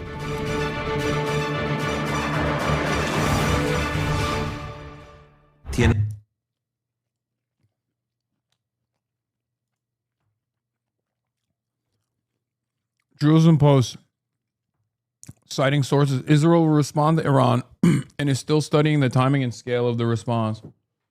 Yeah, keep studying. Spotted an Israeli telegram. Oh my God, Biden would have been better. Oh my God. I'm going to be honest. I don't think I've ever heard anyone from Israel say that. Oh my God. By the way, incredible babies, okay? Like, genuinely, incredible babies. Israel, the biggest baby society of all time. Better talking head on CNN. Damn, okay, Trudeau. To follow breaking news just into CNN, the Israeli military has said it intercepted incoming ballistic missiles from Iran for what appears to be the first time since early April. With us now is CNN military analyst, retired Air Force Colonel Cedric Leighton. Also, the founder and former president of the National Iranian American Council, Trita Parsi. Great to see both of you. Trita, I want to begin with you. In your view, ultimately, what precipitated Iran to fire these missiles into Israel for the first time since this peace agreement or ceasefire went into effect early April? The U.S. and Iran have been negotiating, and the Iranian position has been that any ceasefire has to be region-wide, meaning that it cannot just be between the U.S. and Iran, but Israel also needs to stop its bombardment of Lebanon. And I think the Trump administration took that very seriously. That's part of the reason why there was that phone call that Trump had with Netanyahu, and rather a colorful phone call. And there was a push by the U.S. to push back the Israelis. But yesterday, the Israelis struck at, or actually just a couple of hours ago, they struck at Beirut, in a specific area in Beirut that is also very sensitive to the Iranians. And the Iranians had warned that they would respond if that took place. And now it appears that they have. At least 4 waves of missiles have been shot at Israel. And now Trump is stepping in and saying that he does not want to see Netanyahu strike back. No, we haven't confirmed that the president has stepped in, but you are hearing through your sources that the president has reached out to the Israeli leadership and in response to Israeli leadership saying it will have a powerful, quote unquote, powerful response to Iran? It has been reported by other outlets that Trump has at least said that he will do this. And I think this has always been the question mark. If the Israeli-Iranian rivalry flares up again, will the U.S. re-enter that war or will it stay out? And I think if it is true that Trump is going to tell the Israelis to back off, do not continue this, that is the right call, because he cannot allow the Israelis or the Iranians to ensure that their rivalry takes the U.S. hostage and forces the U.S. back into a war that it does not want to be part of any longer. Trita, is this a setback or is this more of the same? No, this is absolutely a setback. We shouldn't be in this situation at all. If diplomacy had been done somewhat differently, I think we could have avoided this scenario. Cut Israel altogether. out. Say it on It may also CNN. be a turning point in the sense that now it becomes very clear what happens if there isn't a deal. And that may sharpen the focus of every side to make sure that they actually get across the goal line. But there are a lot of challenges in the talks, and almost all of them go back to the deep, deep mistrust that exists between the two sides.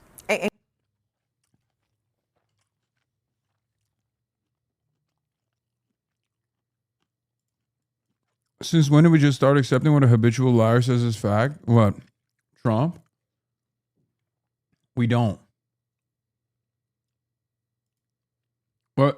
What Trita's saying has since been confirmed. Yeah, me when I call the shots. Financial Times, I call the shots. I call the shots. He, Netanyahu, doesn't call the shots. Yeah, we believe you, big dog. For sure. For sure. Definitely. Totally believable.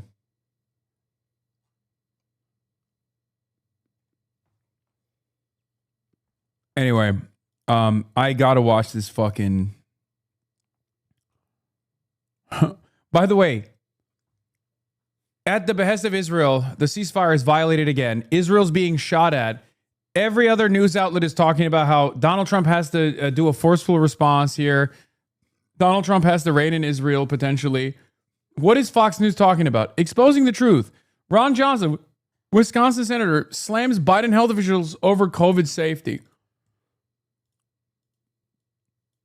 Anyway, let's watch the full Trump interview with Meet the Press, where he basically fucking walked away because he's a bitch. Morning. Today marks 100 days since the United States launched the first strikes against Iran. Midterm pressures are growing with no clear end to the war in sight. On Friday, President Trump took his case to rural Can't believe you're voters getting in mogged. Chippewa Yeah, I Falls, am. Wisconsin. At the invitation of the White House, we joined him at Custer Farms and had a wide-ranging interview that was unfortunately interrupted multiple times by the stormy weather overhead. President Trump, welcome back to Meet the Press. Thank you. Thank you so much for being here. We are going to talk about your visit while you're here in Wisconsin, but I'd like to start off by talking about the major issue that you are focused on every day, which is Iran. Mm-hmm. Sunday will mark 100 days since the first strikes. Your Secretary of State, Marco Rubio, said that the war had concluded. And yet just this week, Iran attacked U.S. allies in the region, calling it retaliation for a set of U.S. airstrikes. Is the United States at war with Iran? Well, they've been largely decapitated, and I call it a military exercise because people would rather have it called that. It's not a big war for us. It's not. He looks like absolute dog shit.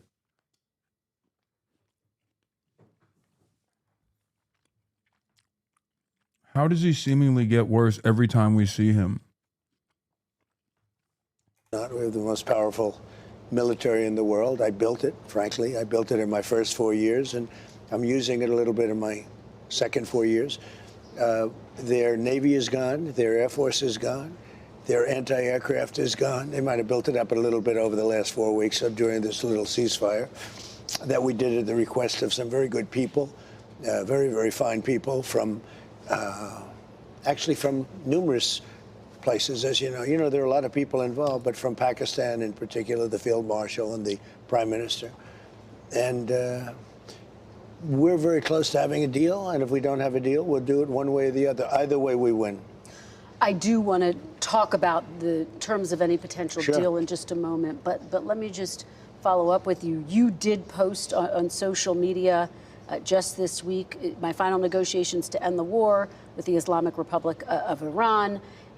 There is a naval blockade in place, which technically is an act of war under international law. So is this a war as long as there's a naval blockade in place? Well, we have a blockade. It's been extremely effective, and the reason we have it is they try to blockade, and now we blockaded them. And as you know, they're losing $400 to $500 million a day. It's not sustainable for them. They have an economy that's shot in addition to everything else. Their leaders are gone. Their generals are gone. Their first tier and second tier are gone. Much of their third tier is gone. But they put up a blockade, and so we blockaded them, and we have the ultimate blockade. I don't consider that a war, but if you want to define it as such, I guess you can. Well, how do you define it? I don't define it at all. I don't think about it. I just do what I have to do. But if you're not specifically calling it a war, would you consider sending some of the troops who are stationed there, who were sent because of Operation Epic Fury there home? No, would you consider sending them home if it's not technically a war? We don't need as many troops. I think you just like. Okay, I'm not gonna lie. She's unironically doing a good job. I don't know how. I don't know if my eyes are deceiving me, if my ears are hearing the wrong information, but so far, so good. She's 2 for 2, which now makes me realize exactly why he left by the end of this interview, because if she keeps up this energy for like the next 10 minutes, this thing is going to fucking fall off the rails, okay? If it's not a war, will you pull out the troops? Great question. Like it's on the to err on the side of caution. We have a lot of people there. They're very safe. You know, if you think we beat Venezuela, we lost nobody. We took over the whole country. We lost nobody. We have a great relationship, by the way, with Venezuela. Steyer Bros, it might be Styover. From Vote Hub, Wincast update. Hilton's chance of advancing in California's governor's race rose from 85% to 93% after Steyer again fell short of his needed marks on Saturday. The aggregate drops were roughly as expected, but with more votes in, uncertainty is shrinking, and Hilton remains clearly favored.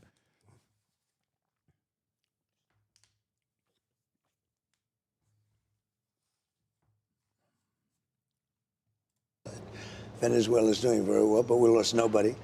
We've lost 13 people here, and that's a lot. 13 people too many.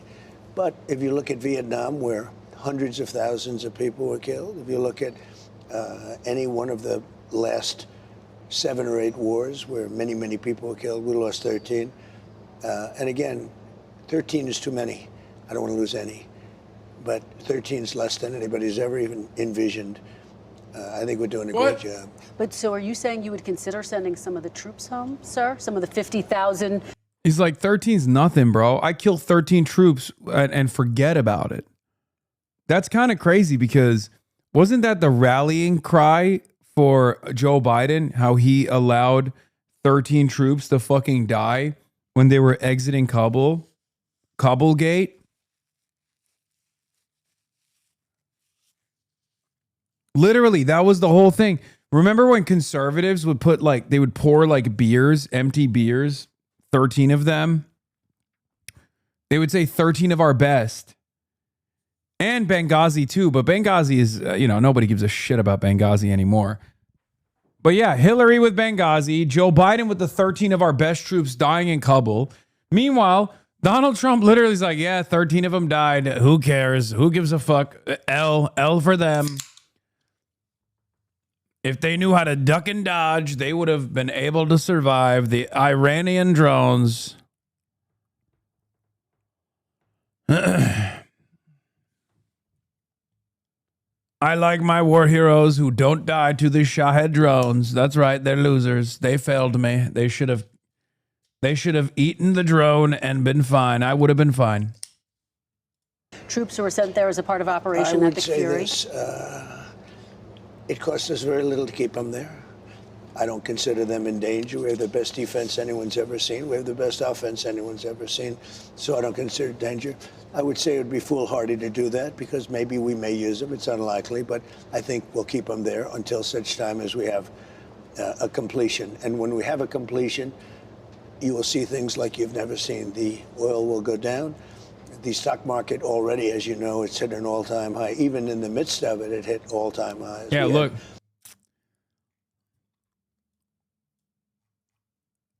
Funny, because this is what he said about the 13 service members killed during the withdrawal from Afghanistan in 2021. This is the 3rd anniversary of the botched Afghanistan withdrawal, the most embarrassing moment in the history of our country. Gross incompetence, 13 dead, American soldiers, hundreds of people wounded and dead. Americans have billions of dollars of military equipment left behind.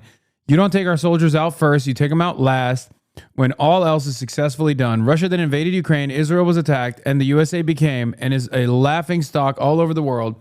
Fake news media remains silent in order to protect the worst administration in the history of our country, MAGA 2024.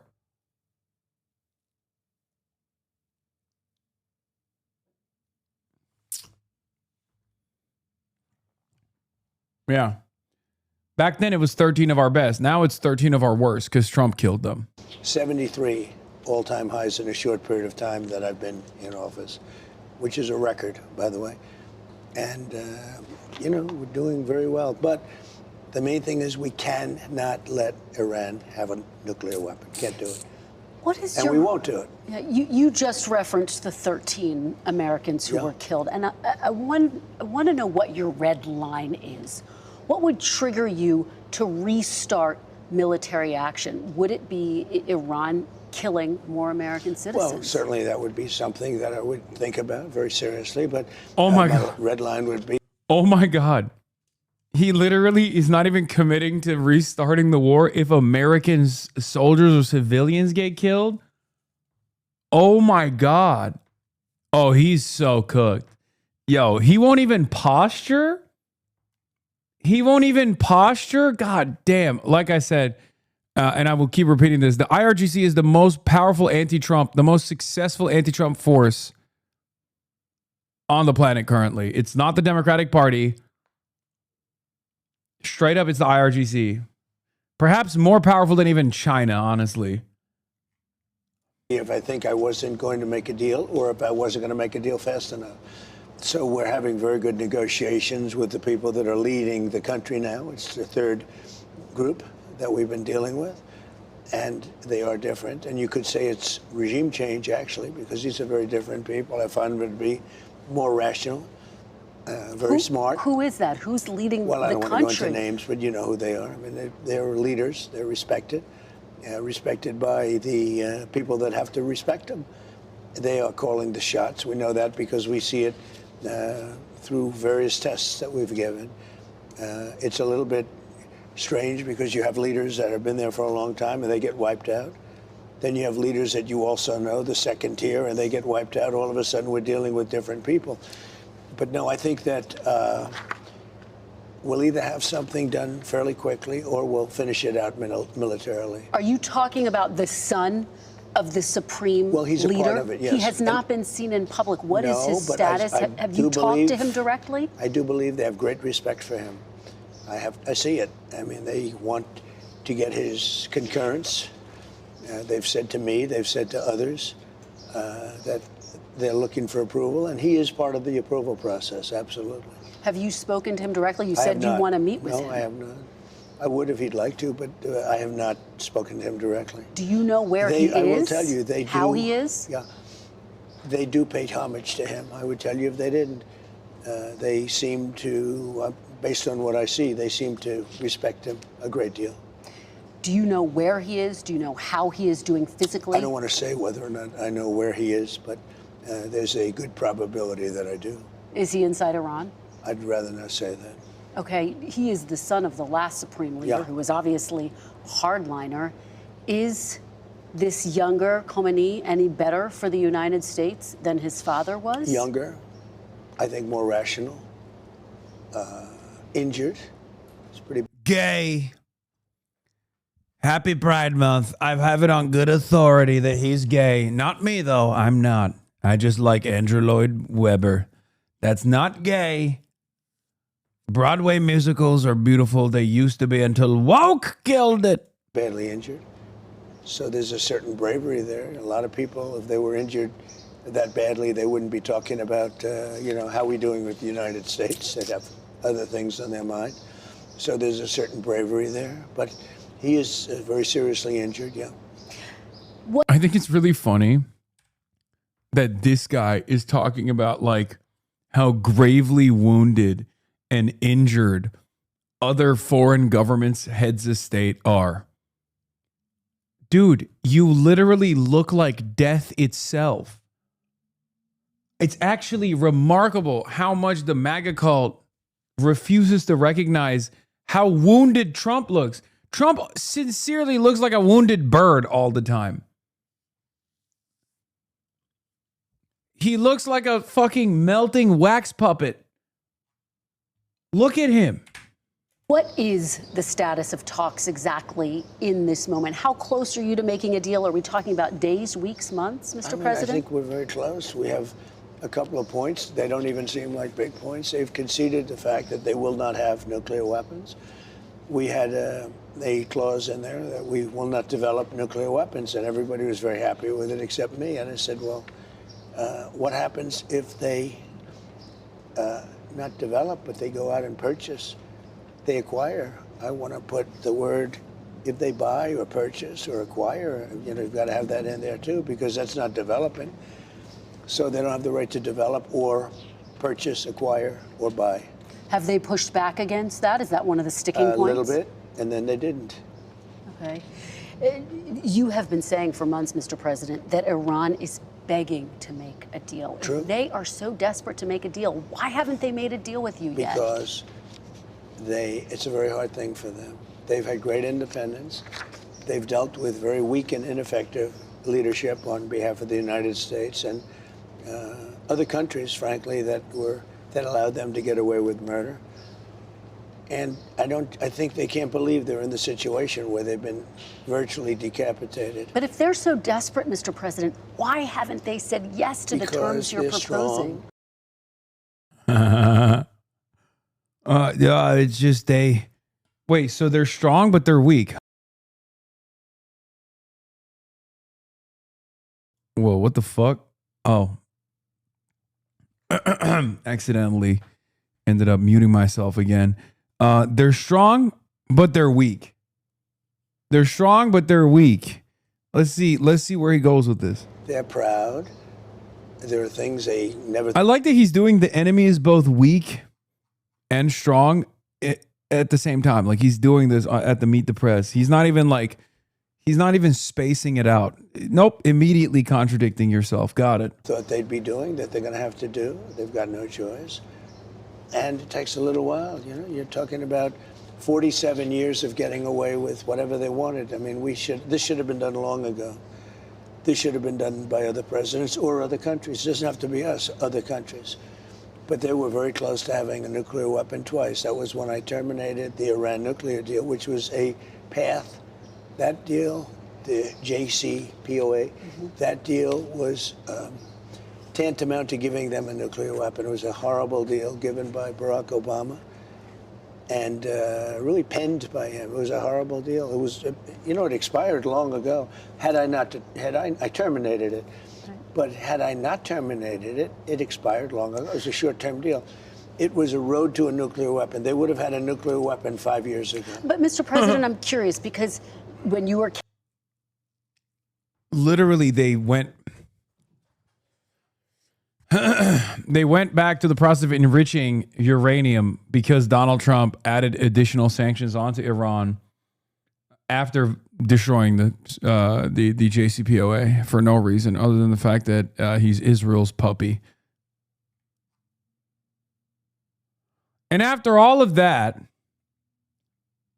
Nick Fuentes literally still did a January 6th. After all that shit, just remember that. Sometimes it's important to remember that because, like, his fans will be like, you don't understand. He's been anti-Semitic for decades. He's actually been so consistent on this. It's like, okay. And then he promoted the most pro-Israel president of all time, Donald Trump. And not only that, but also participated in a fucking failed insurrection at the behest of that pro-Israel president, Donald Trump. Just saying. Something to think about. Even now when he's like, oh, I'm hot and cold. I'm hot and cold. Kind of feels like he just hates Jews. He doesn't really mind Israel all that much, regardless of what he says. And that the hatred of Israel is secondary for him. It's just an opportunity for him to normalize Jew hatred in general. You know? Campaigning, you said you would rip up the Iran nuclear deal, but negotiate a better deal. That's Why didn't you negotiate a better deal at the time? Because after it was ripped up, there weren't guardrails and they escalated their production of enriched uranium. Excuse me. It takes years to do these things. These people have been fighting for 47 years They've been killing Americans. They've been taking off their legs and their arm, and their faces have been hurt so badly and so horribly. I'm moving very fast. I'm into 3 months. You know, Vietnam lasted 19 years. I'm into my 3rd month, and all I do is say, whoa, when are you going to win? If I were a Democrat, nobody would be talking that way, but it doesn't matter to me. I've gotten so used to it. Look, we have totally destroyed their military. They have some missiles left. They have some drones left. Do you know how many missiles? Yes, exactly. How many? I don't want to tell you. Can you give me a ballpark? But they have some left. No, but I know almost to the number, and we know where they are too. And we know where their drones are, and we know where their drone factories are. Most of the drone factories have been knocked out. Most of the launching pads have been knocked out, and most of the missile manufacturing areas have been knocked out. But they still have capacity. They have some missiles. They have some drones. I would say percentage-wise, maybe 21, 22% of their missiles. It's a lot of missiles, but it's not what it was when we first attacked. So you're saying they have 21, 22% of their missiles left? Correct, yes. Okay. Let's talk about what specifically you are demanding as a part of this short-term deal. Will the United States agree to a deal with Iran that doesn't explicitly and immediately give up its nuclear enrichment program on the front end? Well, you know, depending on when you say immediately, look, it is buried under mountains because our B-2s were incredible. The pilots of our B-2s were unbelievable. And it's buried. They can't get it. The only 2 countries that could take it, that have the equipment to take, you have to understand, 3 mountains have fallen in on them, right? So you understand that, because the fake news was going around saying, oh, maybe they didn't hit their target. 1 o'clock in the morning, pitch black, no moon, no nothing, and every one of those bombs went right down those chutes and blew up. They can't get it no matter what. I mean, they can get it, I guess, with years of work. But the only 2 countries that can get it are us and China, because we're the only 2 with the equipment that's capable of doing that kind of work. And it would take weeks of digging. So the answer is, yeah, we're going to do it immediately. We're going to start looking very quickly, and we'll do it with them. If we make a deal, we'll do it with them. No, we're going to do it with the Iranians. So if we make a deal, that means we'll be friendly. We'll do it with the Iranians. If we don't make a deal, we may do it, or we may just watch it. You know, we have cameras on it all over it. If anybody walked there, if you walked over there, I would be able to read your first name on your lapel. And these are cameras up in space. It's pretty amazing technology. Space Force. We have cameras all over the site. We know if anybody goes there. If anybody went there, any digging mechanism, any truck, any tractors, anything, anybody went there, we would know. We will take care of it. Is that wind or what? Is that rain? He's starting to get scared. He's like, God is punishing me. I knew it was happening. Why are they in a barn? I don't fucking know, dude. I don't know anything anymore. Why do they do anything? What is ambiance? This will be the first of multiple interruptions due to the weather. Rain hitting the metal roof, making it difficult for both of us to hear each other. So as we're having this conversation, we can hear a little bit of rain. No, a lot of rain. A lot of rain. Let me try to get a clear understanding of how the United States would get the nuclear material Is he gonna hit out. this? You've What? called it nuclear dust. Yeah. I love when he does that. What? I can't hear you. It's the rain. It's too loud. What? Will you and would you be open to sending in U.S. forces to retrieve the nuclear stockpile? So the official name is highly enriched uranium. Oh, the official name. And I call it nuclear dust because it seemed to be nice and everyone understands it better and it's sort of cute and people picked it up. But the way you do it is if we make a deal, that now we're friendly, we'll all go together. It'll be our equipment. We'll take it out and destroy it, whether it's on site or whether we take it off site. So that would require U.S. forces. Well, that will require we will have a deal. We'll be friendly. In other words, we will have made a deal. And we will be at peace. And we will go with them or without them. But we won't have people shooting at us, okay? Now, if we don't make a deal, then we're going to take them out militarily, very harshly. And we'll wait till we do that before we go, in which case we'll have safety either way. Mr. President, I wonder, How long are you willing to give Iran to make a deal? How much longer? You've been talking for Well, I quite wouldn't some say time. that. Well, you really haven't. You were in Vietnam for 19 years. You were in Iraq for many years. You were in Korea for many, many years. You were in all the, I won't even talk about World War II because that was the big one. And we don't want to ever have that. But you were in all these different wars for many years with thousands and thousands of people killed.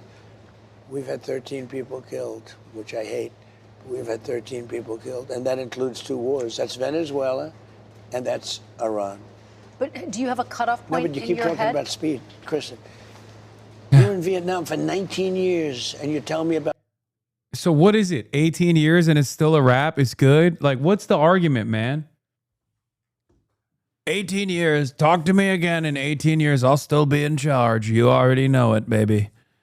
Kirsten, stop with this. 3 months. He's getting mad, dude. He's getting mad. And in 3 months, I've demolished the Navy, the Air Force, anti-aircraft. They have no radar. They have no nothing. I demolished their leaders. Their leaders are gone. Do you know where all of Iran's nuclear material is, sir? Yes. Yes. Would you unfreeze any Iranian assets or lift any sanctions up front as a part of any No. deal? So that would come after. Comes after, yeah. If they they behave, turned if they over do a their good job, we nuclear start enrichment talking, yeah. material. Unlike Obama. Obama flew a Boeing 757, a plane I know very well.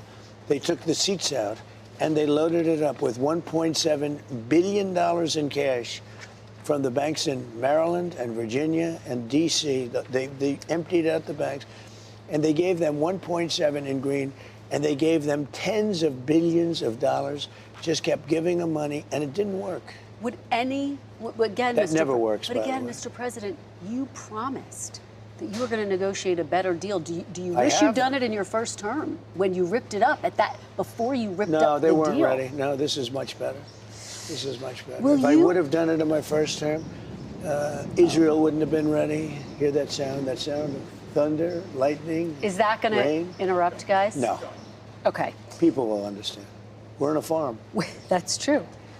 Will any deal you make include the release of Americans who are being held by Iran? Well, we talk about it, and we'll see. Nobody really has an accurate list of who they are, what they are, or if they're being held. But if they're, we've been talking about it. Nobody really has a list. You know that, right? You know, you're asking me about, nobody has a list. But are you demanding a list? Are you demanding to know and saying they've got to come You're supposed home? to give me the list. I mean, do you know people that we're talking about? If you give me the names, I'll do my best to get them Well, out. I don't think that's been reported. Huh? I don't think it's all of the people who've been held. All I'm saying is this. known. If you have a list of names, give them to me, and I will get them But is out. it something you talk to them about? We talk about people if they have them, but nobody. Noisegate? Noisegate? Anybody? That's got to be crazy amounts of rain, by the way, because the mics are picking up everything, and I'm sure they have a noise gate. That's crazy. Trump is an anti-POW MIA truther. I mean, it's true. It's fake. It's fake bullshit. The POW MIA movement was created for nonsensical purposes to not offer Vietnam reparations. They lied. It's a total lie. It's a total fabrication. So respect the Trump for being a POW MIA truther. knows who they are, just like you don't know who they are. You have openly said you've been frustrated by Israel's continued bombing of Lebanon. Are you and Prime Minister Netanyahu on the same page? Yeah, we are. We get along very well. We've been great comrades. We did a very, very big number on a certain country that was nothing but trouble for 47 years. I disagree with him on a couple of things. On Lebanon? I'd like to see Lebanon have a better life. I'd like to see a more surgical attack on Hezbollah. I think it should be more surgical. And we can help them with that, or we can recommend Syria. Syria is doing a very good job of cleaning up their act. They have a very good leader. They have a leader that's really done a good job in a short period of time, and he would love to help. Are you demanding that Lebanon be a part of the short-term deal that you're negotiating? I'm not demanding. Okay. I think they'd like to see it, but I'm not demanding. Okay. I wonder if we should, let me just get a gut check here. Should we pause for 5 minutes and let this pass? I just want to be able to hear everything he said. The rain did not stop, but neither did our interview. When we come back, President Trump on his consistent big picture now, Mr. President. One of your consistent campaign promises was no. This is you doing interviews in bowling alleys, by the way. Calm down, okay? The one time, I did it one time. Chill out. Completely optional, by the way. I know, they did not have to do this inside of a fucking tin roof farm. I'd be so pissed. I would be so unbelievably pissed if we set up something like this and then the fucking weather conditions just crooked rain just ruined it. There is something very cozy about the rain, though. I don't know why. I feel like cozy. I feel like I want to like bundle up under some blankies. Imagine with Trump just cuddling with Trump under some blankies, snuggle butt, just me and the goat. Kind of romantic. LA man reminisces. You ruined it? What do you mean? He's like, yes, caress me more. I feel so safe. I feel so safe in your strong arms. He's going to fart under the blanket and then touch you with his cold ass feet. Oh God. Wait, why is there liberal rain? Oh, you... how do you do that? How are you raining on Trump? How are you making it rain on Trump? What the fuck? Oh my God, it's raining on me now. New wars going all the way back to 2015. Did you break that promise to the American people? No. I had to stop a country. Is Trump Big Spoon? No, Trump is Little Spoon. Steve Chung is Big Spoon. I'm in between. I'm sandwich in between. I'd never be cold again with those big hot bodies cuddling in between, sandwiched like an Oreo. Two big bodies. Steve Chung on one side with his big belly on the small of my back. And me offering full spectrum coverage to Trump. Pride Month special coverage from the big presidential bed. Bro, I just tuned in. What is this? I'm fantasizing about cuddling with Steve Chung and President Donald Trump. It's Pride Month. We're getting gay with it a little bit. Very powerful, very dangerous country from having a nuclear weapon because they'd use it. They'd blow up the world. They'd blow up the Middle East. They'd blow up Israel. They'd come here. They'd blow up Europe. They're nuts, okay? They're crazy people. I deal with them. And very high-strung people. A little crazy. And get along with them. I like them. But you don't want to let them have a nuclear weapon. And I'm doing the world a service, but I'm doing our country a service. You know, it's America first. I'm doing our country a service. Nice rain. It is raining. The more he lies, the more it rains, dude. God is like, nope. Hard. Okay. Nope. But the answer is good. Let's just keep going. Let's keep going. Let's power through it, right? Here, we paused nearly 5 minutes for the rain to pass and then picked up our conversation. So you're saying you didn't break your promise, and yet, Mr. President, in your first term, you held to that promise. And it was so fundamental to who you were as a candidate to a first-term president. What changed? Because you insisted no new wars. First of all, I didn't guarantee no war. Why would I have built the strongest military in the world? I built our military. I inherited a terrible military. We had no equipment. We had nothing. I built a tremendous military. Biden gave a lot of it away, but it's still a relatively small portion compared to what I built. But you said it Wait a minute, over and wait a minute. over again, Mr. Why would I President? build a military? Now, I didn't want to use this, but I'm doing you and everybody else a big favor. What Kami says, thank you for the 20 gifted subs. And you too can gift subs if you want to support the broadcast. Piker Broadcasting Service, the People's Broadcasting Service. 7 to 6 to 8 hours a day, 7 days a week. Even on a Sunday, we're still doing news coverage of the Pikers Broadcasting Service, the People's Broadcasting Service. Please subscribe, which you can do for $6 or for free with a Twitch Prime by connecting your Amazon Prime account to your Twitch account. You get 1 free Prime subscription a month. Neoberg, BB, do not pick up the phone. Pretend to have a sore throat. Wow, these guys are desperate, dude. Why isn't it 8 hours anymore? It is 8 hours sometimes. Sometimes it's 8 hours.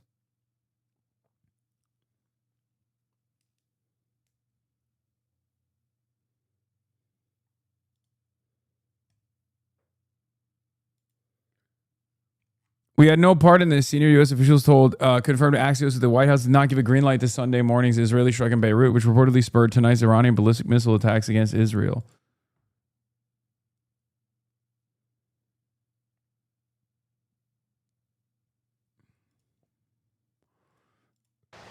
In the midst of the greatest stock market in history, in the midst... Yeah, I did 11 hours on Tuesday. God damn, dude. Y'all don't deserve me, actually. Y'all don't deserve me. Y'all motherfuckers don't deserve me. Yeah, if we get the hype train to level 10, I'll play Charlie Kirk. Reggae remix. Reggae Charlie Kirk. We're at hype train level 5. Planty Andy, thank you for the 50 bones.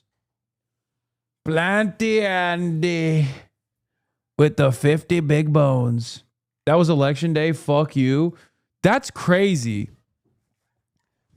Your total cost, if you're subscribing for like $6 to me, is literally like 3 cents for every hour that I'm live. And it's also completely free, you son of a bitch.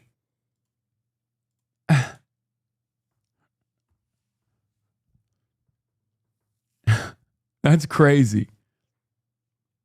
You don't even have to do it. I'm like fucking the Metropolitan Museum of Art. Okay? You don't even have to subscribe. It's voluntary. No Pride? No, because Iran canceled Pride.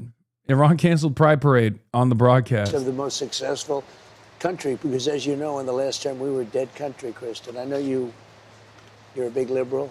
We're a big progressive. No, but I'm just a journalist. We were a dead country. A year ago, a couple of years ago, we were a dead country. Now we have the hottest country anywhere in the world. And at the all-time hottest point, which is probably now. This is a different LGBT event. Stock market records today. But at the hottest point in the history of our country, I took Scott, Howard, I took Pete, I took everybody into a room. I said, I have to do this country, this world, the Middle East, Israel, everybody a favor. You have Iran. They're going to have a nuclear weapon. Hype train, Barack level Hussein 6, Obama about to be signed 7, level 6, JCPOA. 7. It was a horrible deal. Horrible deal. Listen to me. It was a horrible deal. It was a... Wait, Professor Chung mentioned me again? To focus on 3 different things at once. I can't do that. My mind will go berserk if I did that. So you're absolutely right. Let me figure this out. Let me figure out how to get a moderator in here. And also, maybe next time or maybe a couple months from now, we'll do a Zoom conversation so that each of you will have the opportunity to participate. And then I can just rest, right? Because right now I'm just talking. Again, these streamers like Hasan Piker, Sneeko, my hat's off to them because I don't know how they do this. They do this like 8 hours a day, by the way. Like we might go on for like another hour, but I'm already. It's been half an hour, and I'm already exhausted. Damn. Professor Chung. Not my Professor Chung. Level 7 hype train. We get the level 10, and I'll play Charlie Kirk reggae music. Yeah. Unlike you, a true auteur like Professor Chung, aka Predicting History, respects the work that I put into this fucking broadcast. Okay?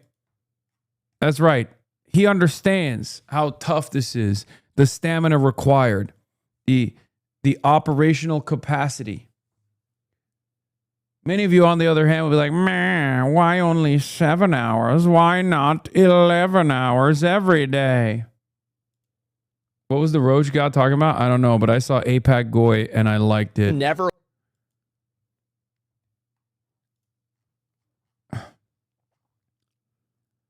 No, I don't have spaghetti strap suspenders on. It's a part of the...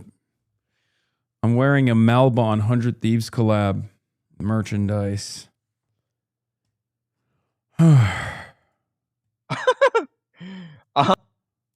Matthew DiMarcantonio says, fun comment, your article on Peter Thiel's Republic... Anyway, let's continue. Path to them getting a nuclear weapon. They were very close to having a nuclear weapon. I terminated the deal. Wait. Then I sent the B-2 bombers in about 9-10 months ago, and they totally obliterated the site. Level 7 hype train, level 10, and you get Charlie Kirk. We could let them have a nuclear weapon, or we could go along and have some beautiful days. But they would have, it's a judgment. They would have used the nuclear weapon. And you know what? When people hear that whole scenario, when they hear me say Iran was going to have a nuclear weapon, and they're crazy, they say you're doing the right thing. I don't think it's I mean, you'll do polls because they're all fake polls anyway, especially yours. But you do polls. I just won a big election. And the reason I won an election is people have confidence in me. I have good judgment. I had to make a judgment.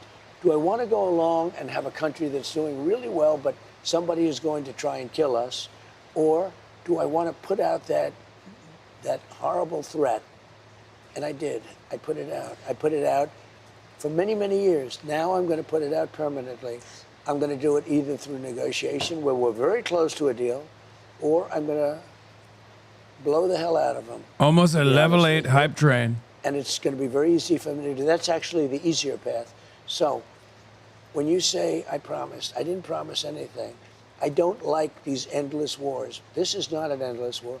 We've been doing this for 3 months. Much of it has been under the a pretty good form of ceasefire. The blockade has been amazing. Our Navy is amazing. Our military. By the way, this is literally why he's... Okay, here's what it is. Here's what it is. He understands that he, his audience has no appetite. His base has no appetite for endless wars, I guess. And he doesn't like it either. So he has to... So he basically has to fucking make it seem like this isn't an unlimited quagmire he launched. So it's like, no, it's not even a real war. It's mostly ceasefire. Is the best in the world. Hey, we took over a very powerful country, Venezuela, a lot of soldiers, big, strong military. We took over Venezuela in a matter of minutes. We destroyed the capability of Iran in a matter of days. Nobody's ever seen anything like it. Now I'm going to finish it. But remember, you were in Vietnam 19 years because stupid people. You were in so many different countries. Every war you were in for years. Look at Iraq. Look what you were. You were there for years. Yeah. We're there for, listen, Kirsten, we're there for a few months.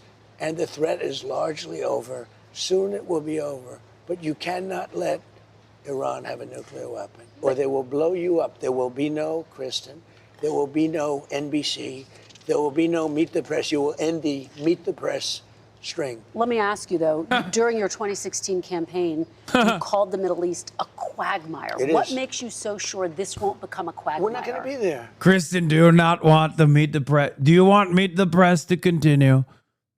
Because if not, Iran will blow you. They told me. They said, we don't like Kristen. We don't like Kristen. We don't like her. We need somebody else. We're going to kill her with a nuclear bomb. A nuclear bomb we're going to use on Kristen. Yeah, meet the press. More like meet the Ayatollah.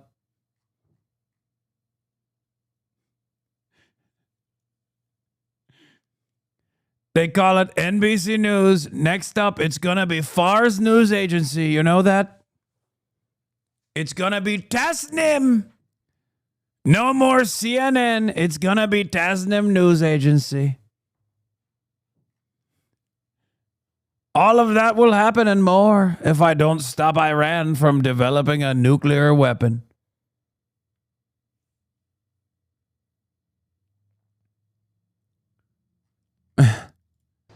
You're convinced Level this 8 will hype promote train, Quagmire? 2 minutes Not a quagmire, remaining, just folks. Wiped out the military of a very dangerous country. If you want reggae Charlie Kirk, you know what to do. Oh, shit.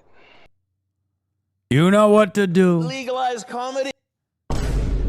And I wiped out the nuclear threat. Let me tell you, if we left tomorrow, if we just said, all right, let's get out, it'll take them 15 or 20 years to rebuild back.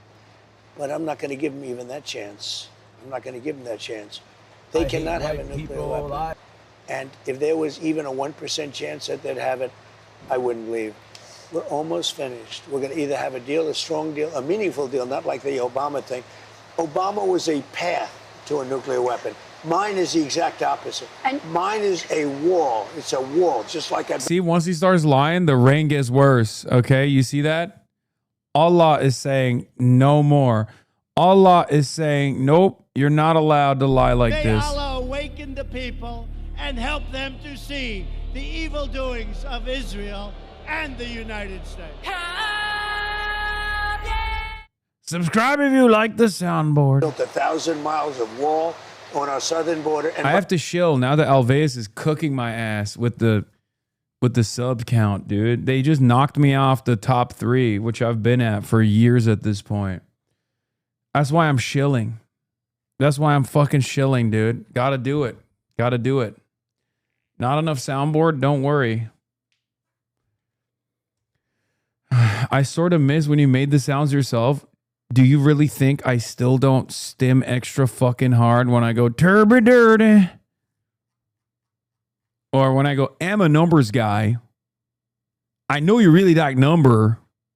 I know you like the number. This past interview, I've just done a Donald Trump sound the whole time. Almost at level 10 hype train. We're at level 9. She has 67.8K. She beat Queso. Jesus Christ. By the way, I took the worst border in history and I made it the best border in history in a matter of weeks. And yet, Mr. President, Iran was the closest to I know you like number. weapons-grade uranium after you ripped up the nuclear deal because there were no guardrails in place. They were developing it during the nuclear deal. All You right. don't know that? Let's. Iran, when Obama signed that stupid deal where he paid them billions and billions of dollars, All he right. thought he could bribe them. Listen to me.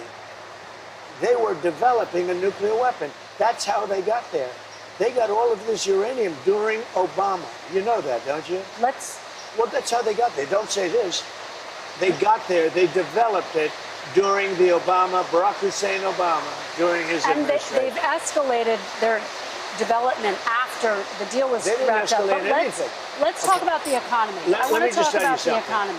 If I didn't go in there with the B-2 bombers, they would right now have a nuclear weapon, and it could be that half of the world would be eradicated. Yeah, there would be no meet the press. I keep telling you, Kristen. Let me ask you about the economy. You got a strong jobs report today that beat Halfway through, more than halfway through, level 9 hype train. beat expectations. By how much? It- Triple. 172,000 jobs Triple. created. And yet, gas is up, diesel is up. It's all coming down as soon as the war's over. Well, 70% of farmers say they can't afford fertilizer.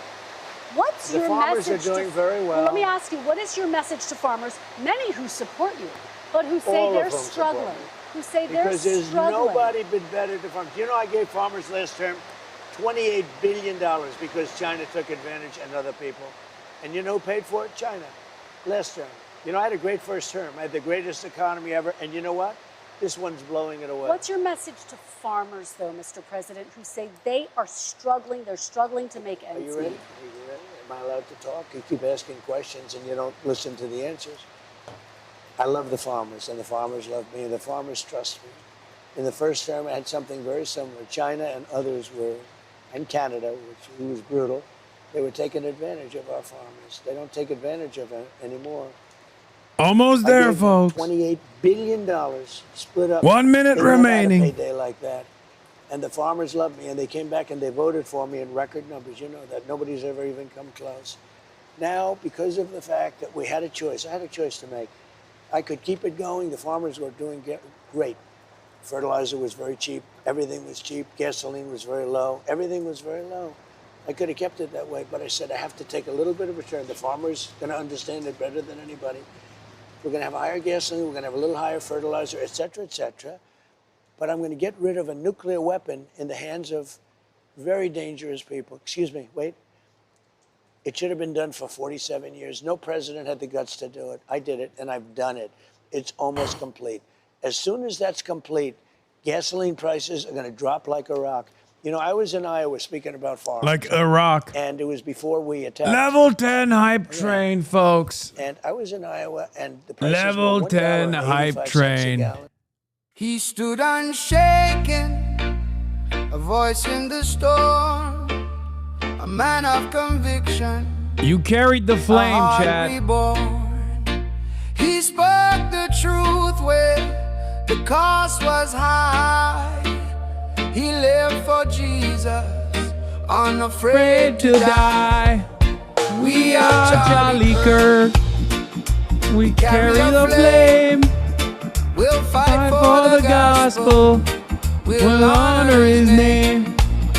We are Charlie Kirk.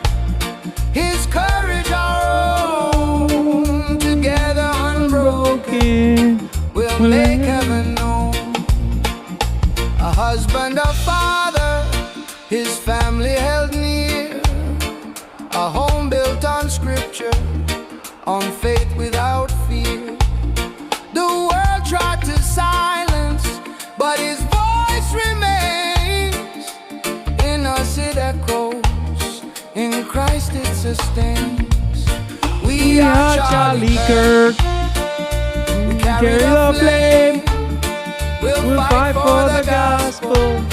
We'll honor his name. We are Charlie Kirk. His courage our own. Together unbroken, we'll make heaven known.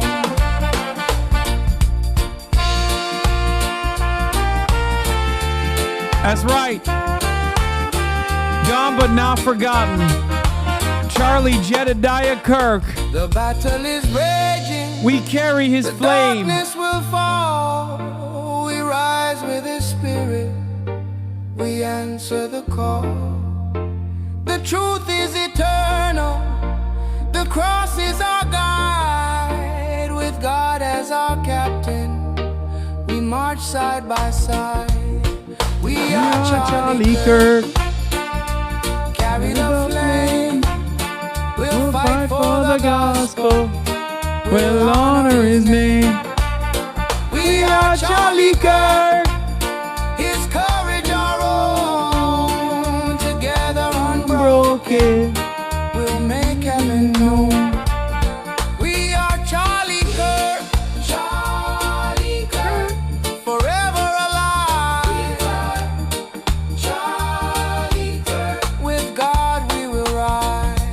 We Charlie Kirk. With God, Charlie Kirk. That's right. Level 10 hype train. That's what you get, baby. That's what you get. That's what you fucking get. You don't even want to know what you get for level 15 hype train, okay? I cannot believe there's an entire Wikipedia page. Oh my God, there's a Wikipedia page dedicated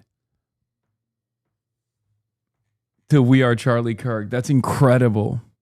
I like to think that we played hot Christian songs.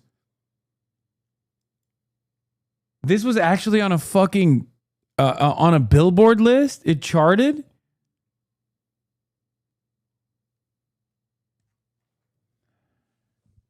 Wow. I'm filing a complaint for not respecting my religion as a Catholic. This is hateful, man. What is this? Why?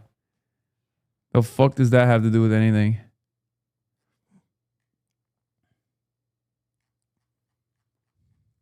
We'll make heaven known. We are Charlie Kirk. We carry the flame. We'll fight for the gospel. We'll honor his name. Oh my God, this is the problem.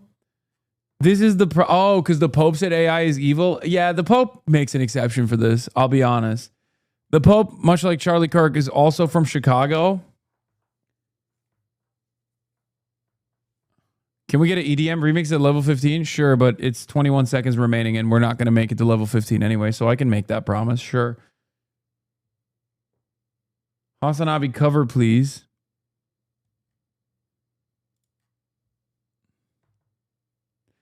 Actually not terrible if this streaming thing doesn't work out. What, my singing, my pipes? My freaking pipes, dude? $1.91 a gallon. What? This time, it wasn't the rain. What?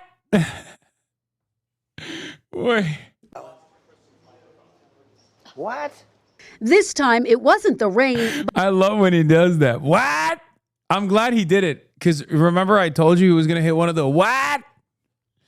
He did it, but he didn't do the fucking ear thing. But an audio issue that forced us to pause the interview again. Are gas prices going higher or have they peaked? They're going to come low, very low. They're going to go lower than they were before. Have they peaked? As soon, well, it depends. I mean, it depends where the war goes. It could be I'll have to give them a shot. And it could be we'll sign an agreement. Give them if we a sign shot. an agreement, it'll go down now. Otherwise, it'll go down after we're finished. You have a new Fed chair, Kevin Warsh. Yeah. His first meeting in the role. Yeah, also he accidentally said it's a war.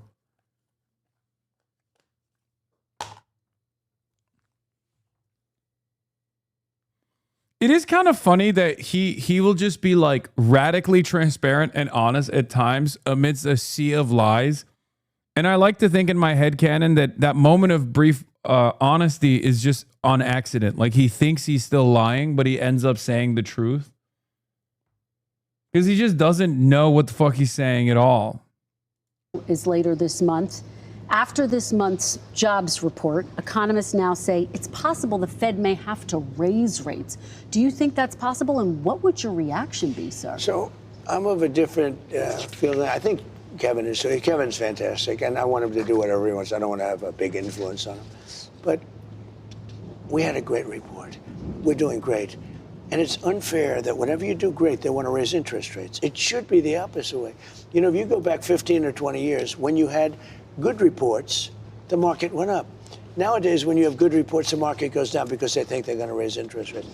There's no reason to raise interest rates. The country becomes great. We built the country by doing great and having rates low. What they do is when they raise interest rates, they try and kill success. I don't want to kill success. We should actually lower interest rates. Now, if inflation comes, and you know, people live with inflation, but if inflation comes, what happens is you stamp it out. But success can kill inflation just like higher interest rates. What they do now is, like, we had great job numbers. You agree, right? They beat expectations. Not expectations, like 3 times. Okay, but you ready? What do? They say, oh, let's raise interest rates. It's the wrong thing to do.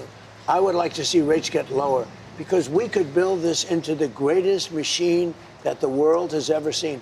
But you can't do that when everybody immediately raises interest rates. So we had great job numbers. We're doing great. You know, we're building more factories. We have more money coming into our country right now from other countries and people than ever before. Wait a minute. What happens? I don't want to just kill it with high interest rates. Growth is the greatest thing you can have, and growth does not cause inflation. Would you be upset if they raised rates? What is your message to them about that? living with Kevin. I have a lot of respect for him. But my feeling is that when a country is doing well, they shouldn't be penalized by immediately raising interest rates. They should actually be incentivized. You know, we have debt, we have other things, we have things we want to take care of. I want to go bigger on the military, I really do. If we do what I'm saying, this will be a beautiful, well-oiled machine like you've never seen before. And when we come back, President Trump defends his controversial plan that could give payouts to January 6th rioters. My former friend who's MAGA argued that it's not a war, even though Trump has called it a war before, because the president cannot declare a war. It's incredible cope. He also said it doesn't matter that Trump is implying a third term because he will not be able to do it because of the Constitution. I found that to be utterly ridiculous. Yeah, I mean, I like that you said your former friend, because just so you understand, when it does happen, I'm not even saying if, when it does happen, he will defend it. But I think you know that already. At this point, arguing with MAGA on facts is very stupid. They do not live in a facts-based universe. They live in an alternative universe where the facts are made up. And one day Trump says the sky is blue. They say the sky is blue. The next day Trump says the sky is red, and they say the sky is red. Sometimes Trump says the sky is both blue and red at the same time. And as soon as Trump says it, they believe it. It's a fucking cult.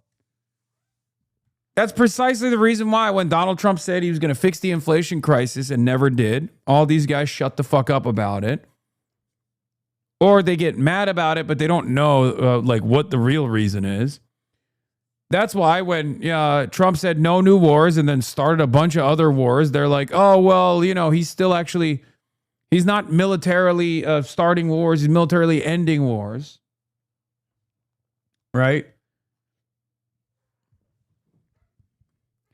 I mean, the best example of this was during Liberation Day. Right?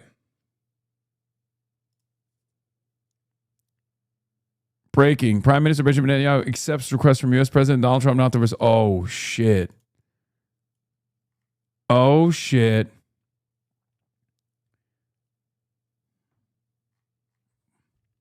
I still think it's theater. We'll see. We'll see what happens. This is a huge... If he follows through on this, it's boss call. It's boss call. Unbelievable levels of deterrence achieved by Iran. Means Donald Trump is actually that desperate for a fucking ceasefire that he's willing to slap Israel in the mouth. I'll take it.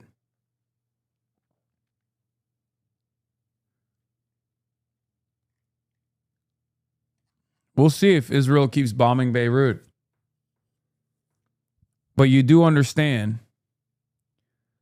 Remember when people were mocking your one phone call is what it takes? I mean, that always exists. But I'm disputing whether or not this is real. But yes, of course it's real. It is one phone call.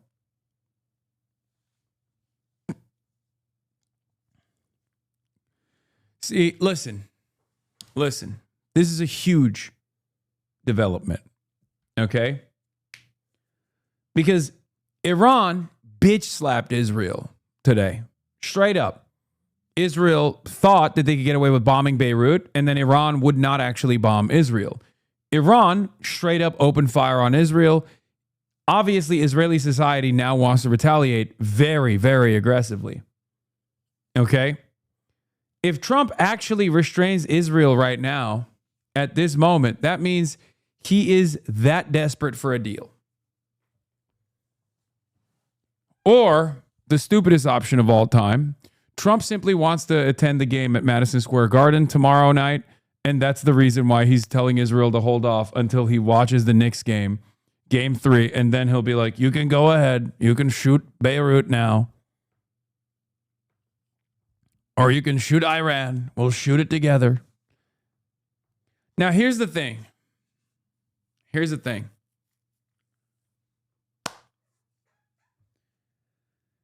This means that Iran can literally get away with hitting Israel if Israel chooses to hit Beirut again. And America won't do anything about it. And as a matter of fact, America will tell Israel to stand down. Okay? That's a big deal. Once again, total and utter vindication in terms of my analysis on the matter. Where is the Gangi guy? I want to know where the Gangi guy is. You know, he hasn't been around. Trey still young. Mr. Gangi, Mr. Contingencies. I want to know where he is. You know?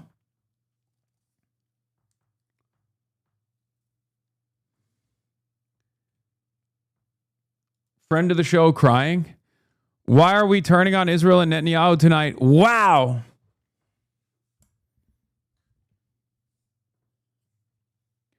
We'll see. We'll see if we actually are.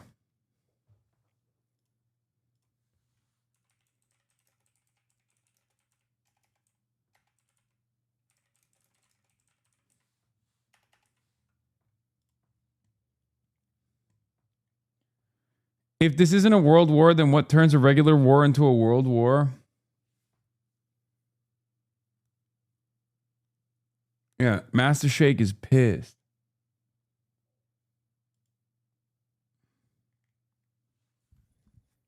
So, anyway, we'll see. We'll see if this is real or not.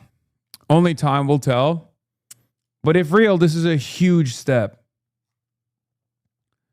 It's a huge step in the right direction because Iran has now officially, militarily caused so much damage and so much deterrence that America is begging for a ceasefire, so much so that it will tell its, dominant ally to stand down after it just got hit.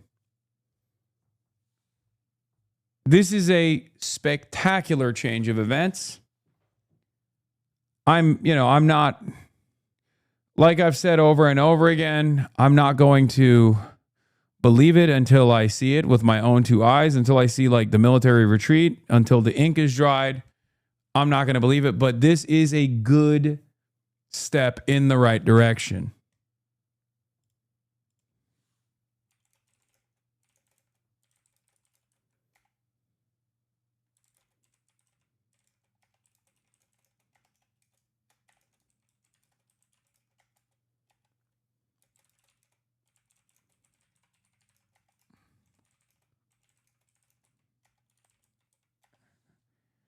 Last time this happened,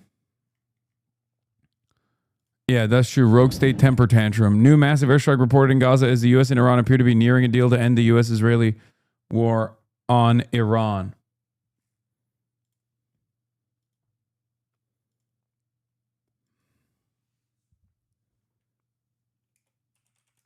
Significant.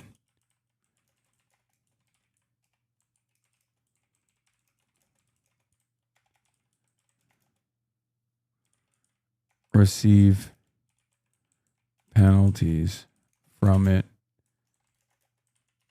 Actively violating a potential ceasefire.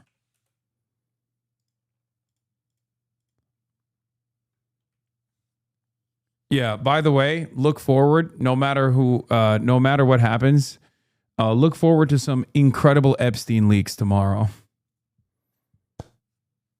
All of a sudden, we're going to find out tomorrow that, Donald Trump and Donald Trump's dick deep inside of Jeffrey Epstein's butt or something, Oh my God, how did that get there? What? Wait, there's videos? How did that happen? Yeah, Melania having sex with Jeffrey Epstein leaked.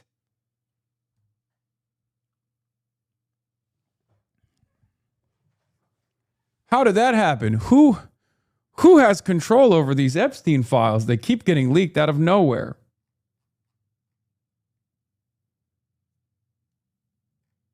Trump massaging Jeffrey Epstein's feet. Trump massaging Bill Clinton's feet at the Jeffrey Epstein mansion. That drop side post you showed was for May. Yes, I know. I said the last time a ceasefire deal was imminent, Israel turned around and deployed maximum munitions on Gaza because that's the Israel strategy.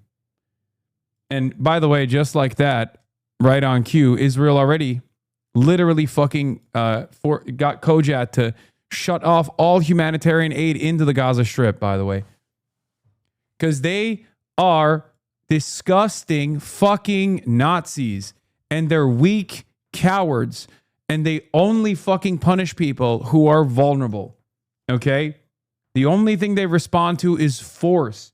It's ironic that everything that they say about Iranians, Muslims, Arabs as a whole is actually projection. Okay? The Israeli government only fucking understands ass to belt. Okay? That's it. Lewis said you shouldn't say that. Yeah, well, here I am saying it over and over again. Because it's true. And I will never stop saying the truth. No matter how much it hurts people's feelings. Yeah, just like that one chatter was saying, this must be the alt-right, though. Yeah. Did I say ass to belt? Fuck!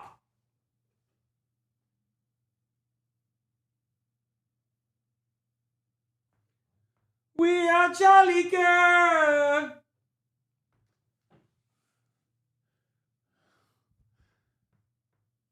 Together unbroken. Let heaven be known. We are Charlie Kirk.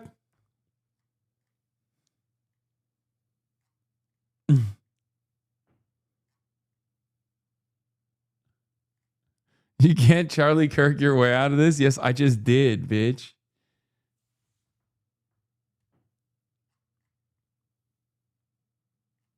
Anyway. Great stuff overall. Fantastic. Love to see it.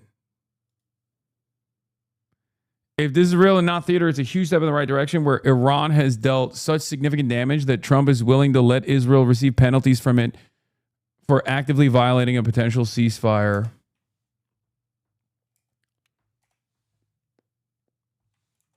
Going forward, Israel's calculation as a spoiler changes. We are Charlie Kirk. Tomorrow's headline.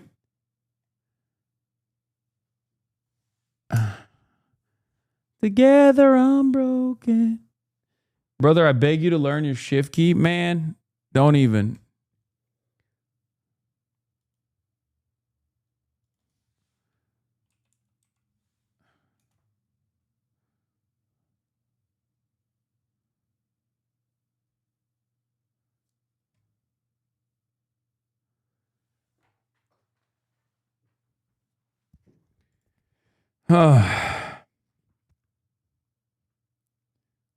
Speaking of Charlie Kirk, have you heard Kai Newkirk? Yeah, isn't he woke?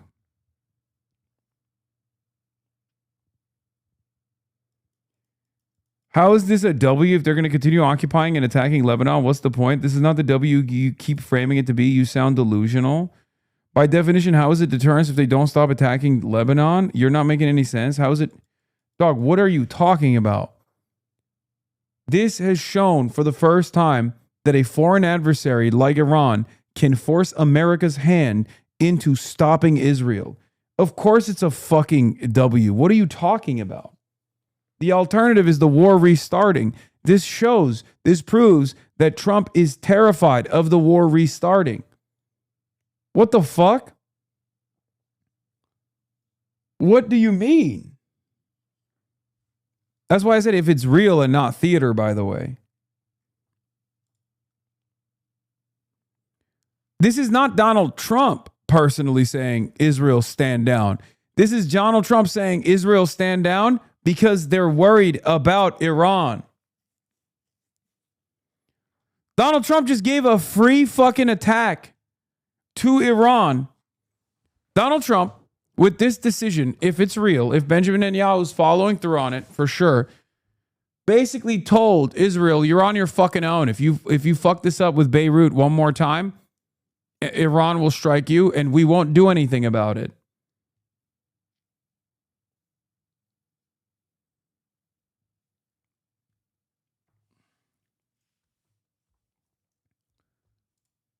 No, it was because the damage was so minor. It was tiny, I promise. What do you mean? Are you in fucking Israel? What are you talking about? It doesn't matter. It's a grave, egregious wound to the Israeli confidence.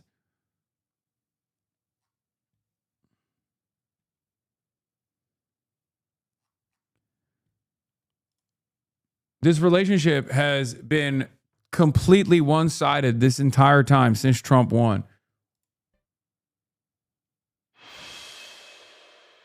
This $1.8 billion so-called anti-weaponization fund, it was going to compensate. Israel's greatest weapon is not its military might, its espionage capabilities. Israel's greatest weapon is that America offers it impunity. You understand?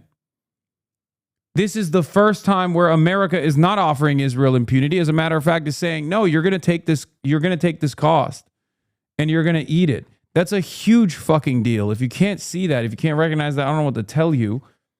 Okay?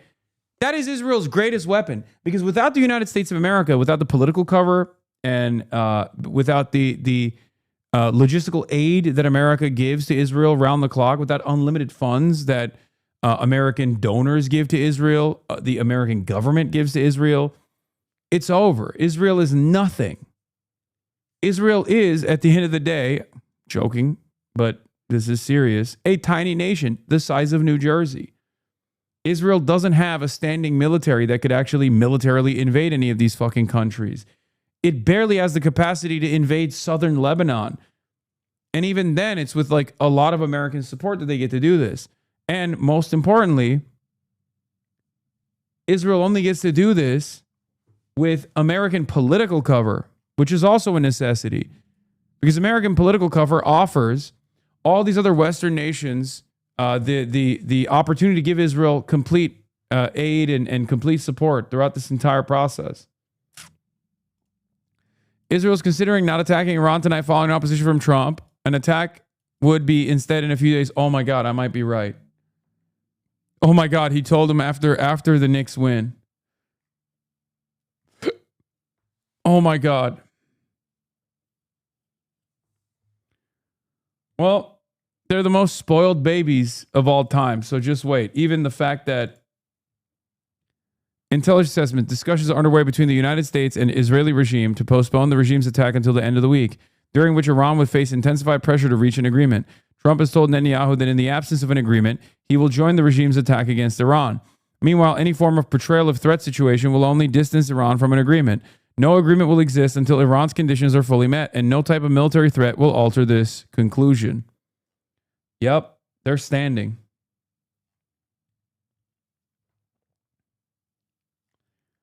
This is why they should have fucking stressed it on Gaza too, and not just Lebanon.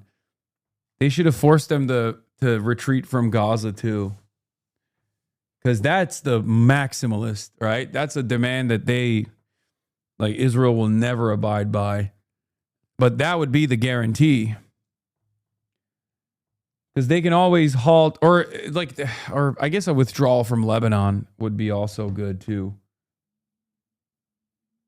Are we just watching you post on Twitter? Lamau? Yes, dude. That's what this broadcast is about.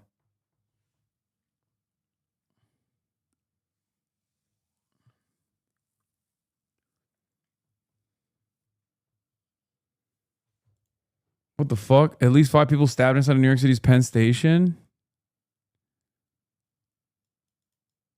What the fuck? Bro, they literally saw that New York had the lowest crime rate and they were like, we got to fix that. Oh, Jesus Christ. People who say the federal government weaponized the legal system against them. It's been blocked by the courts, met with opposition from Republicans and Democrats in Congress and Democrats. Excuse me, mostly Democrats. Mostly some Democrats and some Republicans. Some.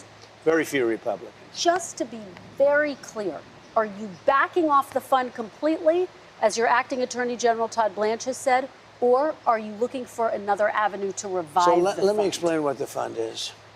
People have been hurt so badly by radical left lunatics that worked for the Biden administration and Sleepy Joe.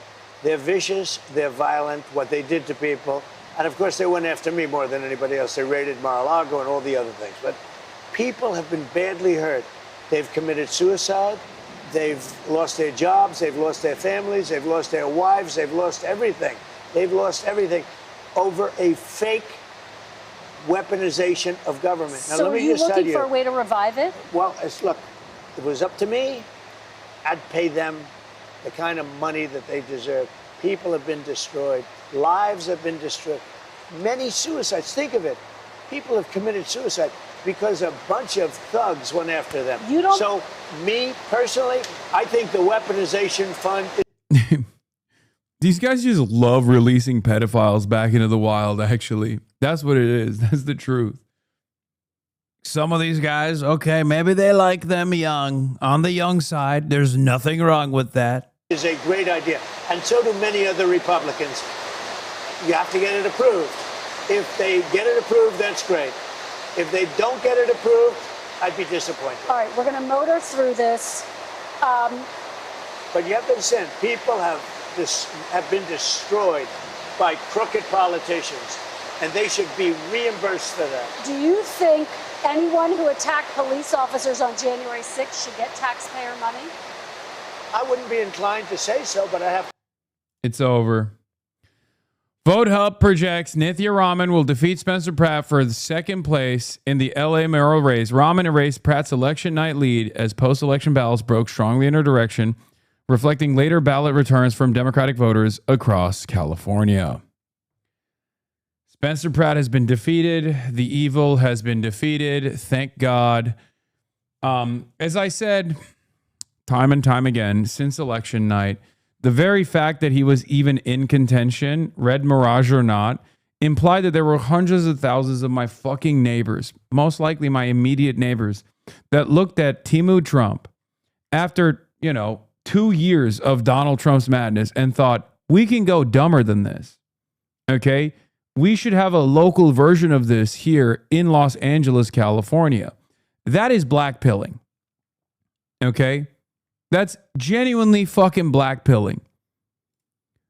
There's been a lot of talk about how this is a steal, stop the steal. Nobody knows who Nithya Raman is. Literally, it's so stupid.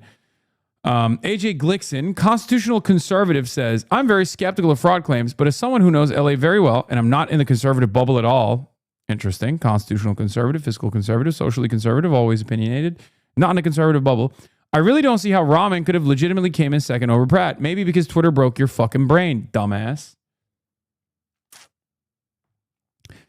I said this city hates Trump. The fact that Pratt got as many votes as he did is blackpilling enough. It's very funny that people think Bass and the establishment prefers a matchup with Nithya Raman over Timu Trump. Unlike Pratt, she actually has a higher chance of unseating Bass, which is true. This was Spencer Pratt's post earlier today where he said, remember, everyone, we're still in the lead and we've got all the way till July 6th to keep counting. They're not the only ones who know where to find votes. Winky face. What does that even fucking mean?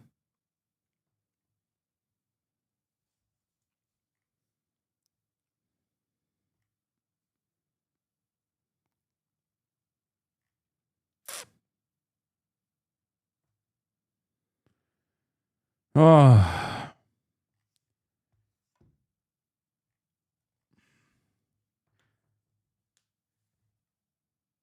Worth revisiting since you get blamed for her losing? Out.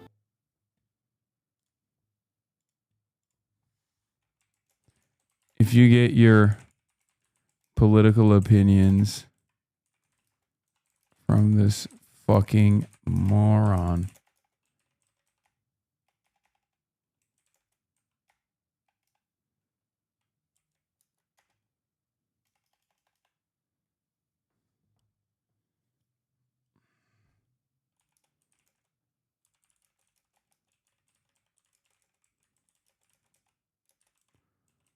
Constant state of panic and confusion all the time. Fucking love watching HasanAbi shitpost on non-suit days. Yeah.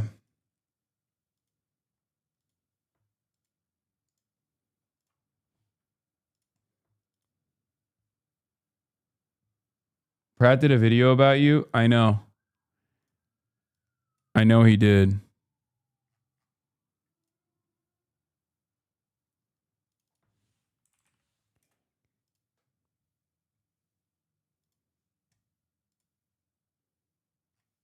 Yeah, the Cuomo method, dude. At this point, the Cuomo method just fails. I think people hear,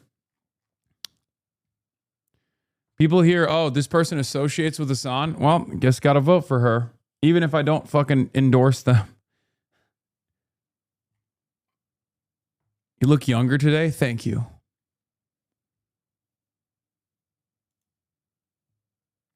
Literal baby cries, whines, shits, and moans. He still got it. Anyway, let's finish this little literal baby crying. I haven't even gotten to that part yet.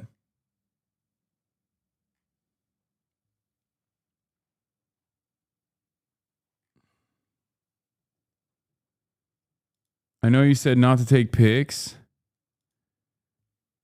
but because Fox News is watching, but I'm doing my part. Oh, the mules. Oh my God.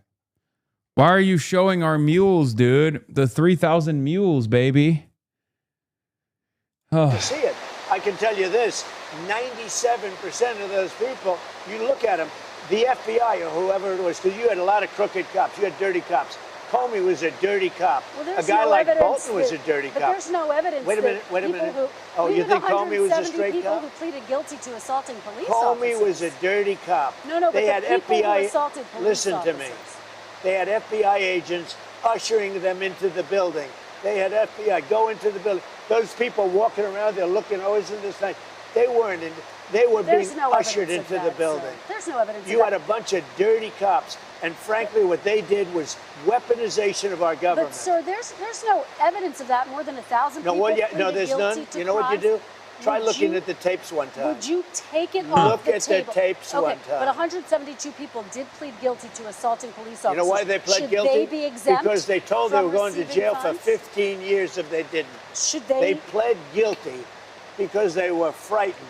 They went down. Republicans are able to criticize cops? Yes. I mean, Republicans can do everything. If you have an R next to your name, and Trump has really abused this, but like even before Trump, if you're a Republican, you own patriotism, right? So you could basically say whatever the fuck you wanted about cops, whatever the fuck you wanted about the direction America's headed.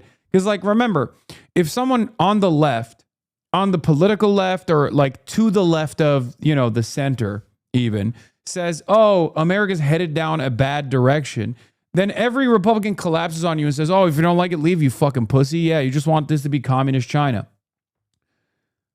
If you're a Republican and you say America's headed down a bad direction, we're turning into communist China, we got to fucking stop this, everybody goes, yes, that's right. It's patriotic for you to say that. You can't criticize America from the left. You can only criticize America from the right. And the same goes for pretty much everything. Okay? Because like, think about how much Republicans hate America. What is one of the most American values? One of the most American concepts? Sure, white supremacy is on the one hand a very powerful force in this country. It's baked into our fundamentals. But also on the other hand, our diversity is immense. And yet Republicans love shitting on American diversity. It's the most un-American thing.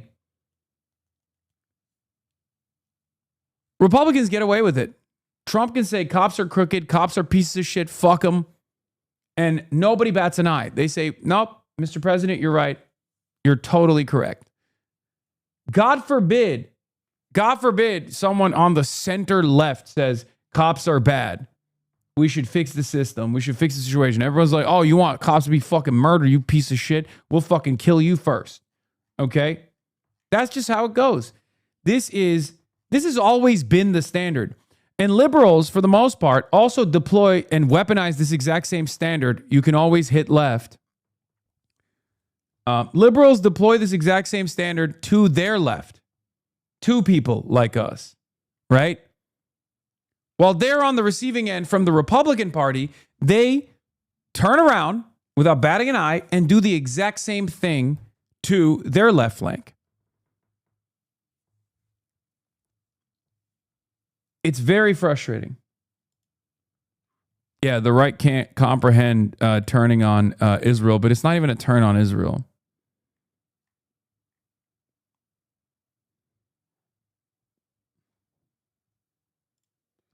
New Steyer dump.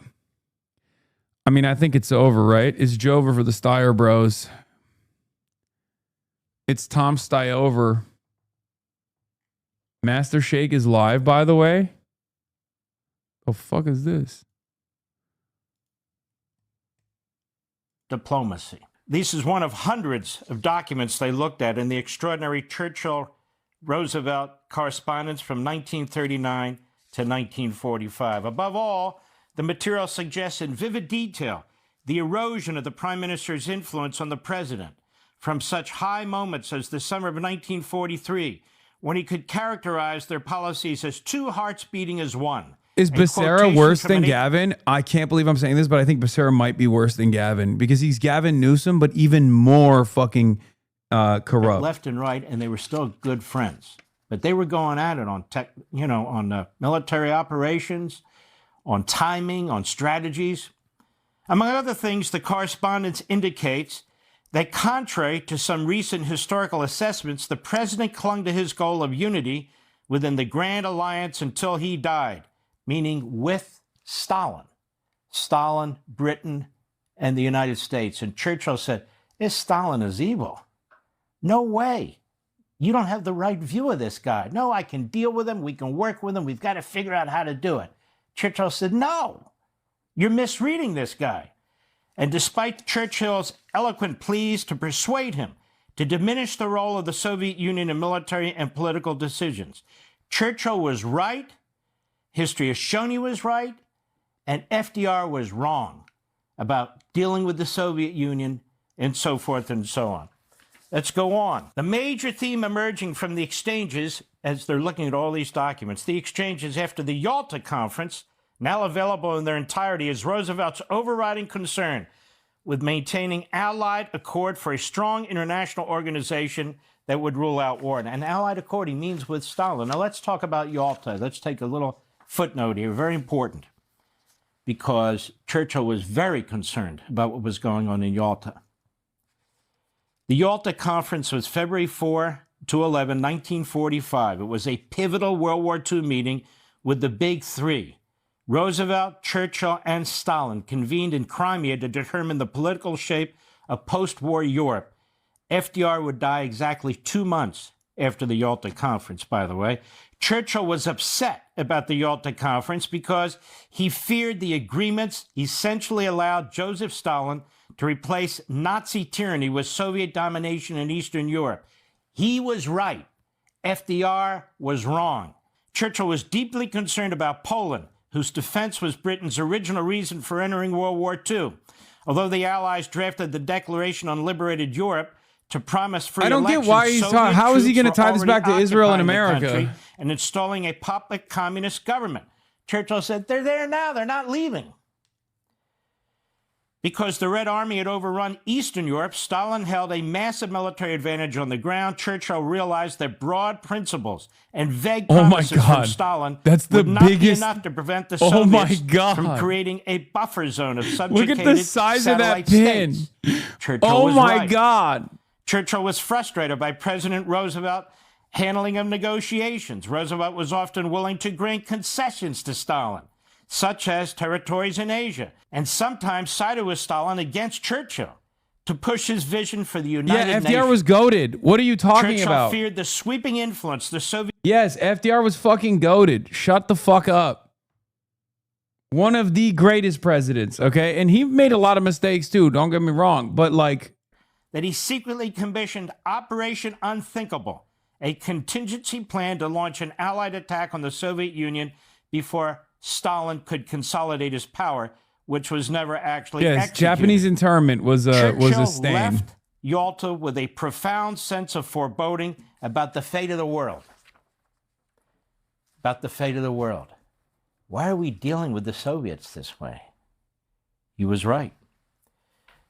Churchill cabled Roosevelt demanding a firm and blunt stand against Stalin's posture, threatening to air the differences over Poland In a speech to his parliament, the president agreed that we must not permit anybody to entertain false impressions that we are afraid. But the message dated April 6 went on. Our armies will in a very few days be in a position that will permit us to become tougher than has heretofore appeared advantageous to the war Fox effort. News official, thank you for the However, 5 gifted subs. The archive shows that 4 days later, after a somewhat conciliatory message from Stalin, FDR flipped. That is, the president developed second thoughts about endorsing Churchill's call to discourage him from making discouraging him from making a hasty speech in the parliament on the breakdown of the Polish negotiations. I just wanted him to fucking melt down, but he's just taking the long road home to do it. So let's watch the other baby meltdown. They were ushered into a building. Many of them were arrested without even going into the building. You'd be okay with them receiving taxpayer dollars? The people were destroyed by dirty cops and by weaponization. Many of those people should be compensated. Now, with that being said, as I understand it, the weaponization fund was going to set up a group of people, people that could be picked by anybody, fair people, smart people, and they will go on an individual case basis. Okay. Now, I don't know what's going to happen with the weaponization fund. I love the idea because people like you, the fake, dirty press, the crooked press, people like stupid Biden, he's not smart enough to know what's going on, but people that surrounded him, surrounded his beautiful, resolute desk in the Oval Office, what they did to the lives of people, they destroyed people. They sent people to jail who did nothing wrong. All right, just to be very clear, there's no evidence of what you're saying, but let There's me a ask lot you of about evidence. Todd Blanche. Let me ask you about Todd Blanche. Listen to me. Let's talk There's about Todd tremendous evidence. There's nothing Well, it's but not been evidence. The presented election in a was court of rigged. law. It was a dirty election. Mr. And it's President, happening again right now in You've never California. presented evidence It's happening that the right 2020 now in election was California. rigged. Right now, it's look at what's Where's happening the in evidence California. to that? It's The 4 Republicans days. are doing well in California. It's Yeah, but not in Los Angeles. They're lying. They're lying. They're taking the votes away from Spencer Pratt.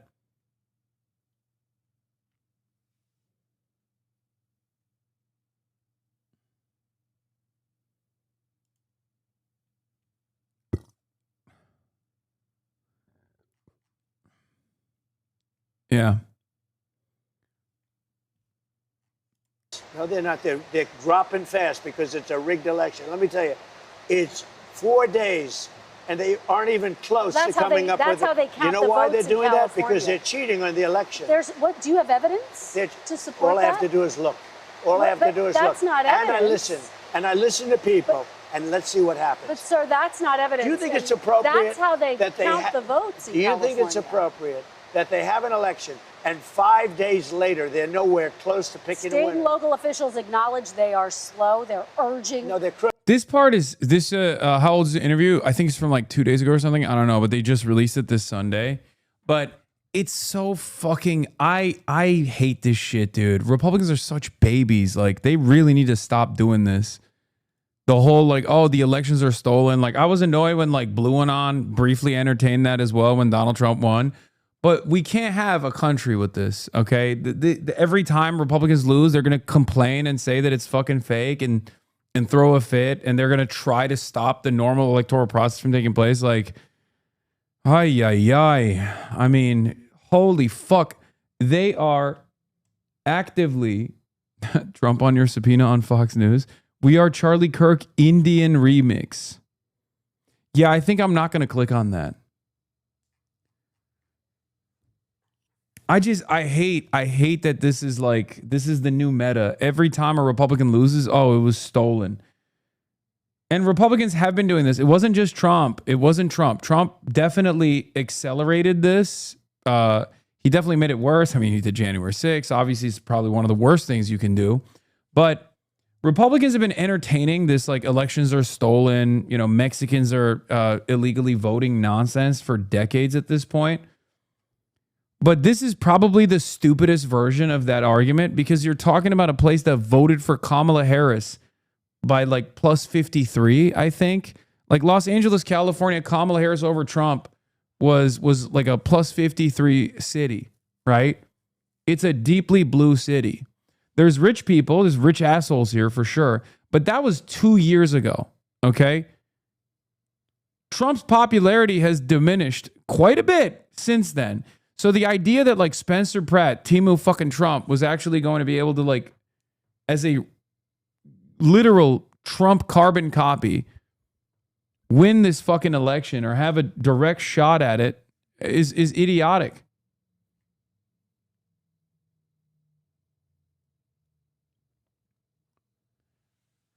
Oh. Yeah, dude. LA, Los Angeles is stealing the votes. It's also deeply stupid because if there was a electoral theft mechanism at play here that Karen Bass and the Democratic Party machine was deploying, they would actually ensure that Spencer Pratt won. I lived in California for a couple of years. I agree it's very annoying that the state takes so long to count ballots, but Spencer Pratt losing ground is not a conspiracy. It's totally predictable. California allows voters to send their ballots on election day. They have a week to get there, so some ballots that will still be counted have yet to even arrive. Left-leaning people are more likely to vote by mail. Right-leaning people, of which there are fewer in LA, are more skeptical of it, so it easily follows that more Pratt voters would vote at the actual ballot box. This is not rocket science. Maybe California's laws should change. A week after an election is a very long time to still be accepting ballots, and it damages trust in the process. But a registered Republican heading for a loss in one of the most progressive cities in the world is not a shocker.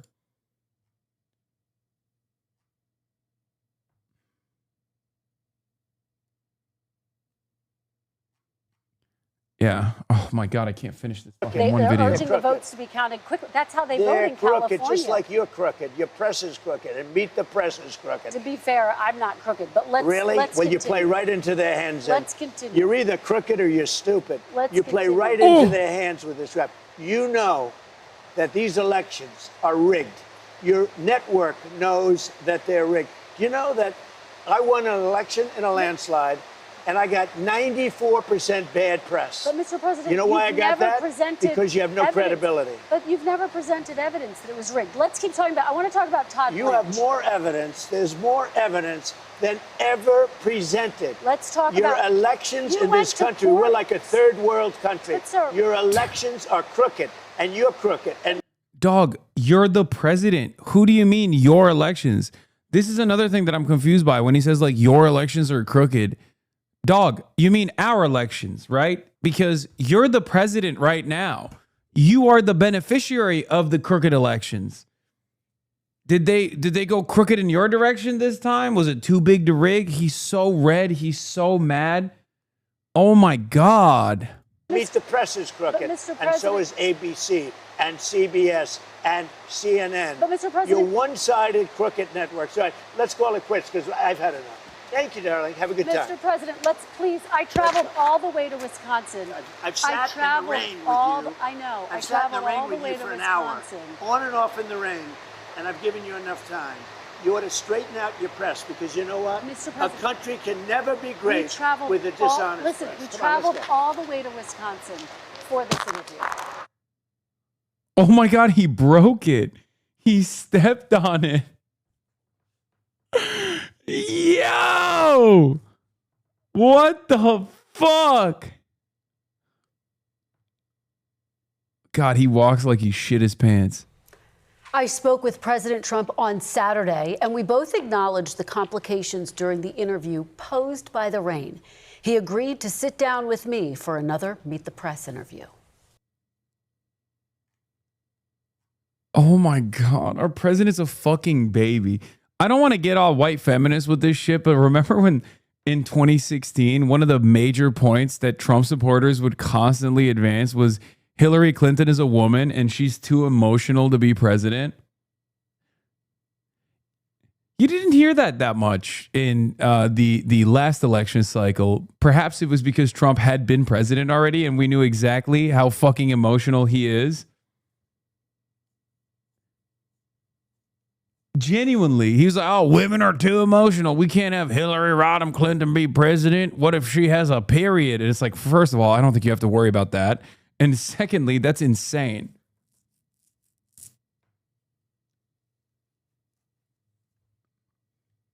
Yeah, women will lead us into war.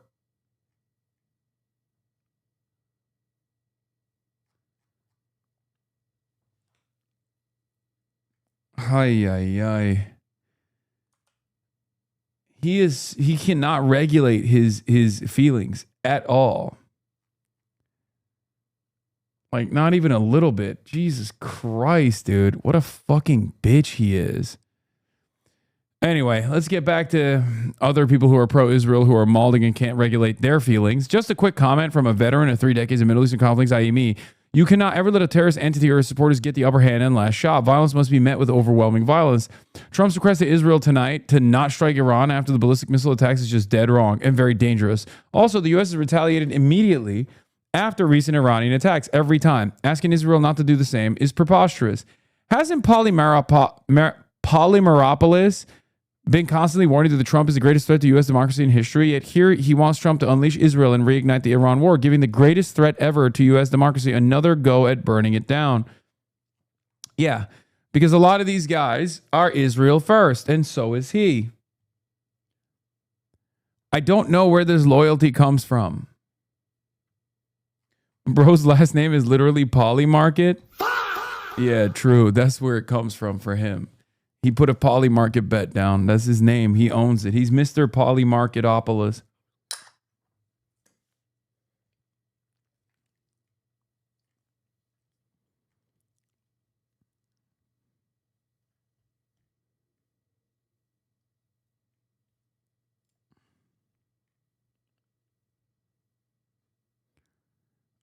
He's likely the reason that this happened. Yeah. It's so funny that this is caused. First of all, once again, this guy's supposed to be like an election Twitter guy, and I think he's basically shown himself to be a complete fucking fraud and an insane person. But like, so many of these guys showed their ass, okay, after election night, where they were just like, well, one, they didn't realize that I wasn't even fucking like frustrated about Nithya Raman because I was super excited about Nithya Raman, but I was actually frustrated because Spencer Pratt was actually doing quite well. Okay, that's number one. In my city, and I find that to be unconscionable and disgusting. That's number one. Number two, they were wrong. They were fucking wrong. And they gave me credit for her defeat, which I guess means they should give me credit for her victory, right? Except that's obviously not how this goes. And I don't want the fucking credit regardless. What is this? Yeah, I saw this. I mean, this one actually pissed me off. Part of me wants Elside and Platinum to be our nominees for their races so they can lose. The other part doesn't want either of them to be our nominees because we will lose. What are we going to do? Yeah.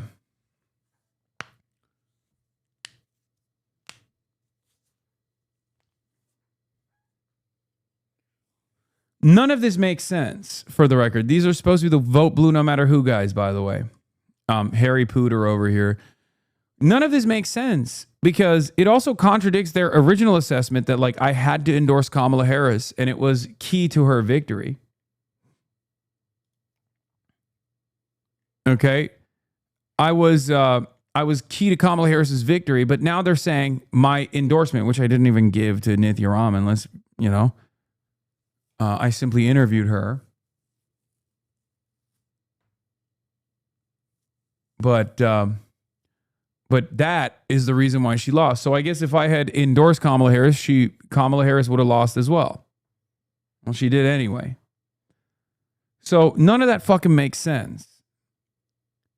The only thing that is consistent here is that, you know, it's so strange to just like verbalize this, like say it out loud.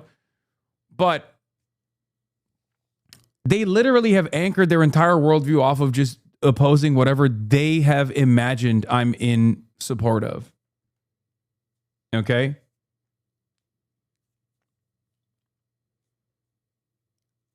And I don't know why people live like that. Like, I don't like Asmongold but that's not like a personal vendetta that I have towards Asmongold. I would have no problem with Asmongold if he just like stuck to, I don't know, talking about titties and video games or whatever, instead of trying to constantly, admittedly, be a funnel to Nick Fuentes' odious white supremacist neo-Nazi politics. I wouldn't give a shit about Asmongold at all. I'd have no problems with him. As a matter of fact, for the longest time, I had no problems with Asmongold, right?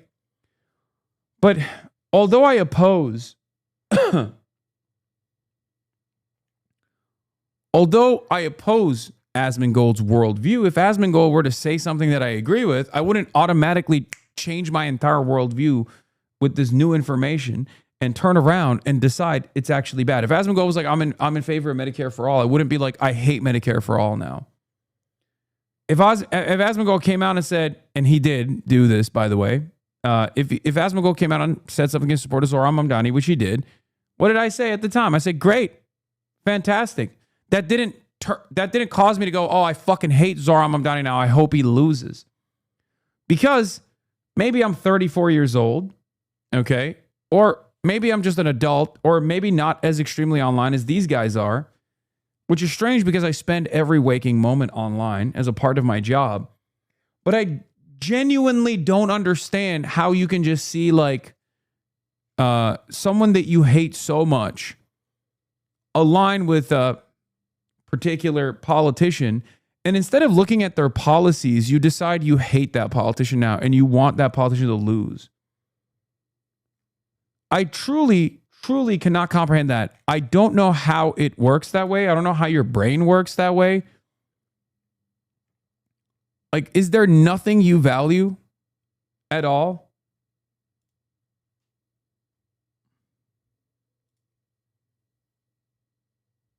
He now calls Zohran a terrorist, Islamist, jihadist. He believes in nothing. Yeah. Like, how have you anchored your foundational worldview around consistently opposing a fucking Twitch streamer? It's very weird.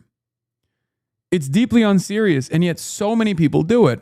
I mean, this dovetails into the conversation that this guy, this account that I actually like and interact with quite a bit, put forth. And apparently, this is how libs need to think about Grant Plattner. It says this account, it's sexpestiny, it's epstiny. If This I is was what he in said. Maine and it's Plattner and a Republican on the ballot, as long as there is breath in my body, hand can grip a pen and can mark a ballot, I'm voting for the blue guy. Plattner would get the vote. But do not expect me to come out here and simp for him or actively defend him when he is in bed. Oh no, what will we do? What will Mainers do, guys? Epstein, the guy who is currently in a court case for distributing revenge porn in exchange for child sexual abuse material, is that has written an N-word manifesto, and his right to be able to say the N-word, has decided that he's not going to defend Grant Plattner. Okay. Well, I'm glad that he at least says he's going to vote blue no matter who. At least he's got that principle down. That's good. With all of the worst f***ing people on the planet with these tanky commie loser f***s. For all I know, this guy could be Fetterman 2.0. Unfortunately. Why does he hate John Fetterman? Isn't John Fetterman literally everything that he likes? John Fetterman and Epstein have the same level of admiration and support for the nation state of Israel. Yeah, John Fetterman became aligned with Epstein. As a matter of fact, I'm willing to bet there was probably instances initially when John Fetterman was making that pro-Israel pivot where Epstein probably defended him. I'm sure there's clips of it out there because why wouldn't he? He was dick-sucking Israel super hard, just like Fetterman was. Even Fetterman is preferable to a Republican, but don't expect anybody to be happy about it. It's so funny because you talk to these stupid f***ing lefty commie f***s, okay? And you're like, did you guys ever support Kamala? And they're like, yeah, go back and look. And every single video is like, well, Trump is bad, Trump is bad, Trump is bad, Trump is bad, Trump is bad, Trump is bad. Would the Democrat be better? Maybe. Hasan said no. Multiple times. Yeah, the messaging was mixed at best. But now, all of the commies seem to understand, hold on, it's not enough to just say that I guess you'd support Plattner. You need to be excited about it. You got to be enthusiastic. Like, none of this stuff matters. I don't really care about that at all. This is a complete straw man. I don't give a fuck if he doesn't. I mean, if he comes out against Graham Plattner, then that's a violation of any principles that he may have tried to maintain. But outside of that, I don't give a fuck. What is this? He literally didn't know who Susan Collins was? When none of you motherfuckers would support. Is Susan Collins actually that bad? I don't even know. But everybody in my subreddit hates her. She's a Republican, but like she does sometimes. Never mind. vote Don't them, care. but Don't care. I she's didn't a even know that. I'm Republican. retarded. Never mind. I didn't know. She's a Republican. Fuck her. This guy's a political commentator and he doesn't know who the fuck Susan Collins is. Susan, I'm concerned Collins. Susan, I'm concerned Collins. Susan, I'm the most moderate Trump critic Collins. How the fuck do you not even know the most basic shit? That's insane. He just openly is like, I don't know who the fuck Susan Collins is. Am I crazy? I feel like Susan Collins is like the fake Joe Manchin of the Republicans. She's famous for that reason. She's famous for constantly being like, oh, I'm concerned about what Trump is doing, and then going along with Trump's agenda 98% of the way. She's not like some random person, you know what I mean? This is not like knowing about Angus King, okay? Susan Collins is a known entity. Fetterman's the wrong type of centrist for these guys because he doesn't play ball. Someone like Jared Golden is the right of the party too, but plays ball in the big bills for the most part. Oh, they're party men at the end of the day. Okay, that makes sense. Yeah, Jared Golden is a great example. You're right. That she's an amoral demon. Wait, who's the other If it was person in this race? It's just Plattner and I think Kerr. Wait, who was the other Democrat? Mills dropped, I'm pretty sure. I'm She sorry. dropped. I was thinking of Mills. I don't think Mills, especially when none.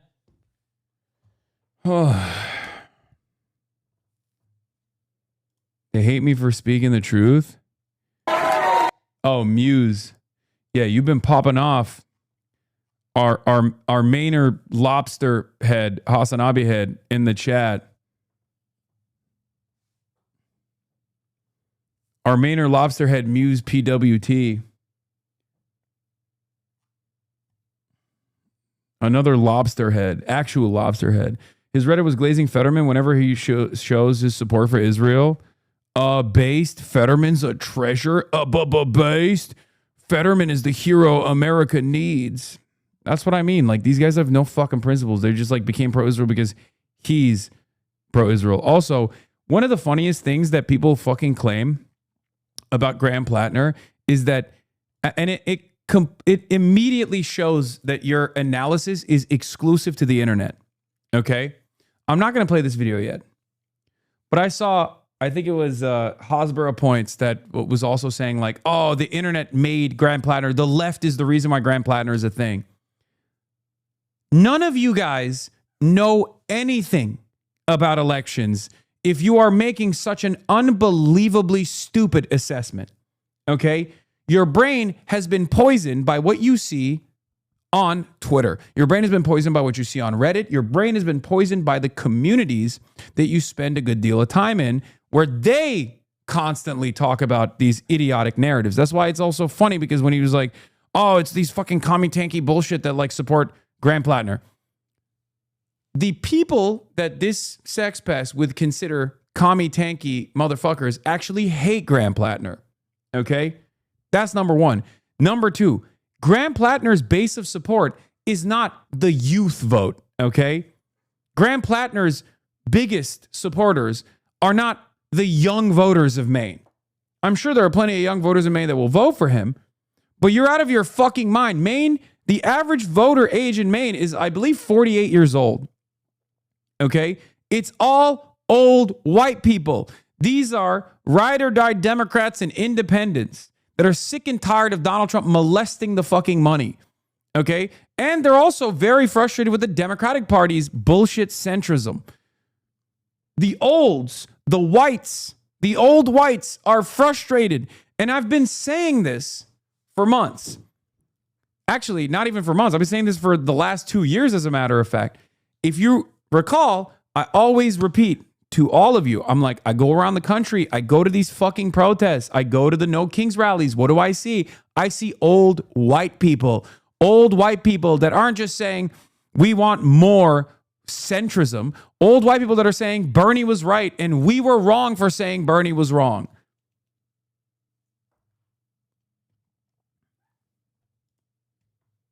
Yeah. Nothing has changed in the last year. Old liberal voters just want fighters because they're too pissed at Trump, and Plattner is a fighter who calls them fascists. People who characterize him as left or DSA are fundamentally misunderstanding his appeal. Absolutely. Let's look at Graham Plattner's commie tanky base now.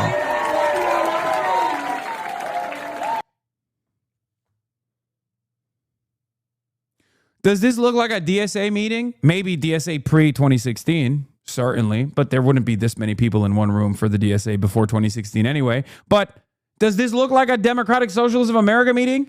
Do you think this is the fucking campus caucus? These are people who were around when motherfucking Karl Marx was around. The fuck are you talking about? The DSA tankies. You only arrive at this conclusion if your brain is fucking rotted from the shit that you see on the internet. Stop believing these fucking dickheads. Okay? They are always going to lead you astray. This is pure personal vendetta masquerading as real political analysis. And there are so many fucking idiots out there who believe it. They go along with it because it's much easier to keep up with drama. It's much easier to present people as villains on the internet and then just focus on the fucking dumb, nonsensical drama. Oh, Hasan has done this again. Hasan has done that again. I fucking hate Hasan. So I believe Hasan. Now they're telling me Hasan is actually promoting Graham Plattner and he loves Graham Plattner and he personally hand-selected Graham fucking Plattner. And therefore I hate him too. He's a bad guy. Where did you arrive at this conclusion? Yeah, I feel like this whole Plattner situation could have been avoided if a bunch of upper middle class leftists hadn't seen the most obvious red flags imaginable and thought that's just a rough, salty Ohio Waffle House type working class people are like. I blame the New York Times. They taught people to see stuff like, for example, a third Waffen-SS Panzer Division Totenkopf and think, now there's a man with economic anxiety. What a stupid fucking assessment.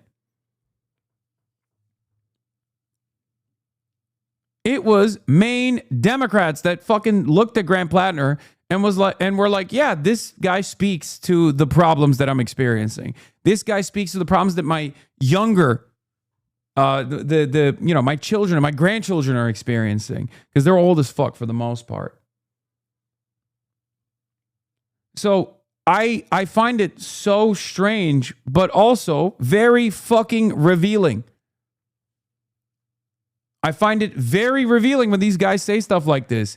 It basically shows that their whole perspective, their whole worldview, their entire understanding of American politics revolves around their animosity that they've developed against certain content creators. This is no way to do politics.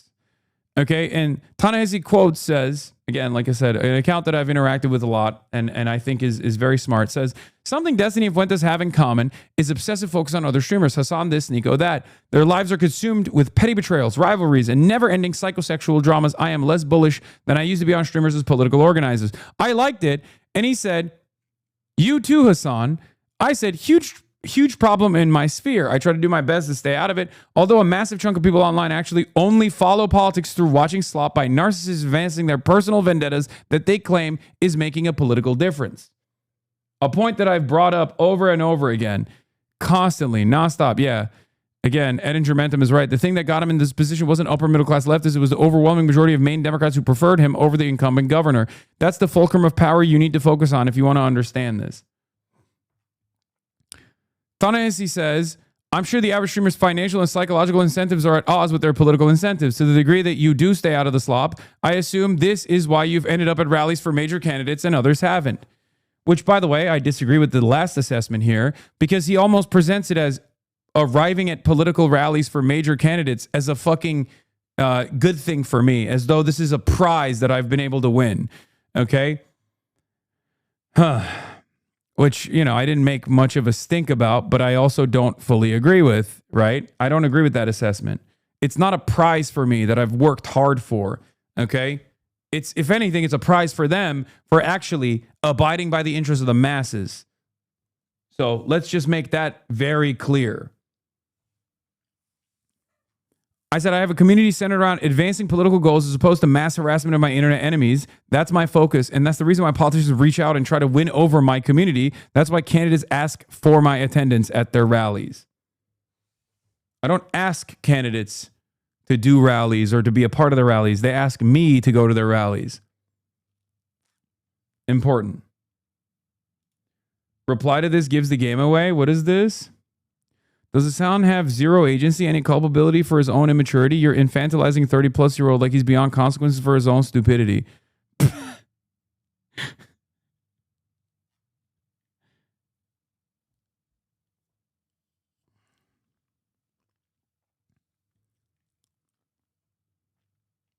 What is this? I hold a mirror up and none of you... What is this? Lamau. The world is so much better when algos stop feeding politics slop to everyone so these unserious people can go back to watching Joe Rogan all day. I like that he calls me unserious. I hold a mirror up to you all and none of you like what you see. I have no problem with the amount of research I put into debating any of this position. People like Hasan spend zero time doing any research. Why are you defending yourself and the claim that you limit your influence by focusing too much on streamer drama, by saying that Hasan does less research than you? I know he does less research than you, but it has nothing to do with the claim I made. Okay, this never mind. I take back everything I said about this guy. I do less research than Destiny. Dude, I swear to God, for like, there's definitely a particular brand of autism that is so unbelievably appealing to every poster on the internet where they go, no, he's reading Wikipedia articles to fucking, to develop talking points that he can have like good, solid gotchas on the internet on. And that's it. That's the extent of his research.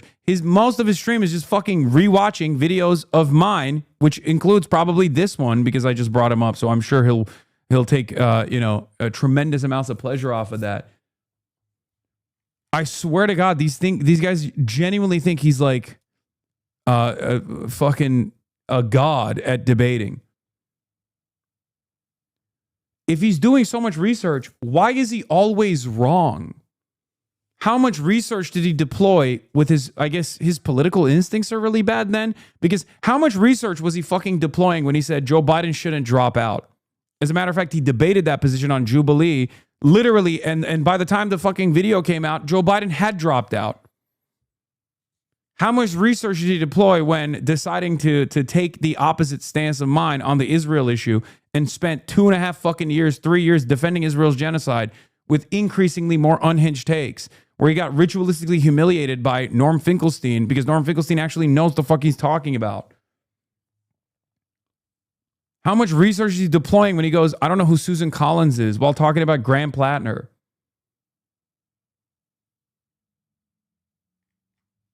Because I'm forced to respond to drama claims when other people are making them. If it's not constantly laundering kiwi farms and snarker. What is a snarker opinion? What is this? What is this motherfucker talking about me to his audience? And then if they carry those opinions to other parts of the internet, I have to respond and deal with them. The entire online political space has been destroyed by low information, ideologically motivated politics streamers who waste everyone's time.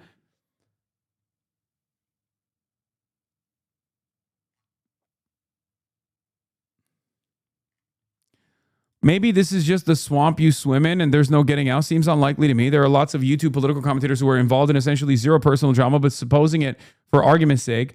But if so, then I'm still right that it puts a ceiling on your political influence. Yeah, this guy, I like this guy's opinions. I thought he was intelligent, but he genuinely thinks that, Destiny is a fucking intellectual giant. So it has actually tarnished my opinion of him a little bit. I'll be honest.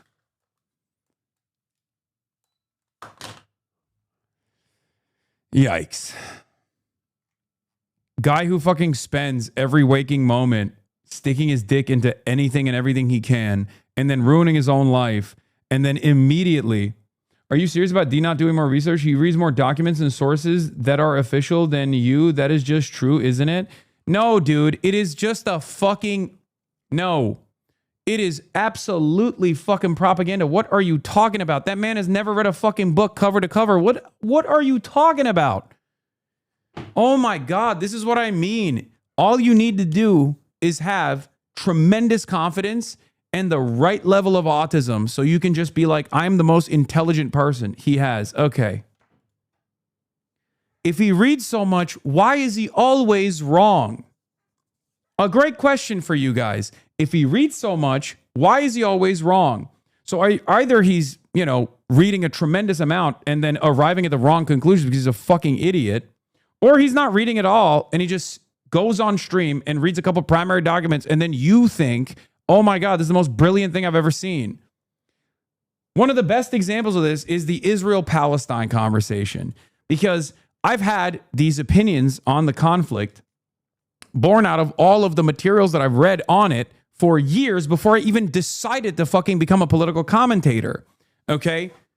There is a, decade of fucking information there that helped me arrive at the conclusions I arrived at on this issue. He didn't know anything, decided to lay his claim on one side of the fucking equation, which was different than his previous claims against Israel in like 2016, because now he's just purely spite driven. Okay. And then he started doing research on stream by trying to find evidence that would correspond to his worldview, that would defend his position on the internet. And he heavily relied on his audience to do so. This is how he operates all the fucking time. That is precisely the reason why his dumbass audience, okay, look, we're all dumbasses. The only difference is I admit that I'm a dumbass, okay? But all of our dumbass audiences collectively look at somebody demonstrating the capability of reading, okay, on stream and go, oh my God, this is fucking brilliant. None of them ask the question, why did he arrive at a conclusion without reading this information ahead of time? Because unfortunately, his audience is just as fucking stupid, or rather biased in that same exact direction. So they use him as a fucking vehicle to deliver this information to a broader audience.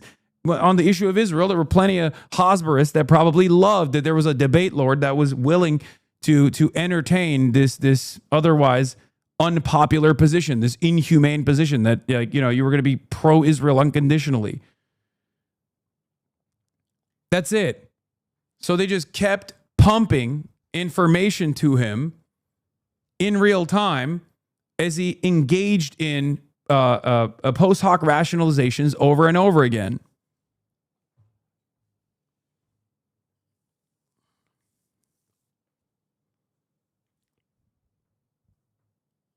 He's not even good at debating anymore. He recently got smoked in a debate by two 100-view slob tubers. Yeah.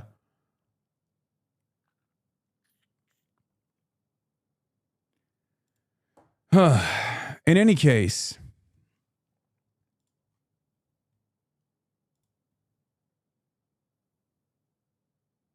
why do you hold Ta-Nehisi Coates' opinion to a high regard? Hasn't he recently arrived at the anti-genocide position? Who's he to judge you, to be honest?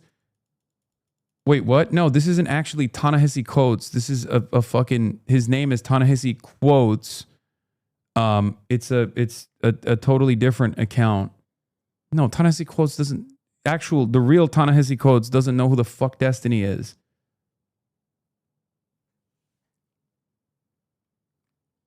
Are you crazy?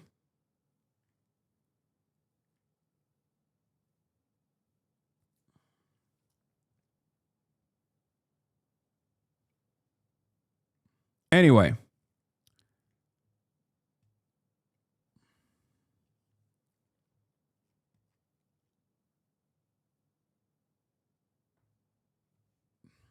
The point I'm making is that a lot of people look at this as a performance, okay? To be fair to this guy, I think he's just seen clips of you that D was watching or something, because he's seemingly only seen when you're talking about D, which is fucking rare. If his opinion of you is based entirely off of what the sex pest shows to his audience, and there's no wonder he thinks this. Unfortunately, I can attest to that. Yeah. Hasan is making massive impacts in multiple races all around the country. Just ask the best politicians in the country what they think of him. I don't really watch Hasan stuff, but when I have, it's mostly been him raging about sex pestiny or some such nonsense. But that being said, you are right. He's become a live political player in a way that other big streamers haven't.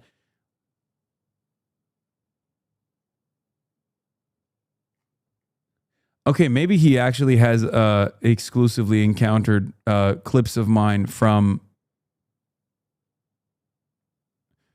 Yeah. Oh, this makes sense. Maybe. I'm not trying to be too definitive. I don't really like Hasan's politics. I'm much closer to the center, but I do notice that he's been involving himself in actual races, which is respectable to me. Yeah, maybe he's like a centrist, so he was a former Destiny fan or something who was just like frustrated that he constantly gets into sex pest shit. In my opinion, you got to remind people on the internet that you exist outside the stream. When you're not live, you read research, etc. Just because you're not pulling up random Wikipedia links on stream doesn't mean. Yeah. The other side of the story that I find very frustrating is that I think a lot of people only watch clips of the stream, but they don't actually watch the YouTube videos, right? Because if you were to watch the YouTube videos, you would realize that all the data that I pull from my fucking brain corresponds to actual evidence that my editors will go and pull from the actual surveys. Like, I will reveal a lot of empirical evidence in the process of doing commentary, but usually I'm just pulling it from my mind.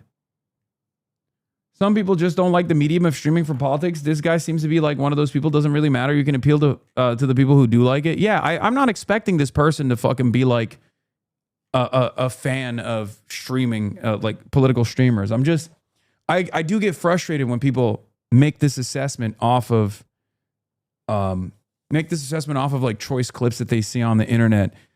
And it's oftentimes people who feel like they're above that kind of thing. They feel they feel as though they're above being duped by, you know, their Twitter algorithm. Okay? The reality of the matter is they are getting duped by their Twitter algorithm.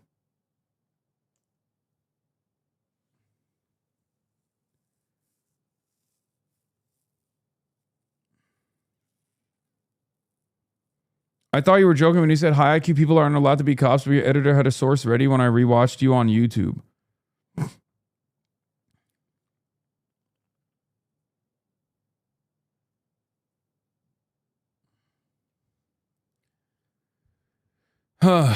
I try to do my very best to make this as entertaining as possible. Politics is fucking boring for the most part. I try to make it entertaining. These other guys make it entertaining by turning it into drama, turning it into a clash between one streamer over the other.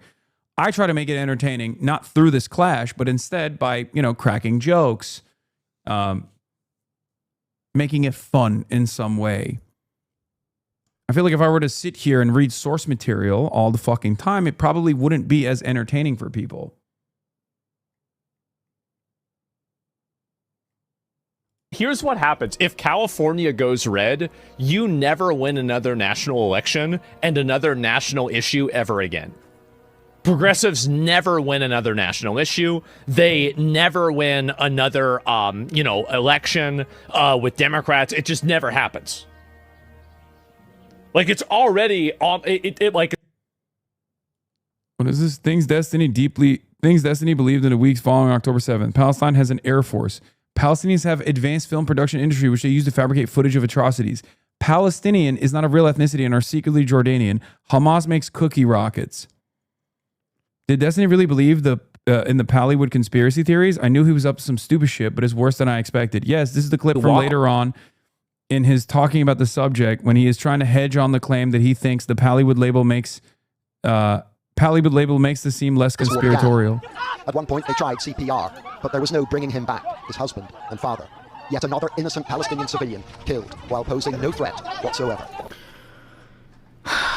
Somebody died. How is this Pallywood? Because the goal is to capture shit like this because Western media eats it the fuck up. This guy's wife and a whole medical team are, a minute or two walk off camera, and this guy's gonna walk towards where they know the IDF is, where he's been told to evacuate. They know they're gonna get fired at. They're martyrs, they're shaheed, right? This is what they're doing, is they walk forward, hoping to get shot at, and then they're gonna come back, they're gonna get video footage, they bring his wife forward, she cries. Just because it's Pallywood doesn't mean somebody didn't actually die, okay? These guys are willing to blow themselves up. Of course they're willing to fucking die on camera. So he comes forward, he gets shot, they bring him back, he dies, that's unfortunate. They probably don't want to die, they just want to get shot or shot at. Bring him back, wife comes forward to cry, hospital people take him away, and then they've got their footage, they send it to Western media, and then they played it a million times to show Israel is this heartless, evil, fucking cold-hearted monster that just kills civilians indiscriminately. This is, like, they literally say they're going into a combat zone. This is what people mean when they say power. How is this any different than Ben Shapiro trying to intellectualize his unbelievably putrid fucking worldview, by the way? It's the exact same thing. As a matter of fact, they are in complete alignment on this issue.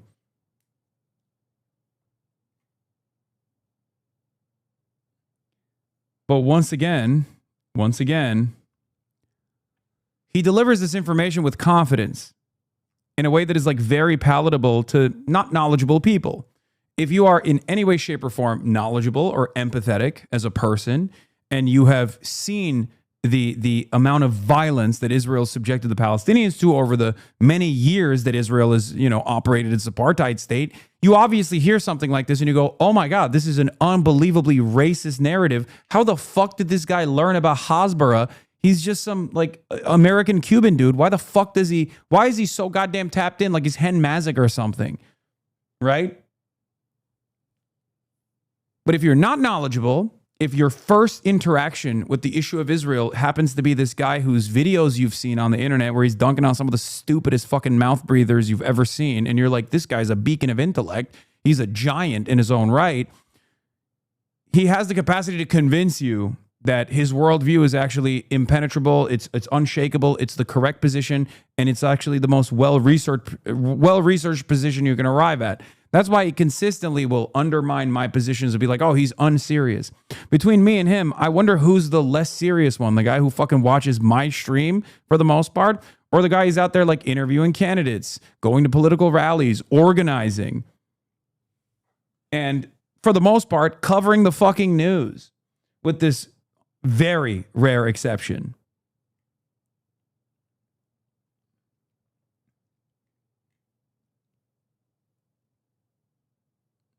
He is the dumb guy's ideal thinker.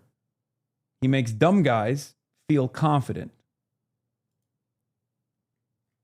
He makes dumb guys feel like he's a brilliant person. And if they just like try to do a bad job at repeating what he's saying, that they'll also come across as brilliant. In any case, a growing number of Jewish Democrats say they feel increasingly unwelcome. Yeah. That's bullshit. Especially whenever they redistrict everything, right? Which they are doing. And they're disenfranchising more Democrats, which is good. This is a very good thing. Should disenfranchise all of them, in my opinion. But we can't do that. That's like illegal or unconstitutional. So we can't do that, even though it's obviously the right decision.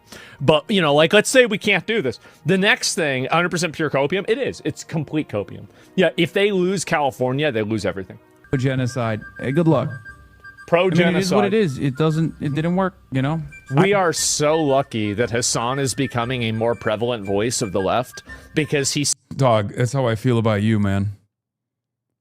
Hey, Asmongold, you should go outside, just in general.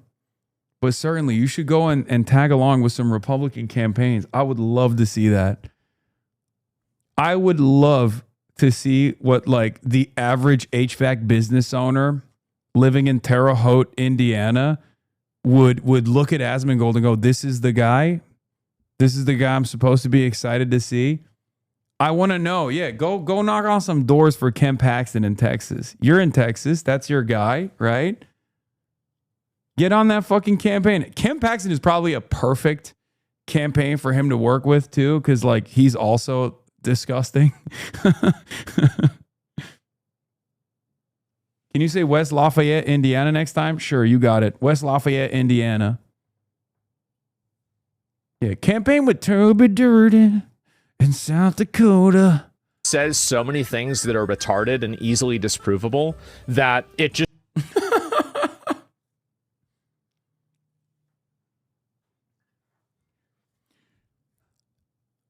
I can't even dunk on this because Asmongold has never been right about anything.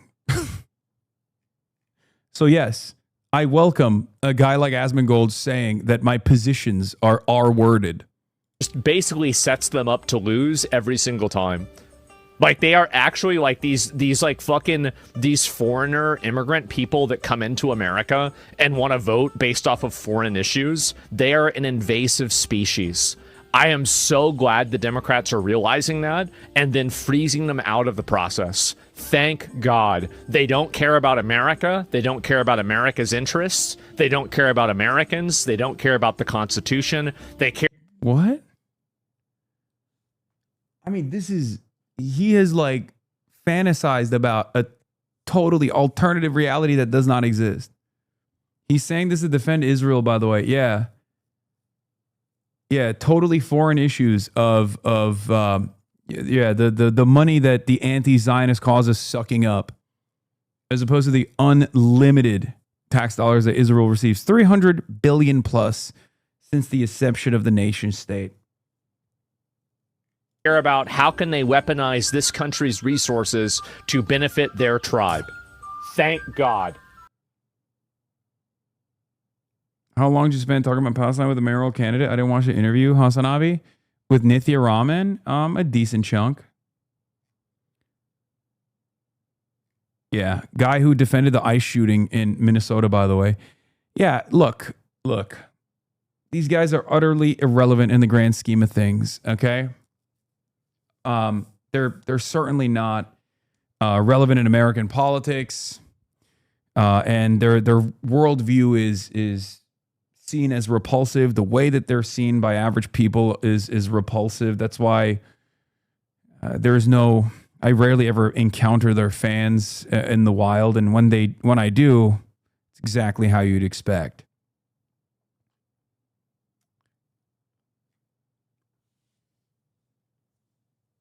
But I am 100% in favor of making Asmongold the face of the modern conservative movement. As I've said over and over again, I think he is truly gross. So, that would be great. That would be beneficial.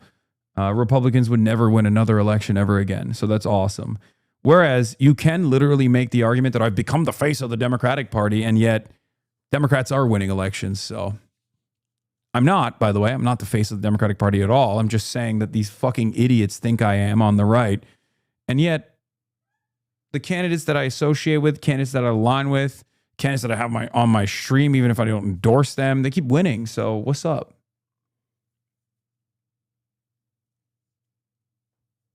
With one exception, Shoykat Chakrabarti.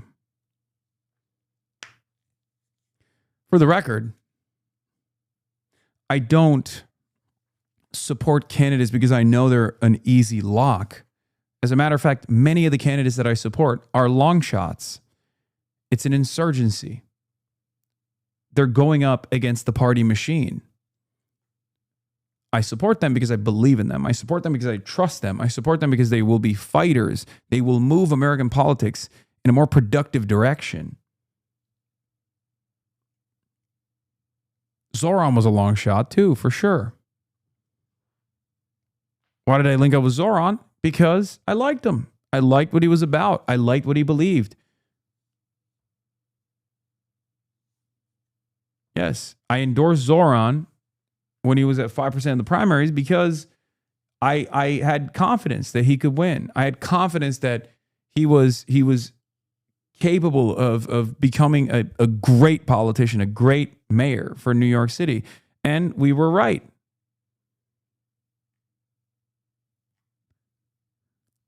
Been staring at this inexplicably anonymous quote for a while. Breathtakingly cynical and false. Very sloppy for Thompson to pass it along without pushback, even by Axios' normal tabloid standards. Utterly nonsensical. Utterly nonsensical and baseless. Truly, what the fuck is this guy talking about? Yeah, Jewish staffers and some Dem politicians privately expressed frustration that their views on Israel are more scrutinized by the media and voters simply because they're Jewish. They also urge that some left-wing activists object to Israel being a Jewish state, but don't speak out against Islamic governments. What the fuck does the second part have to do with anything? Is March going to Denver? Will you stream the rally? Yes.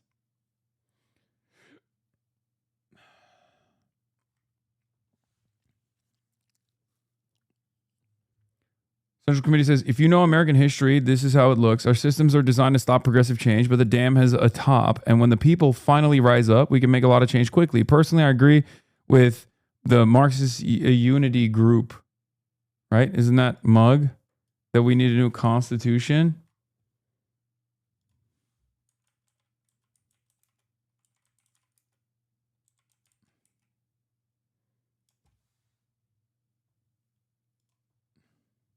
You're talking about the DSA caucus, right?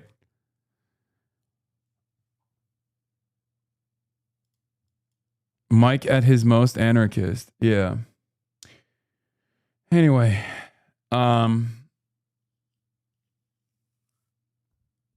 okay.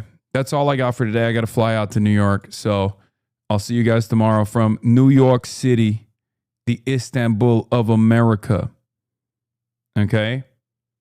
We got through a bunch of stuff today. We got through a bunch of things. and it was fantastic. 7 hours. Don't even. Yeah, New York City, baby. New York, New York. You already know. A business could open in the morning. 9/11 can happen. This is the greatest city of all time, New York. Love you guys. See you tomorrow. Bye-bye. Stunning lo-fi introduction, starting off the day. All the chatter's trickling in, hustle people hate. Sunny in Los Angeles, California, says Hasan. Stun luck to the stun luck to the topics just begun. 'Cause there he is again, Hasan is streaming. Hasan is streaming. There it is again, Hasan is streaming. Hasan is streaming. Reviewing a Chinese train, telling Kyle place. Sun and Asmin chatter loves, giving Greening's grace. Zoran winning NYC, woke two back with the force. The Rogan of the left, to me a dumb himbo still of course.